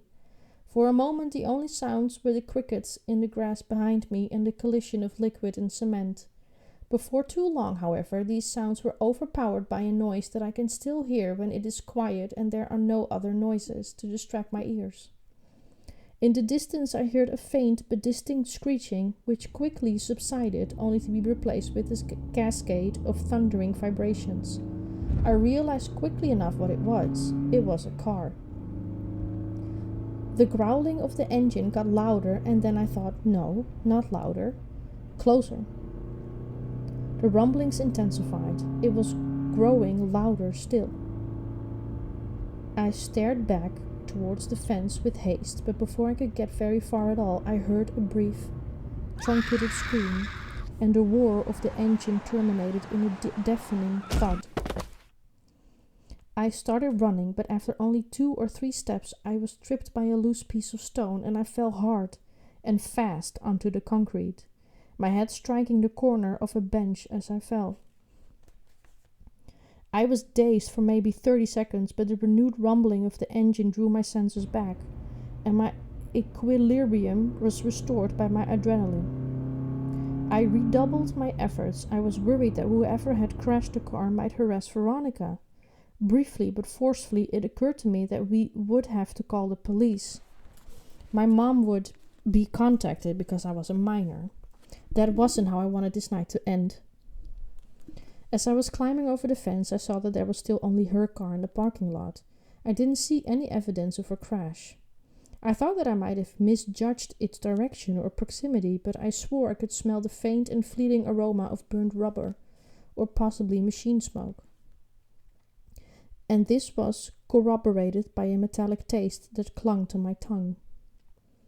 Each of my senses were telling me that something had happened, but my eyes defiantly returned ordinary images. As I ran toward Veronica's yellow car, I had to change my orientation to move around it. Finally, and terribly, my eyes joined my other alerted senses.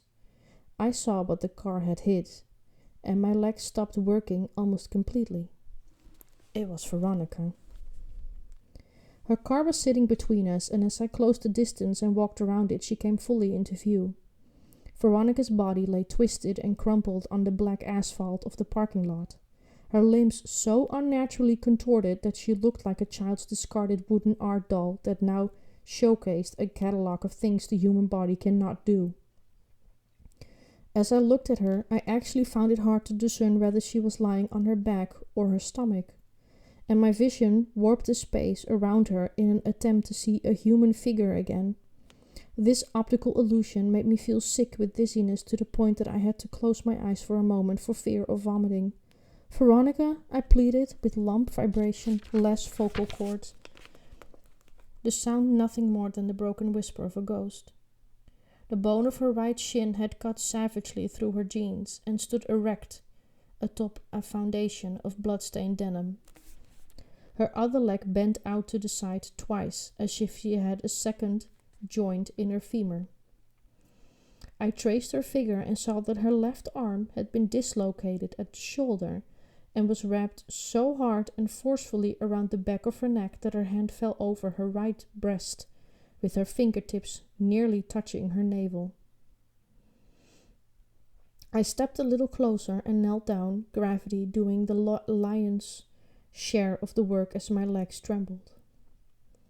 Her head was craned back and her mouth hung widely open towards the sky, and as I looked into her half-lidded eyes, they stared absently back into mine. As lifeless and cold as a shark's. Blood was pooling around my shoe now. There was so much of it. When you are confronted with something in the world that simply doesn't belong, your mind tries to convince itself that it is dreaming. And to that end, it provides you with that distinct sense of all things moving slowly, as if through sap. In that moment, I honestly felt that I would wake up any minute. But I didn't wake up. I fumbled with my phone to call for help, but I had no signal. I was depressing the power button in the hopes that the signal would return when the phone was turned back on.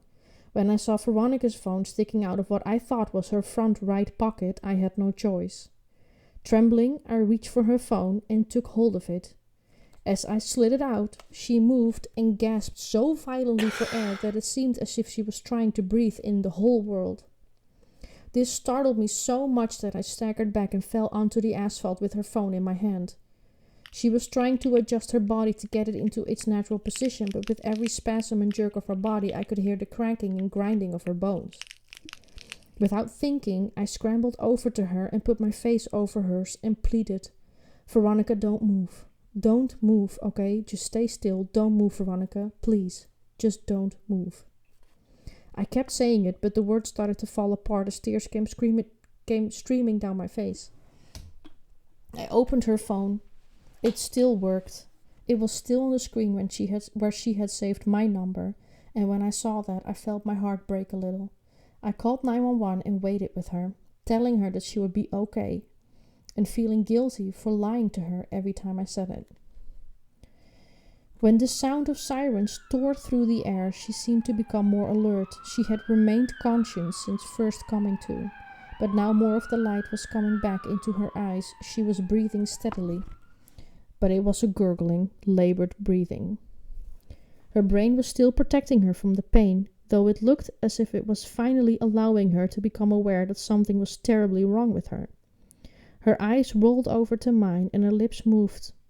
She was struggling, but I heard her, he, picture, my picture. He took it.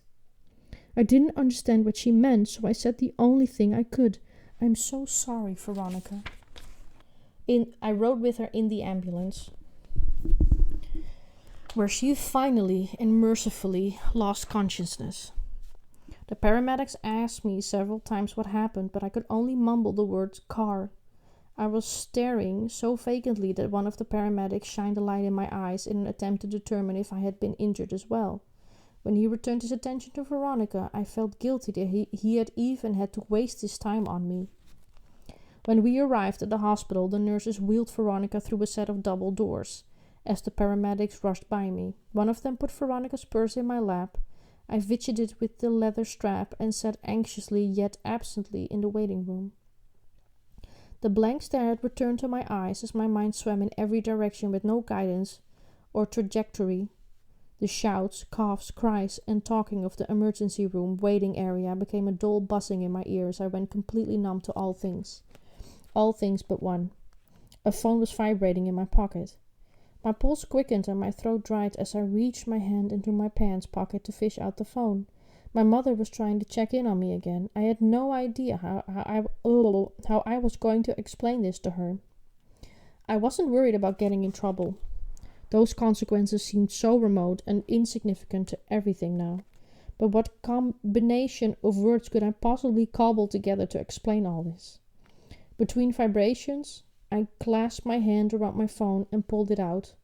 It was off. For just a moment, I thought the call had simply stopped.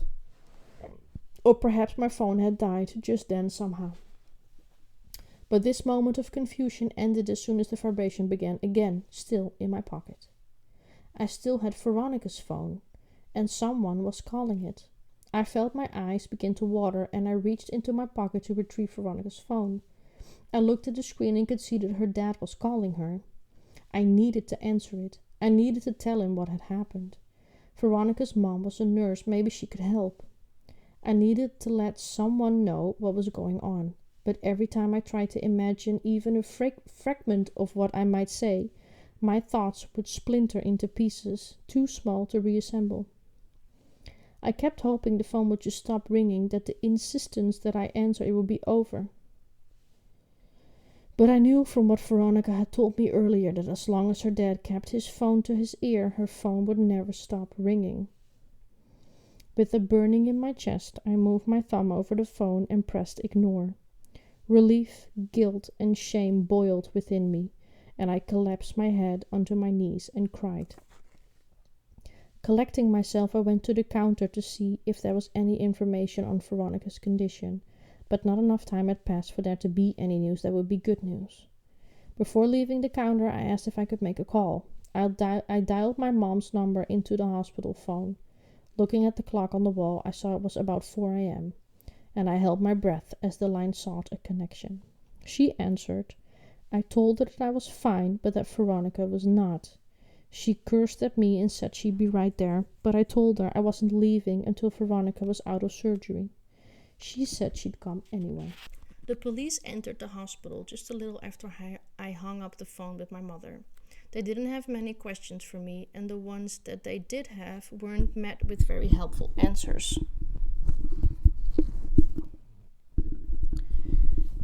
I hadn't seen the driver. I didn't get the license plate. I could only tell them that I thought that it was a brown car, but I couldn't even tell them how many doors were on it. As the police officers were walking away, I yelled to them, and they walked back over to where I was sitting. I told them that the car I was talking about had a big crack in the back window. Sensing how impotent I was feeling, one of the officers said that would be a huge help. Don't worry, we'll find him. My mom and I didn't speak that much when she got to the hospital. After verifying that I was unharmed, her relief transitioned into anger. I told her I was sorry for lying, and she said that we'd talk about it later. For the majority of the time that we sat together in the waiting room, there was silence between us. There didn't seem to be anything to say. I think that had we talked more in that room, if I had just told her about boxes or the night with the raft, if she had just told me more of what she knew, I think the things could have changed. But I didn't know that any of those things mattered. They were just distant memories of strange adventures to me. So we sat there in silence, and she looked at me while I looked at the floor. She told me that she loved me and that I could call her whenever I wanted her to come get me.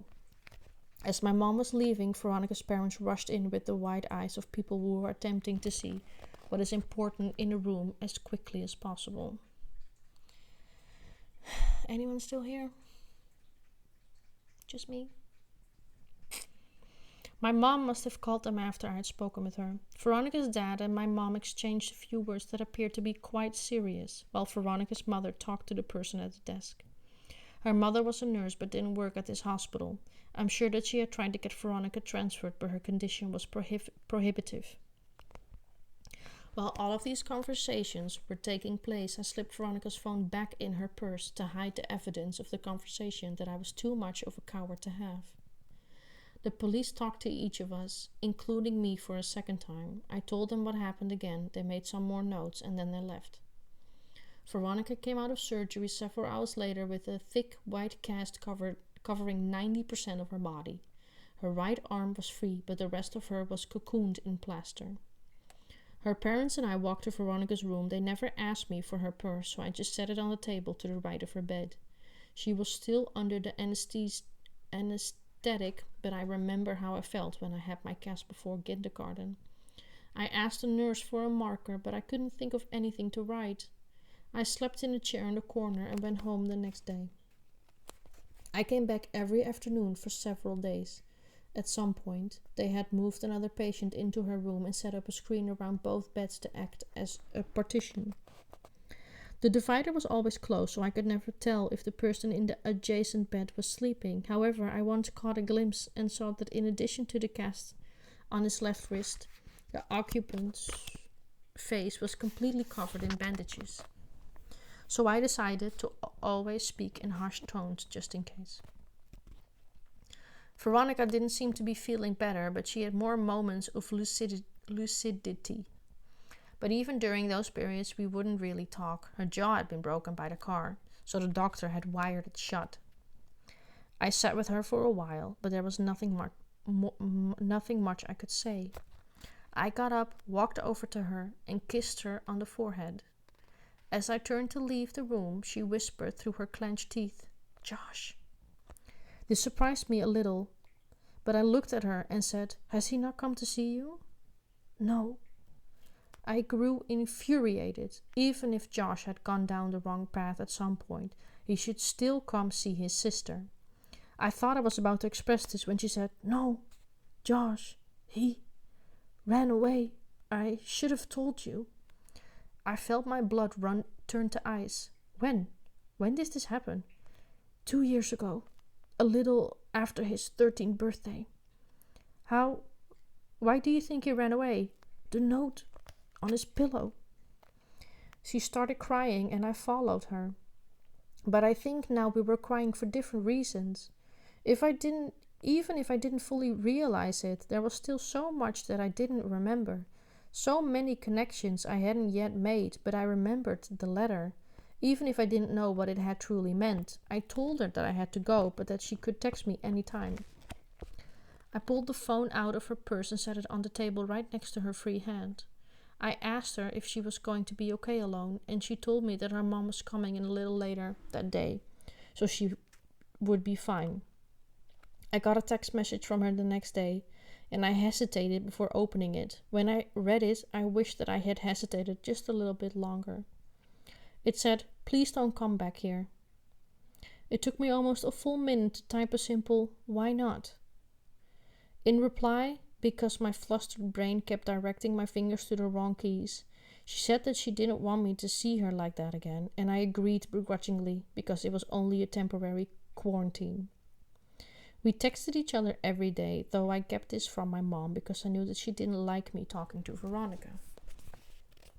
The events of the night at the Dirt Theater had caused an intense strain in the dynamics between my mother and me, and our interactions became abruptly cold and infrequent after I asked her why she hadn't told me that Josh had run away. She claimed she simply did not know, that she didn't talk to his parents anymore. In a way, I thought this made sense.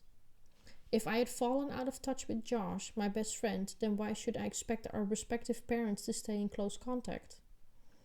But the fact that she had called them before coming to the hospital meant that she had their new number, which was something that I was never privy to, and this bothered me.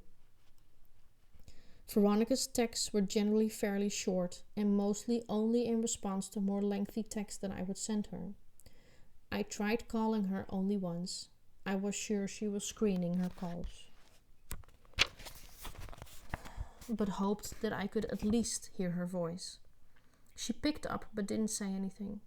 I could hear how labored her breathing was. I thought I might have heard her say my name, but it was hard to tell. Eventually, I just had to hang up to stop myself from crying again.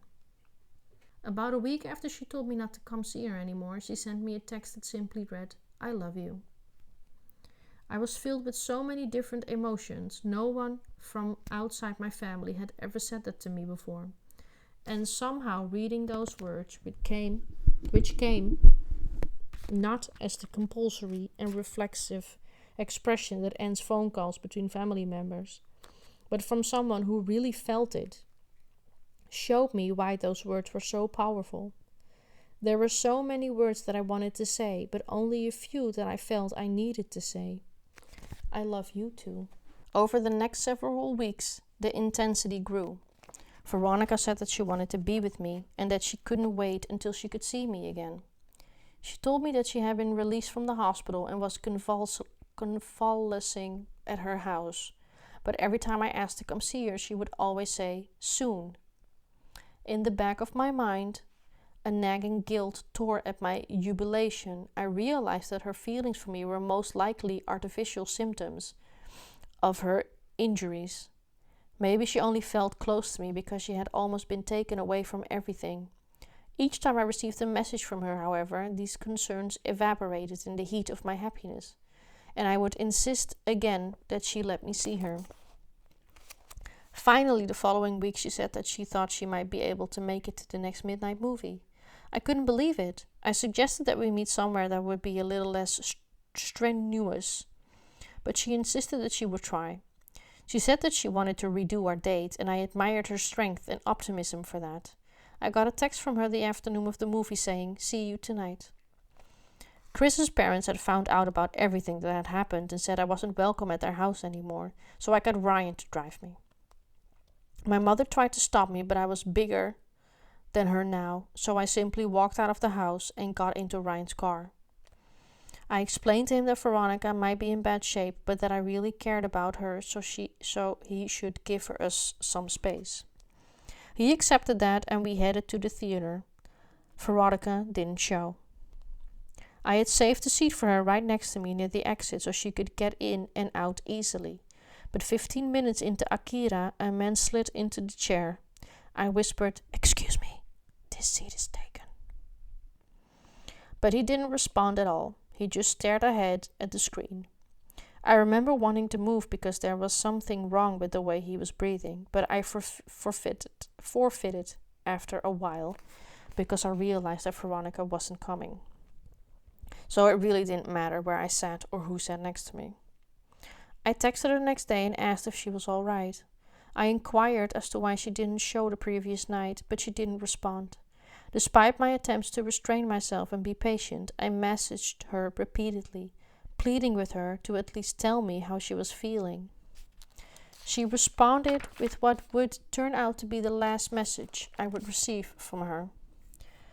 She simply said, "See you again soon." She was delirious, and I was worried about her. I sent her several replies reminding her about the movie and saying it was no big deal, but she just stopped replying. I grew increasingly upset over the next several days. I couldn't reach her at her home because I didn't know that number, and I wasn't even sure where they lived. However, I knew that my mom knew at least one of these things. With no other option, I turned to my mother. I told her that I knew that she must know Veronica's parents' phone number, since I suspected that she had called them the night of the accident. I told her that I needed that number. She asked why. And when I told her that I hadn't heard from Veronica in days, I felt all of what little warmth was left in her disposition dissipate. What do you mean? I don't want to get into an argument with you over this, but she was supposed to meet me at the movies yesterday. I know there hasn't been much time since she got hit, but she said she would try to come, and after that she just stopped talking to me altogether. She must hate me. If we wouldn't have gone to that movie, then she would still be okay right now. I don't know what to do now. I just want to tell her that I'm sorry for everything. She looked confused, and I could read on her face that she was trying to tell if my mind had simply broken. There was intense compassion in her eyes that lingered for as long as she thought that my hold on reality had slipped.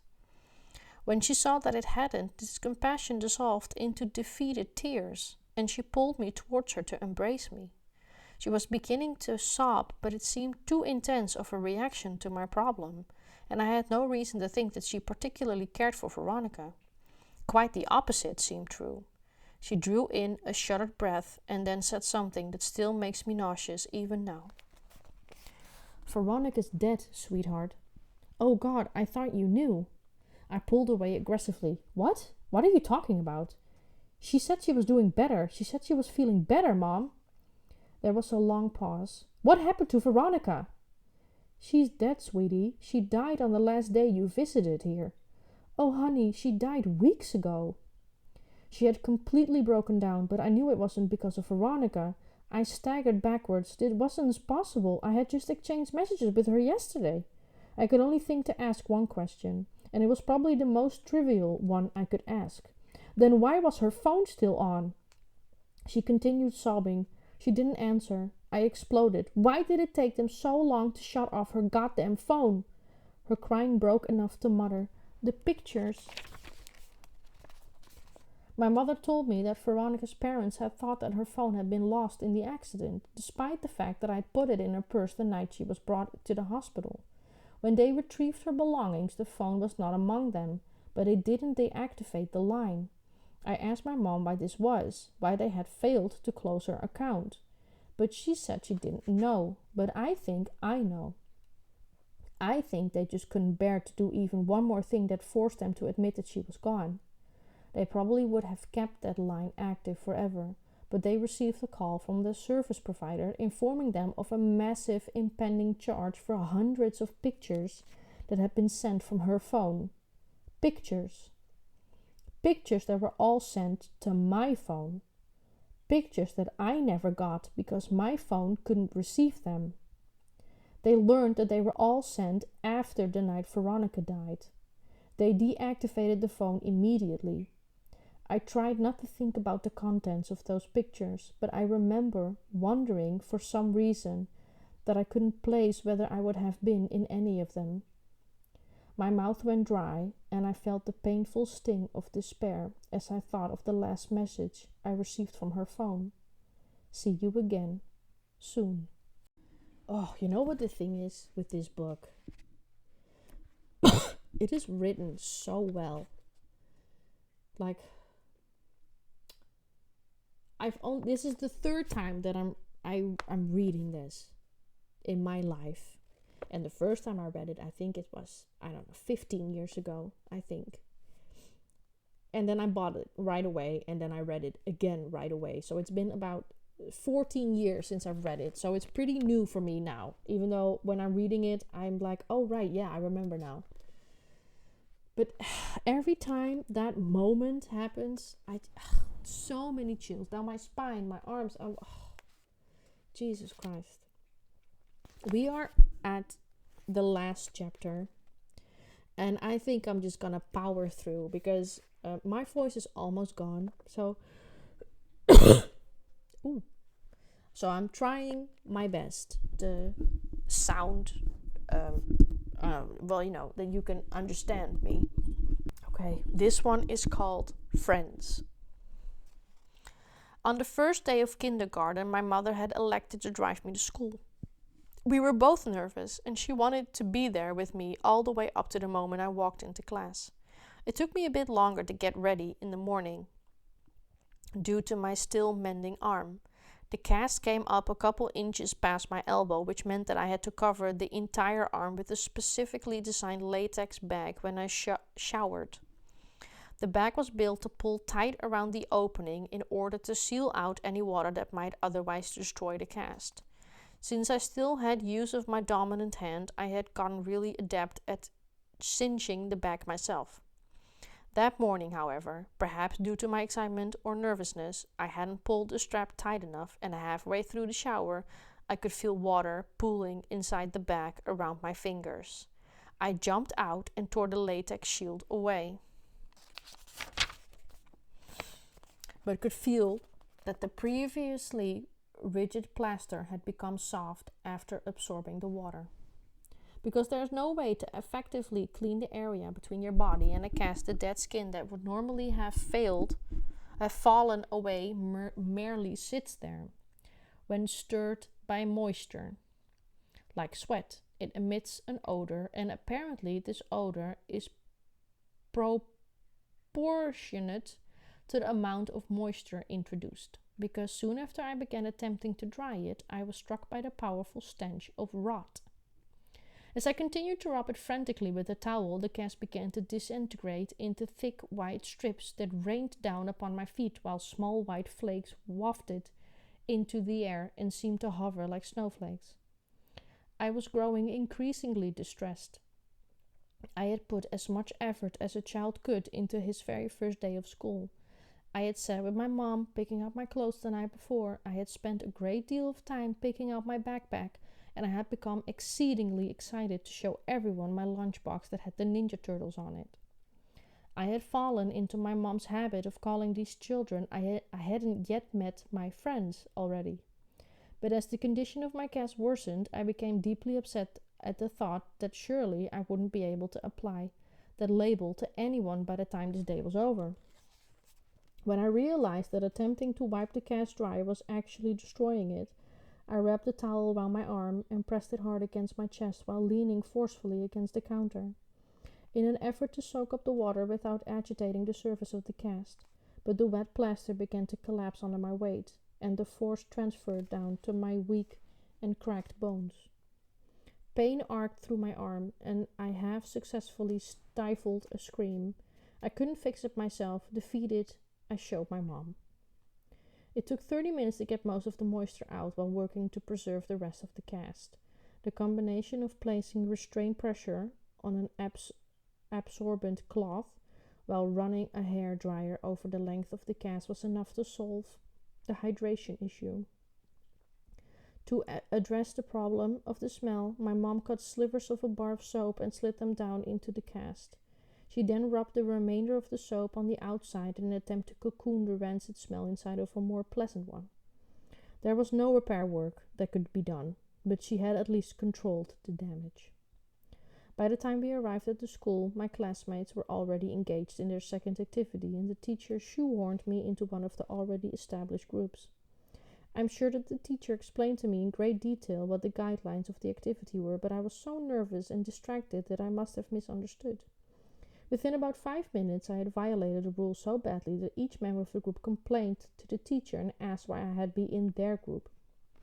The teacher tried to make peace, but the damage was done. I sat at the table with my free hand in my pocket. I had brought a marker to school in hopes that I could collect some signatures or drawings on my cast next to my mother's. And as I rolled the marker between my fingertips, I suddenly felt very foolish for having even put it in my pocket that morning.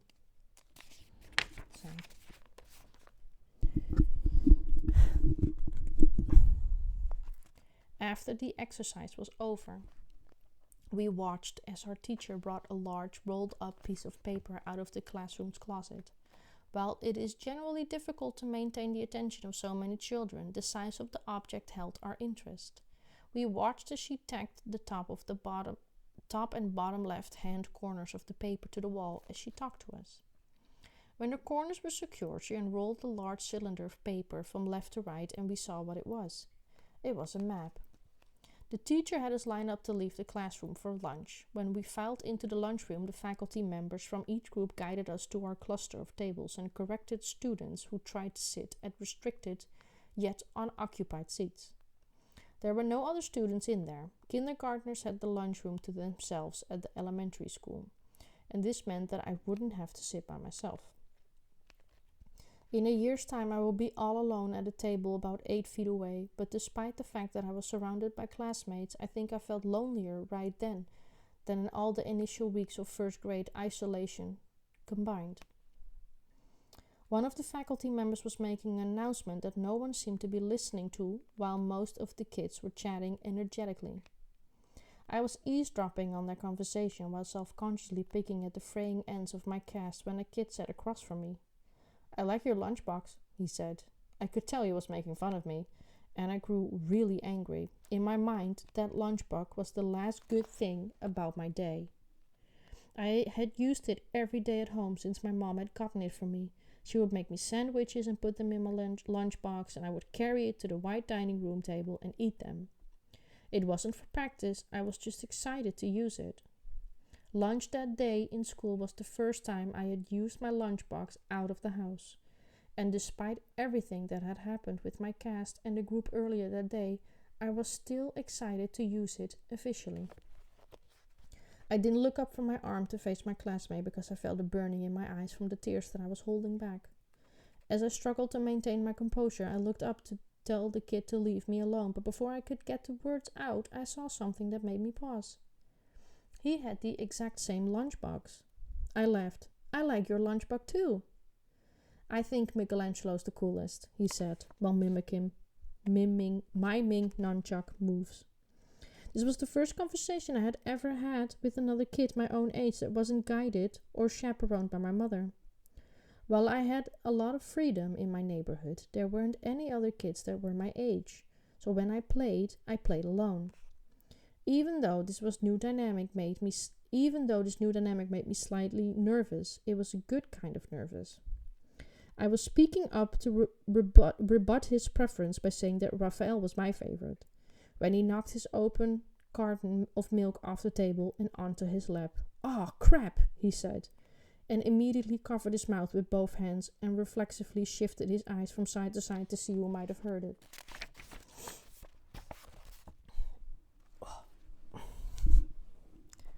I tried very hard to stifle my laughter, since I didn't know him at all. But the struggling look on my face, how far are we? Must have struck him as funny, because he started laughing first. Suddenly, I didn't feel so bad about my cast and thought that this person would hardly notice now anyway. As we laughed at one another, I thought to try my luck. "Hey, do you want to sign my cast?" As I worked the marker out of my pocket, he asked me how I broke my arm. I told him that I fell out of the tallest tree in my neighborhood, and he seemed impressed. I watched him laboriously draw his name on my cast, pausing before each letter to draw it in the air to make sure that it felt right. When he was done, I asked him what it said. He told me it said Josh. Josh and I had lunch together every day, and whenever we could, we partnered up for projects.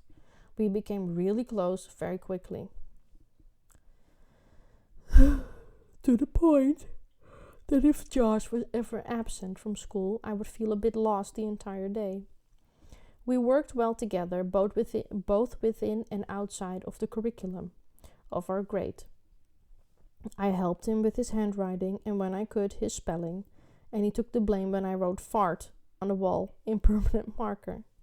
I would come to know other kids, but I think I knew even then that Josh was my only real friend.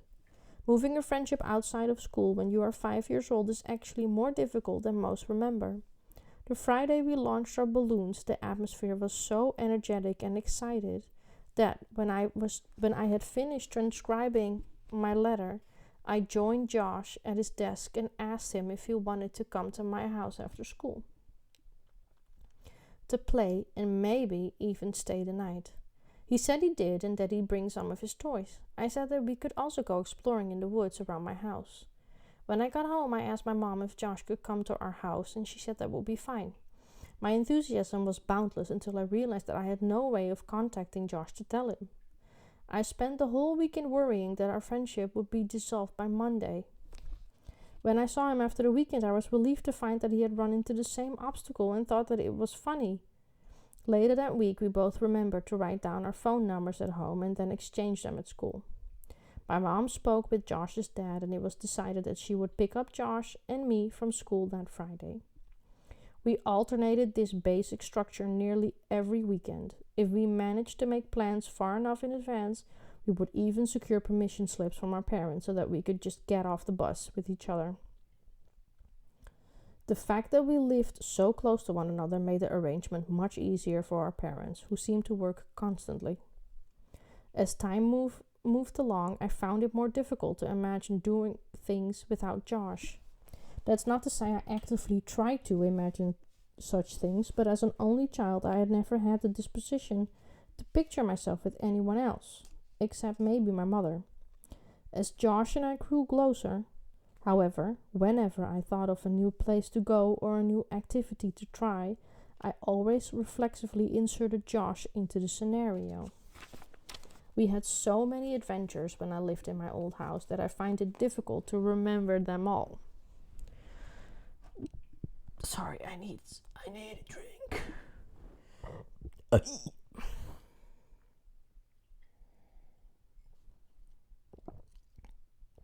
It always starts calm, his chapters, but you know it's going somewhere shitty. Somewhere scary as fuck.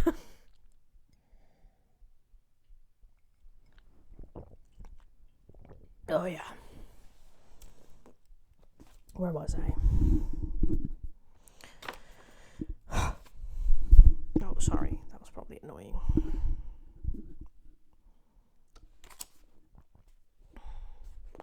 The actual nature of what we were doing never really seemed to have any impact on how fun the activity was for us. As long as we were together, we had a good time. When my mom and I moved across the city during the summer after first grade, I was sure that our friendship had seen its last day.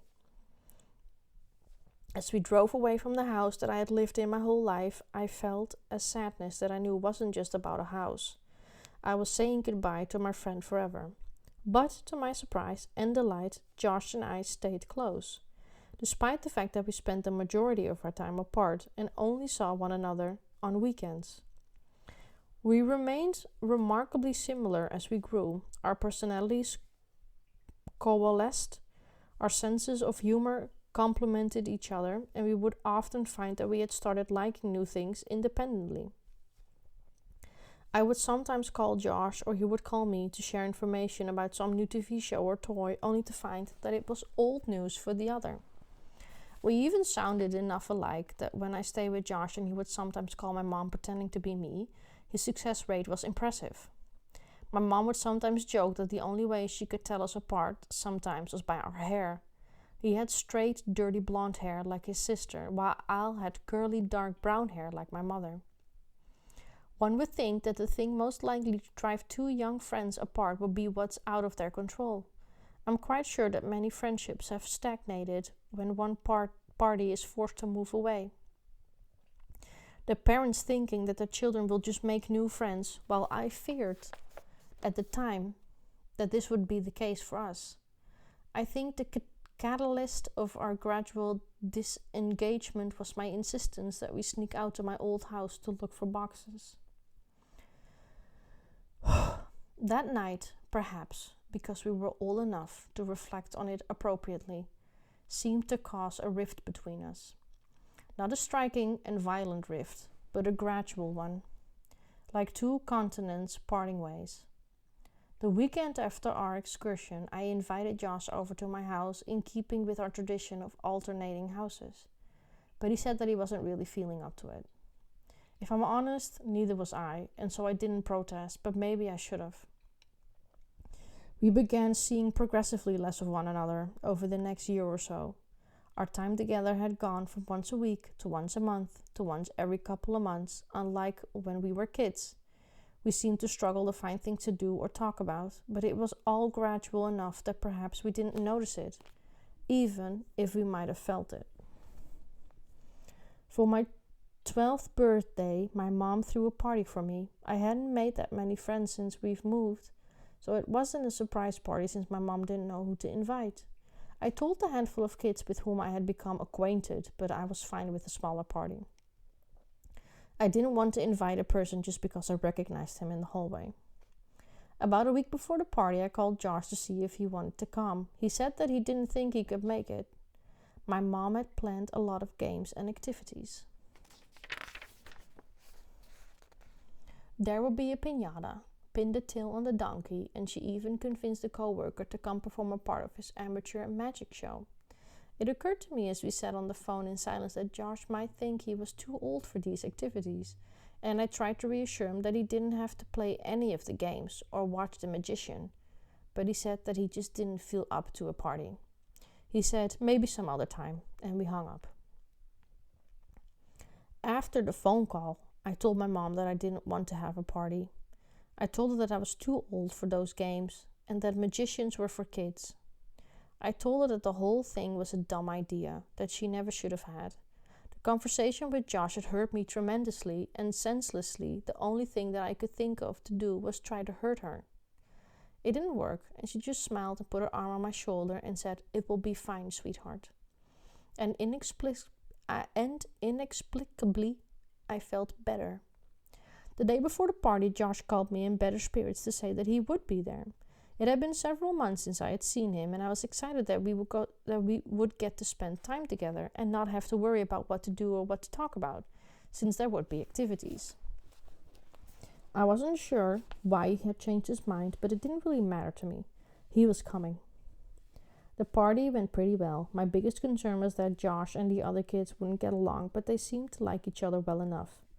Josh was quieter than I hoped he'd be. He hadn't brought me a gift, and he apologized for that, but I told him that it wasn't a big deal. I was just glad that he was able to make it. I tried to start several conversations with him, but they seemed to keep reaching dead ends. I didn't know what else to do. I had acclimated to the timid disposition that he had developed over the last couple of years, but I had hoped that things might be different that day. I asked him what was wrong. I told him that I didn't get why things had become so awkward between us. They were never like that before. We used to hang out almost every weekend and talk on the phone every couple of days. I suspected that it all really was because of the night we snuck back to my old house. And even though I couldn't know for certain, my voice trembled and quaked as I told him that Boxes was my cat, and that it wasn't fair for him to hold that night against me for so long. What?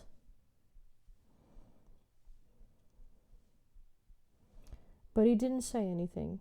Oh, okay, yeah, okay. At a loss, I asked him what happened to us. He looked up from staring at his shoes and just said, "You left." I was about to ask Josh what he meant by that when my mom yelled in from the other room that it was time to open presents. I forced a smile and walked into the dining room as they sang Happy Birthday. There were a couple of wrapped boxes and a pile of cards, most of which were from my extended family since they lived out of state.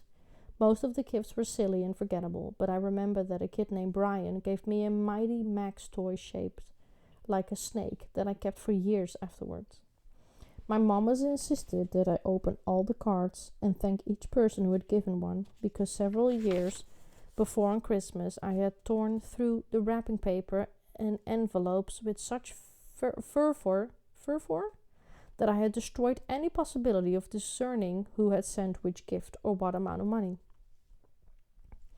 We separated the ones that had been sent by mail and the ones that had been brought today, so that my friends wouldn't have to sit through me opening cards from people that they had never met. Most of the cards from my friends had a few dollars in them. One envelope didn't have my name written on it, but it was in the pile, so I opened it. The card had some birthday balloons on its face and seemed to be a card that had been received by someone else who was now recycling it for my birthday, because it was a little dingy. I actually appreciated the idea that it was a reused card, since I'd always thought the cards were silly. I angled it so that the money wouldn't fall to the floor when I opened it, but the only thing inside was the message that had come printed in the card: "I love you."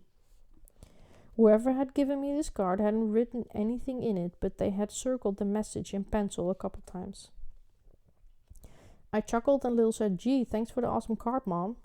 She looked at me inquisitively and then turned her attention to the card. She told me it wasn't from her and seemed amused as she took the card from my hand and showed my friends, looking at their faces trying to discern who had played the joke. None of the kids stepped forward, so my mom said, "Don't worry, sweetheart. At least you know now that 2 people love you."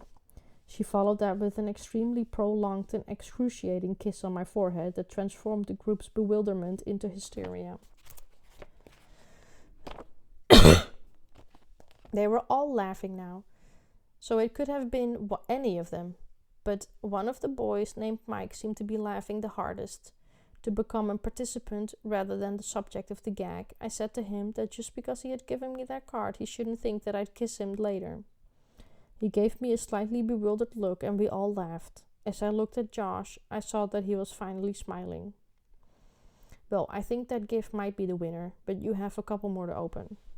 My mom slid another present in front of me. I was still feeling the tremors of suppressed chuckles in my abdomen as I tore the colorful paper away. When I saw the gift, however, there was no more laughter in me to stifle. My smile dropped as I looked at what I'd been given. It was a pair of walkie-talkies. "Well, go on, show everyone," my mother encouraged.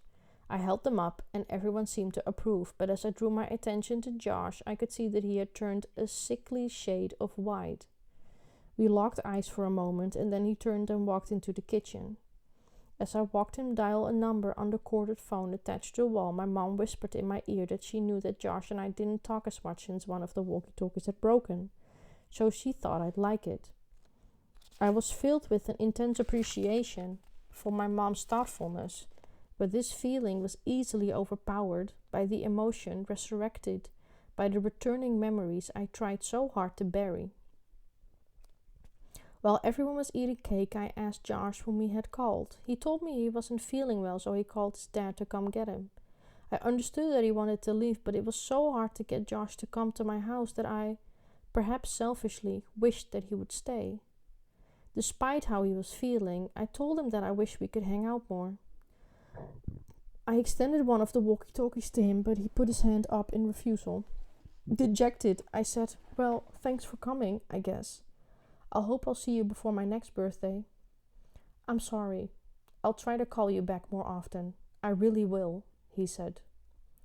The conversation stalled as we waited by my door for his dad. The rest of the kids watched my mother's co-workers perform magic. Rather than sounds of amazement, most of the vocalizations were critical, but in good fun. Despite the haranguing, the magician and my mother seemed happy. Perhaps it was exactly what they had expected. I repeatedly opened my mouth. Can I go film it? Yeah. As if words would just pour out and catch the interest of my friend, but I would silently shut it each time. I looked at his face. Josh seemed genuinely remorseful that he hadn't made more of an effort, but I thought I perceived some other brooding emotions behind his regret, though I couldn't tell what it was. As I stared at him, perhaps a little too intently, his mood seemed suddenly bolstered by an idea that had struck him. He looked over to me and said that he knew what he'd get me for my birthday. It would be a while, but he thought that I would really like it. I dismissed it outright. I told him it wasn't a big deal and that I didn't need a gift, but he insisted. He seemed in better spirits and apologized for being such a drag at my party. He said he would call me soon, and when I said that he didn't have to treat me like a baby, he told me that if he didn't bother to call, then he wasn't worth being friends with anyway. There was a knock at the door. Josh opened it and stepped out of my house and next to his father, and I could see Veronica sitting in the truck waiting impatiently. I thought about giving Josh a hug, but realized that might be embarrassing for the both of us, so I just gave him a low five. He apologized again as he walked off. He said that he was tired and that he hadn't been sleeping well. And I asked him why that was. He turned back towards me and waved goodbye as he answered my question. "I think I've been sleepwalking." That was the last time I saw my friend, and a couple of months later, he was gone. Since I began this attempt to learn more about my childhood, the relationship between my mother and me has grown increasingly strained. Each time she would give me a piece of my past, I could feel myself becoming more complete. The structure of my autobiography finally falling into place with the connection of milestones or the introduction of a never-known fact. But I don't think I realized how much of herself she was losing in this process. Still, I thought we could take it. But maybe I was letting my wishes about the strength of our bond distort my perception of how strong it actually was. It's often the case that one cannot know the breaking point of a thing until that thing is fractured. The last conversation that I had with my mother left me with what I'll now share with you. I'm not sure where this last discussion and all of the ones that preceded it will leave me and my mom. I imagine that we will spend the rest of our lives attempting to repair what had taken a lifetime to build. She had put so much energy into keeping me safe, both physically and psychologically, but I think that the walls meant to insulate me from harm were also protecting her emotional stability. As the truth came pouring out the last time we spoke, I could hear a trembling in her voice that I think was a reverberation of the collapse of her world. I don't imagine my mother and I will talk very much anymore. And while there are still some things I don't understand, I think I know enough. After Josh disappeared, his parents had done all that they could to find him. From the very first day, the police had suggested that they contact all of the parents of the kids that knew Josh to see if he might be with them. They did this, of course, but no one had seen him or had any idea of where he might be. They placed notices in the newspaper and posted flyers all around the old neighborhood. They even solicited messages boards and chat rooms in missing children networks. The police had been unable to turn over any new information about Josh's whereabouts, despite the fact that they had received several anonymous phone calls from a woman urging them to compare this case with the stalking case that had been opened about 6 years before. One day, however, they got a call. The person said that he had seen Josh. Josh's father sat down on the couch with his wife, holding a pen to a pad of paper. He asked the caller where he had seen the boy.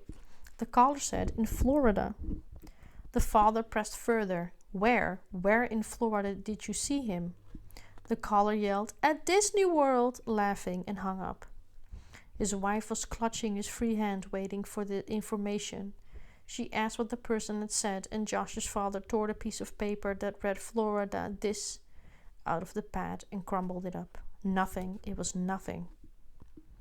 These calls persisted for months. People from all over the country would call and offer fake tips or brutal mockery. There weren't many of these calls. Maybe a dozen, but there were enough. They couldn't just change the number. Josh might call, or at least someone who had actually seen him. So they transferred the phone number to a friend who offered to act as a buffer from these kind of callers. The friend said she would press anyone who asked about Josh, but otherwise she would just treat it as an ordinary wrong number. She was a good friend to them, and my mother struggled to remember her name, but I already knew it was from the time that I had talked to her. Her name was Claire. Josh's mother was not as strong as her husband was. If her grip on the world loosened when her son vanished, it broke when Veronica died.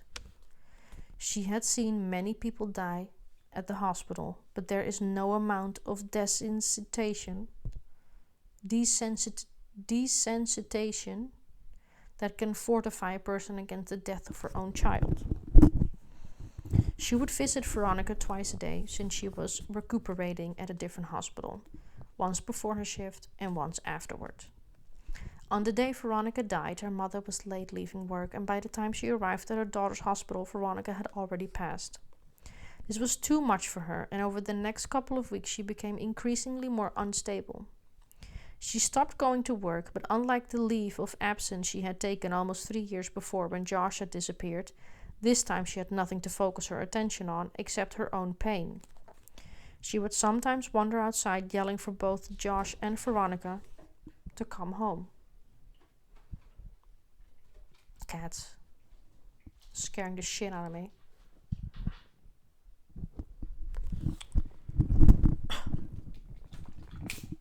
Rot op. Okay, where was I?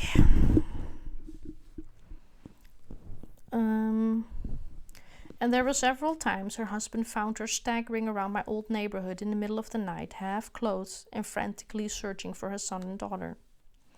Due to his wife's mental deterioration, Josh's dad could no longer travel for work, and so he began taking construction jobs that were less lucrative in an effort to be closer to home. When they began expanding my old neighborhood more, about 3 months after Veronica died, Josh's dad applied for literally every position that was vacant. He was hired. Although he was qualified to lead the build sites, he took a job as a laborer. He would help build the frames and clean up the sites and do whatever else needed to be done. He even took odd jobs that would occasionally come up, mowing lawns, repairing fences, anything to keep from traveling. When they began clearing the woods in the area next to the tributary in order to transform the land into inhabitable property, Josh's dad was tasked with the responsibility of leveling the recently deforested lot. Jesus, sorry, it's late. I've been reading for like 5 hours. Sorry. He accepted it eagerly as his job guaranteed him at least several weeks of work close to home. On the 4th day, he arrived at a spot that he could not level. Each time he would drive over it with the machine, the patch of land would remain lower than all the surrounding earth. Frustrated, he got off the tractor to survey the area. He was tempted to simply pack more dirt into the depression, but he knew that would only be an aesthetic and temporary solution. He had worked construction for years, and he knew that root systems from large trees that had been recently cut down would often decompose, leaving weaknesses in the soil below that would manifest as weaknesses. Just read that. Part of his motivation to do the job thoroughly was out of self-interest. With any luck, he would be contracted to help with the building or at least placing of the future homes on this property, so he didn't want to sabotage himself. But this was only a small part of the reasoning. Ultimately, he was a builder. Ignoring the problem was simply not a possibility. He weighed his options and elected to dig a little with the shovel in case the problem was shallow enough to fix without needing the backhoe that he would have to retrieve from another site. How are we doing with time? Good. I asked my mother where this site was, but it was almost a rhetorical question. I knew where it was. I had been to that spot before the soil was broken and before it had been filled in. I had fallen in that hole when I was 10 years old. I felt a tightening in my chest as my mother continued. He stabbed his shovel into the dirt to test its consistency. And to his surprise and disappointment, the shovel had disappeared almost entirely below the earth. The soil was weak, and while that would make it easier to move, he had not anticipated what might be such an extensive delay so soon into the job. Pulling back on the wooden handle, he moved a small mound of dirt off to the side and began his project. Before too long, he had dug a small hole about 3 feet down. When he reset his position and drove the metal blade into the earth, a tremor traveled up the pole and into his arms. His shovel had collided with something hard. He smashed his shovel against it repeatedly in an attempt to gauge the thickness of the root and the density of the network, when suddenly his shovel plunged through the resistance. Confused, he dug the hole wider. After about half an hour of excavating, he found himself standing on a brown blanket that was stretched across and stapled to a large box, about 7 feet long and 4 feet wide. Our minds work hard to avoid dissonance. If we hold a belief strongly enough, our minds will forcefully reject conflicting evidence so that we can maintain the integrity of our understanding of the world. Up until the very next moment, despite what all reason would have indicated, despite the fact that some small suffocated part of him understood what was supporting his weight, this man believed, he knew, his son was still alive. My mom received a call at 6 o'clock in the evening. She knew who it was, but she couldn't understand what he was saying. However, what she did comprehend made her leave immediately. "Down here, now, son, please God." When she arrived, She found Josh's dad sitting perfectly still with his back to the hole. He was holding the shovel so tightly it seemed that it might snap. And he was staring straight ahead with eyes that had no life or light in them. My mother approached him slowly and tried several times to get his attention, but he wouldn't respond to any of her words. He only reacted when she tried, with delicate and hesitant hands, to take the shovel from him. When she touched the shovel, his vice-like grip on the handle tightened, forcing all the blood out of his fingers, to the point that they were as white as bone. He dragged his eyes slowly to hers and just said, "I don't understand." He repeated this as if he had forgotten all other words, and my mother could hear him still muttering it as she walked past both him and scraps of broken wood to look in the hole. My mother told me that she wished that she had gouged her eyes out before she faced downward into the crater. And I told her that I knew what she was about to say and that she need not continue. I looked at her face. It was expressing a look of such intense despair that it caused my stomach to turn. It struck me that she had known of this for almost 10 years and was hoping that she'd never have to tell me. I imagined that she made a firm decision all those years ago to never share this information.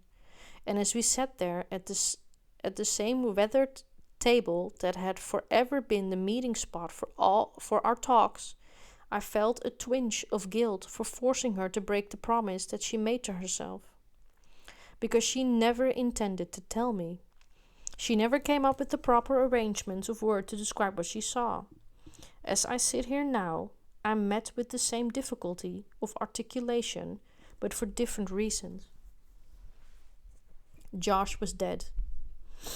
His face was sunken in and contorted in such a way that it was as if the misery and hopelessness of all the world had been transferred to it. The assaulting smell of decay rose from the crypt, and my mother had to cover her nose and mouth to keep from vomiting. His skin was cracked, almost crocodilian, and a stream of blood followed these lines and dried on his face while pooling and staining the wood around his head. My mother wanted to look away. She wanted to move her eyes, even if just a little bit, so that she could see something else, anything else, but she couldn't. Her eyes had locked with Josh's, which lay open and facing up out of the tomb, and although he couldn't return her gaze, it felt as if he were looking directly at her. She said by the look of him he had not been long dead, but she couldn't hazard a guess because she simply had no referent. Selfishly and horribly, she wished that more time had passed before that day, so that time and nature could have brought the mercy of the degradation to erase the pain and terror that was now etched into his face. She said that it felt as if he knew she'd be right there, that he had been waiting for her to enter his line of sight, his open mouth offering an all too late plea for help to ears that could do nothing for him. She forcefully covered her eyes to break the stare and attempted to confront the scene as a whole, but the rest of his body wasn't visible. Someone else was covering it.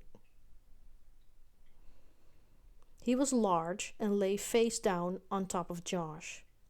As my mother's mind stretched itself to take in what her eyes were attempting to tell her, she became aware of the significance of the way in which he laid. He was holding Josh. Their legs lay frozen by death, but entangled like vines in some lush tropical forest. One arm rested under Josh's neck, only to wrap around his body so that they might lay closer still, while the other arm lay limp with the bent elbow against the wood, his fingers entangled in Josh's hair. The man's back was covered in dirt, and as she looked back to the area near Josh's head, ashamedly avoiding his gaze, She could see that some of this scattered earth had mixed with the blood and formed mud that lay still wet in the damp casket. As the sun passed through the trees, its light reflected off something pinned to Josh's shirt. My mother stooped to one knee and raised the collar of her shirt over her nose so that she might block out the smell, while she attempted to train her vision on the object rather than Josh's face. When she saw what had caught the sunlight, her legs abandoned her and she nearly fell into the tomb. It was a picture. It was a picture of me as a child. Gasping and trembling, she staggered backwards and collided with Josh's father, who still sat facing away from the hole. She understood why he had called her now, but she could not bring herself to tell him what she had kept from everyone for all these years. Not that the information could do any good now anyway. Josh's family never knew about the night I had woken up in the woods. They never knew about the Polaroids. They never knew about the note she had found on my pillow. They never knew the real reason we had moved out of our old home with such haste. She had moved us into a new house to protect my life, and she had kept all of these things a secret so that life might be a normal one. She had talked to the police. She knew now that she should have talked to Josh's parents, but there was nothing to say anymore. As she sat there, resting her back against Josh's father's, he spoke. I can't tell my wife. I can't tell her that our little boy. His speech staggered in fits as he pressed his wet face into his dirt-caked hands. She couldn't bear it. After a moment, he stood up, still shuddering, and lumbered towards the grave. With a final sob, he stepped down into the coffin and positioned himself over the dead man's body. Josh's dad was a big man, but not as big as the man in the box. However, he seemed unable to grasp this fact. He grabbed the back of the man's collar and pulled hard. It was as if he intended to throw the man out of the grave in a singular motion. But the collar ripped, and the body fell back down on top of his son. As this happened, what air remained in Josh's lungs was violently forced out through his mouth. And the father shrieked as he both watched and heard his son's last empty breath. "You motherfucker!" He grabbed the man by the shoulders and heaved him back until he was off Josh completely.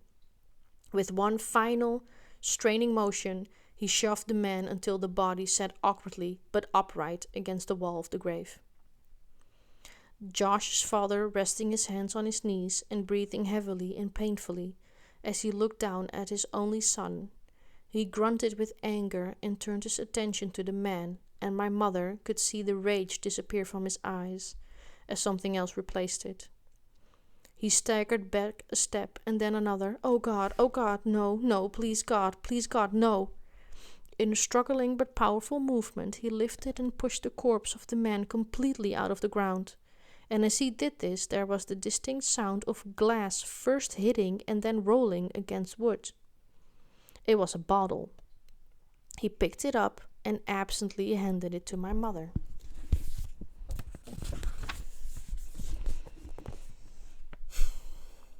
It was ether. "Oh, Josh," he sobbed as he cradled his son. "My boy, my baby boy. Why is there so much blood? What did he do to you?" As my mother looked at the man who now lay facing upwards, a chill came over her as she realized that she was facing, for the first time, the person who has haunted our lives for over a decade. Everything about our lives had changed since this person had entered it, and she had lost so much sleep thinking about this man. When she pictured him, whether in waking life or a dream, he was always evil and always terrifying.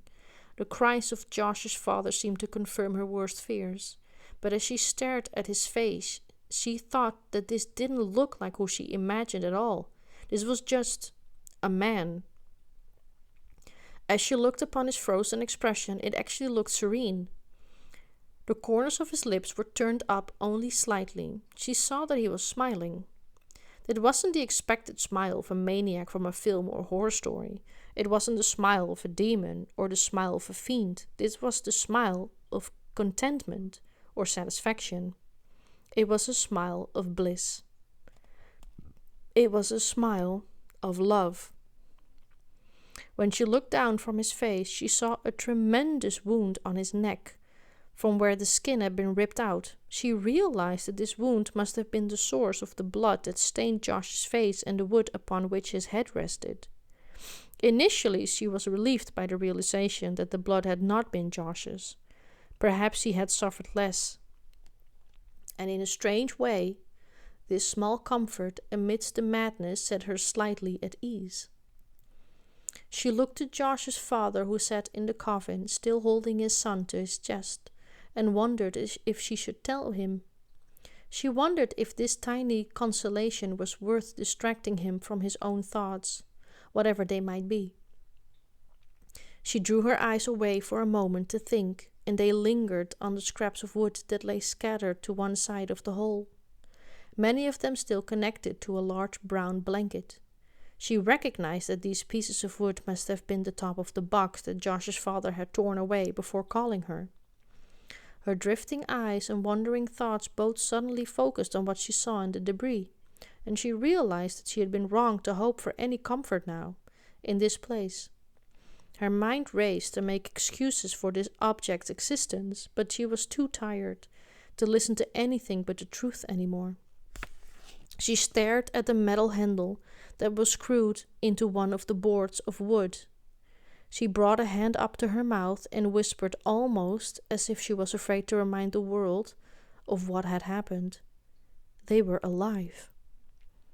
Josh must have bitten the man's neck in a desperate attempt to get free. And although the man had died, Josh wasn't strong enough to move him. When my mother realized this, she began to cry at the thought of how long he might have laid there and how he must have felt. She shuddered at the thought that he wouldn't have even been able to see in that dark place. She crouched down beside the man and looked through his pockets for some kind of identification. But she only found a piece of paper. On it was a stick figure drawing of a man holding hands with a small boy, and next to the boy were initials. She told me that the initials were mine. She asked me if I understood what it might mean, and I lied to her and said that I did not. As Josh's father carried his son out of the grave, my mom slid the piece of paper into her pocket and stood up. He was muttering that his son's hair had been dyed, but he wasn't talking to my mother. It seemed almost as if he had forgotten that she was there. When she looked at Josh, she understood what his father was saying. Josh's hair was now dark brown, though it looked almost black as it clung to itself, cemented by blood. Josh's dad delicately laid his boy on the soft dirt and began gently pressing his hands against his son's pants to feel his pockets. My mother noticed that Josh was oddly dressed. His clothes were all far too small for a boy his size. As the father applied pressure to his son's left pocket, there was a crinkle. Carefully, he retrieved a folded piece of paper from Josh's pocket and slowly unfolded it, not knowing what it might be. As he was returning the paper to its original shape, a small key fell from its folds and onto the dirt. He picked it up and looked at it as if he expected it to say something to him. After a moment, he pushed it into his front pocket before returning his attention to the paper. He studied it, but it was vexed. With no immediately meaningful information to be gained from it, he handed a piece of paper to my mother. She nervously accepted it, but she didn't recognize it either. When I asked her what it was, she told me that it was a map, and I felt my heart shatter. Josh was finishing the map. That must have been his idea for my birthday present. He had resumed the expedition on his own. That was our first great adventure, and he had decided to finish it for me, for us. Tears began streaming out of my eyes as I learned this, and I found myself desperately hoping that he hadn't been taken while working on it, Despite everything that had happened, he had kept the map in his pocket for almost 3 years. She heard Josh's father grunt angrily and looked to see him pushing the man's body back into the ground. As he walked back towards the machine that had found this spot for him, he put his hand on a canister of gasoline and paused with his back towards my mother. "You should go." "I'm so sorry. Is there anything I can do?" "It's not your fault. It was me. I did this." "You can't think like that. There was nothing." "I did this," he roared.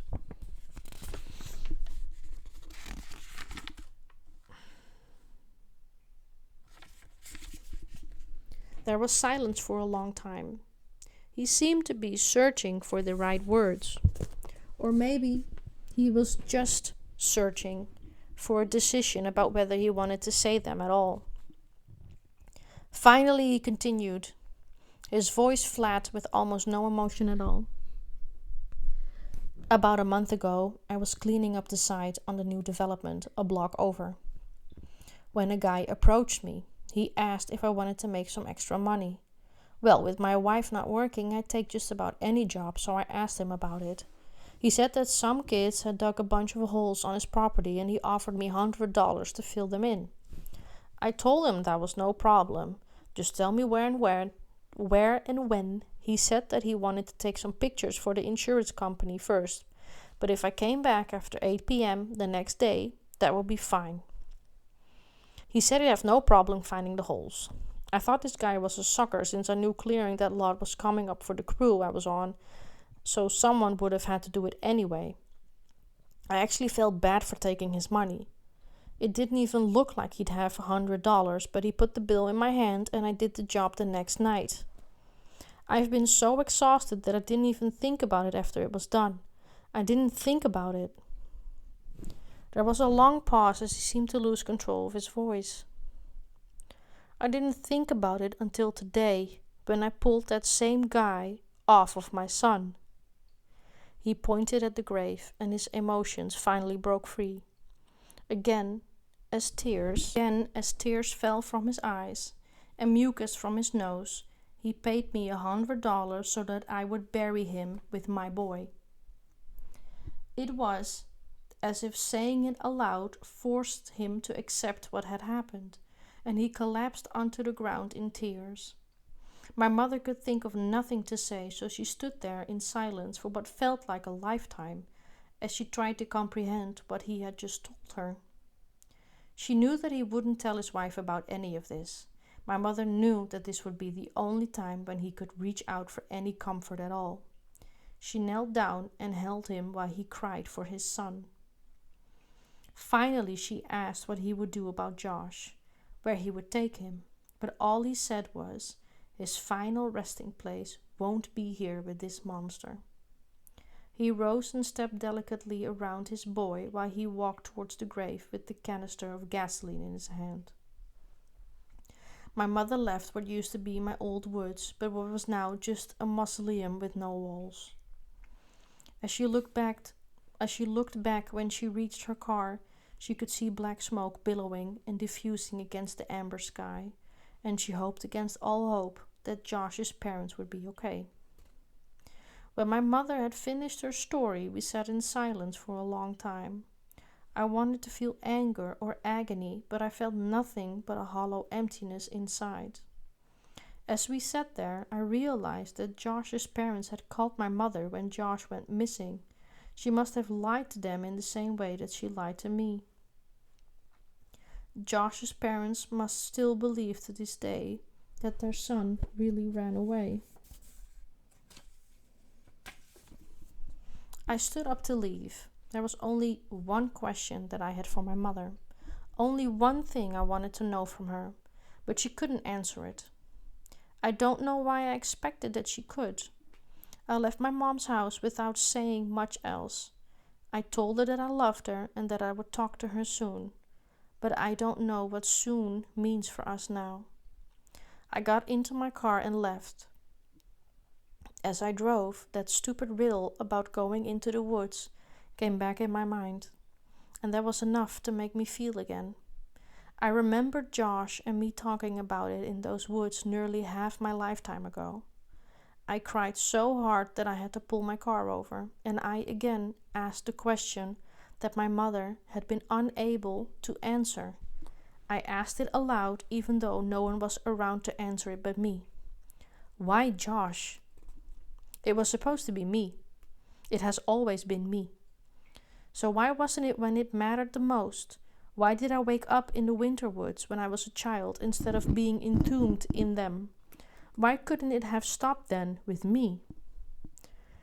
But I'll never know the answer to this question. I'll never know why he just left me there. There's no one I can ask now.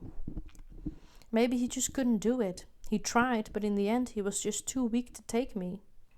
As I sat there in my car on the side of the road, I struggled to breathe between my exhausted sobs. I collapsed on the steering wheel and whimpered that I wished that he had been stronger. I understood now, as the story became clearer with each detail revealed through the conversations with my mother. I had watched the pieces all fall into place, but I still couldn't understand why it had all stopped so long ago, why it had all simply ended. Simply in my car, sitting in my car that night, I saw it all clearly for the first time. As an adult, I could see the connections that were lost on a child who tends to see the world in snapshots rather than as a sequence. The picture was complete, but I wished I had never seen it at all. I left the gas station and drove the rest of the way home and thought, which is all that's left for me to do anymore. I think about Josh. I loved him then, and I loved him even still. I miss him more now that I know I'll never see him again, and I find myself wishing that I hugged him the last time I saw him. I wish that he could have stayed at my birthday party longer that day, even if we didn't say another word to one another. We could have just sat there. That would have been nice. I think about Josh's parents, how much they had lost and how quickly that loss had come. They were good people, kind people. The father had called my mother that terrible day so that she could keep me safe. But no one had called him to help him protect Josh. His parents don't know about my connections to any of this, but I could never look them in the eye now. We still live in the same town, and I worry every day that I'll run into them somewhere. I find myself hoping that I don't see them, and I feel sick when I have that thought. I think about Veronica. I had only really come to know her later in my life, but for those brief few weeks, I think I had really loved her. I think about my mother. She had tried so hard to protect me. She had done everything she could possibly do to keep me safe. She is stronger than I will ever be. I think about what our lives might be like now if I had just let my balloon go with Chris's, or even a single second sooner or later than I did. Maybe someone else would have found it, and everyone would be okay. Maybe I'd still have my friend, and his parents would still have a son. Josh had been missing for almost 3 years, almost a fifth of my life. I tried to pretend that I don't know what the man might have done with Josh for all that time, just like I tried to pretend that maybe Josh wasn't in the passenger seat the night Veronica was hit. I find myself pretending a lot now. But mostly, I just think about Josh. Sometimes I wish that he never sat across from me that day in kindergarten, that I'd never known what it was like to have a real friend. Sometimes I like to dream that he's in a better place now, but that's only a dream, and I know that. The world is a cruel place, made crueler still by man. There will be no justice for my friend, no final confrontation, no vengeance. It's been over for almost a decade now for everyone but me. I miss you, Josh. I'm sorry that you chose me, but I'll always cherish my memories of you. We were explorers, we were adventurers, we were friends. Fucking hell. So, that was Penpal by Dayton Auerbach. And it's a book that has a chokehold on my heart. It's when you read it, you feel it. Like it's you, like you're Dayton.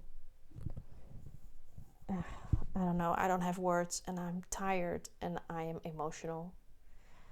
I've never read a book in one sitting. Not even this one. This is the first time I did that ever. Well, if you're still here now, I hope that you felt that I brought the book the way it was intended to be heard.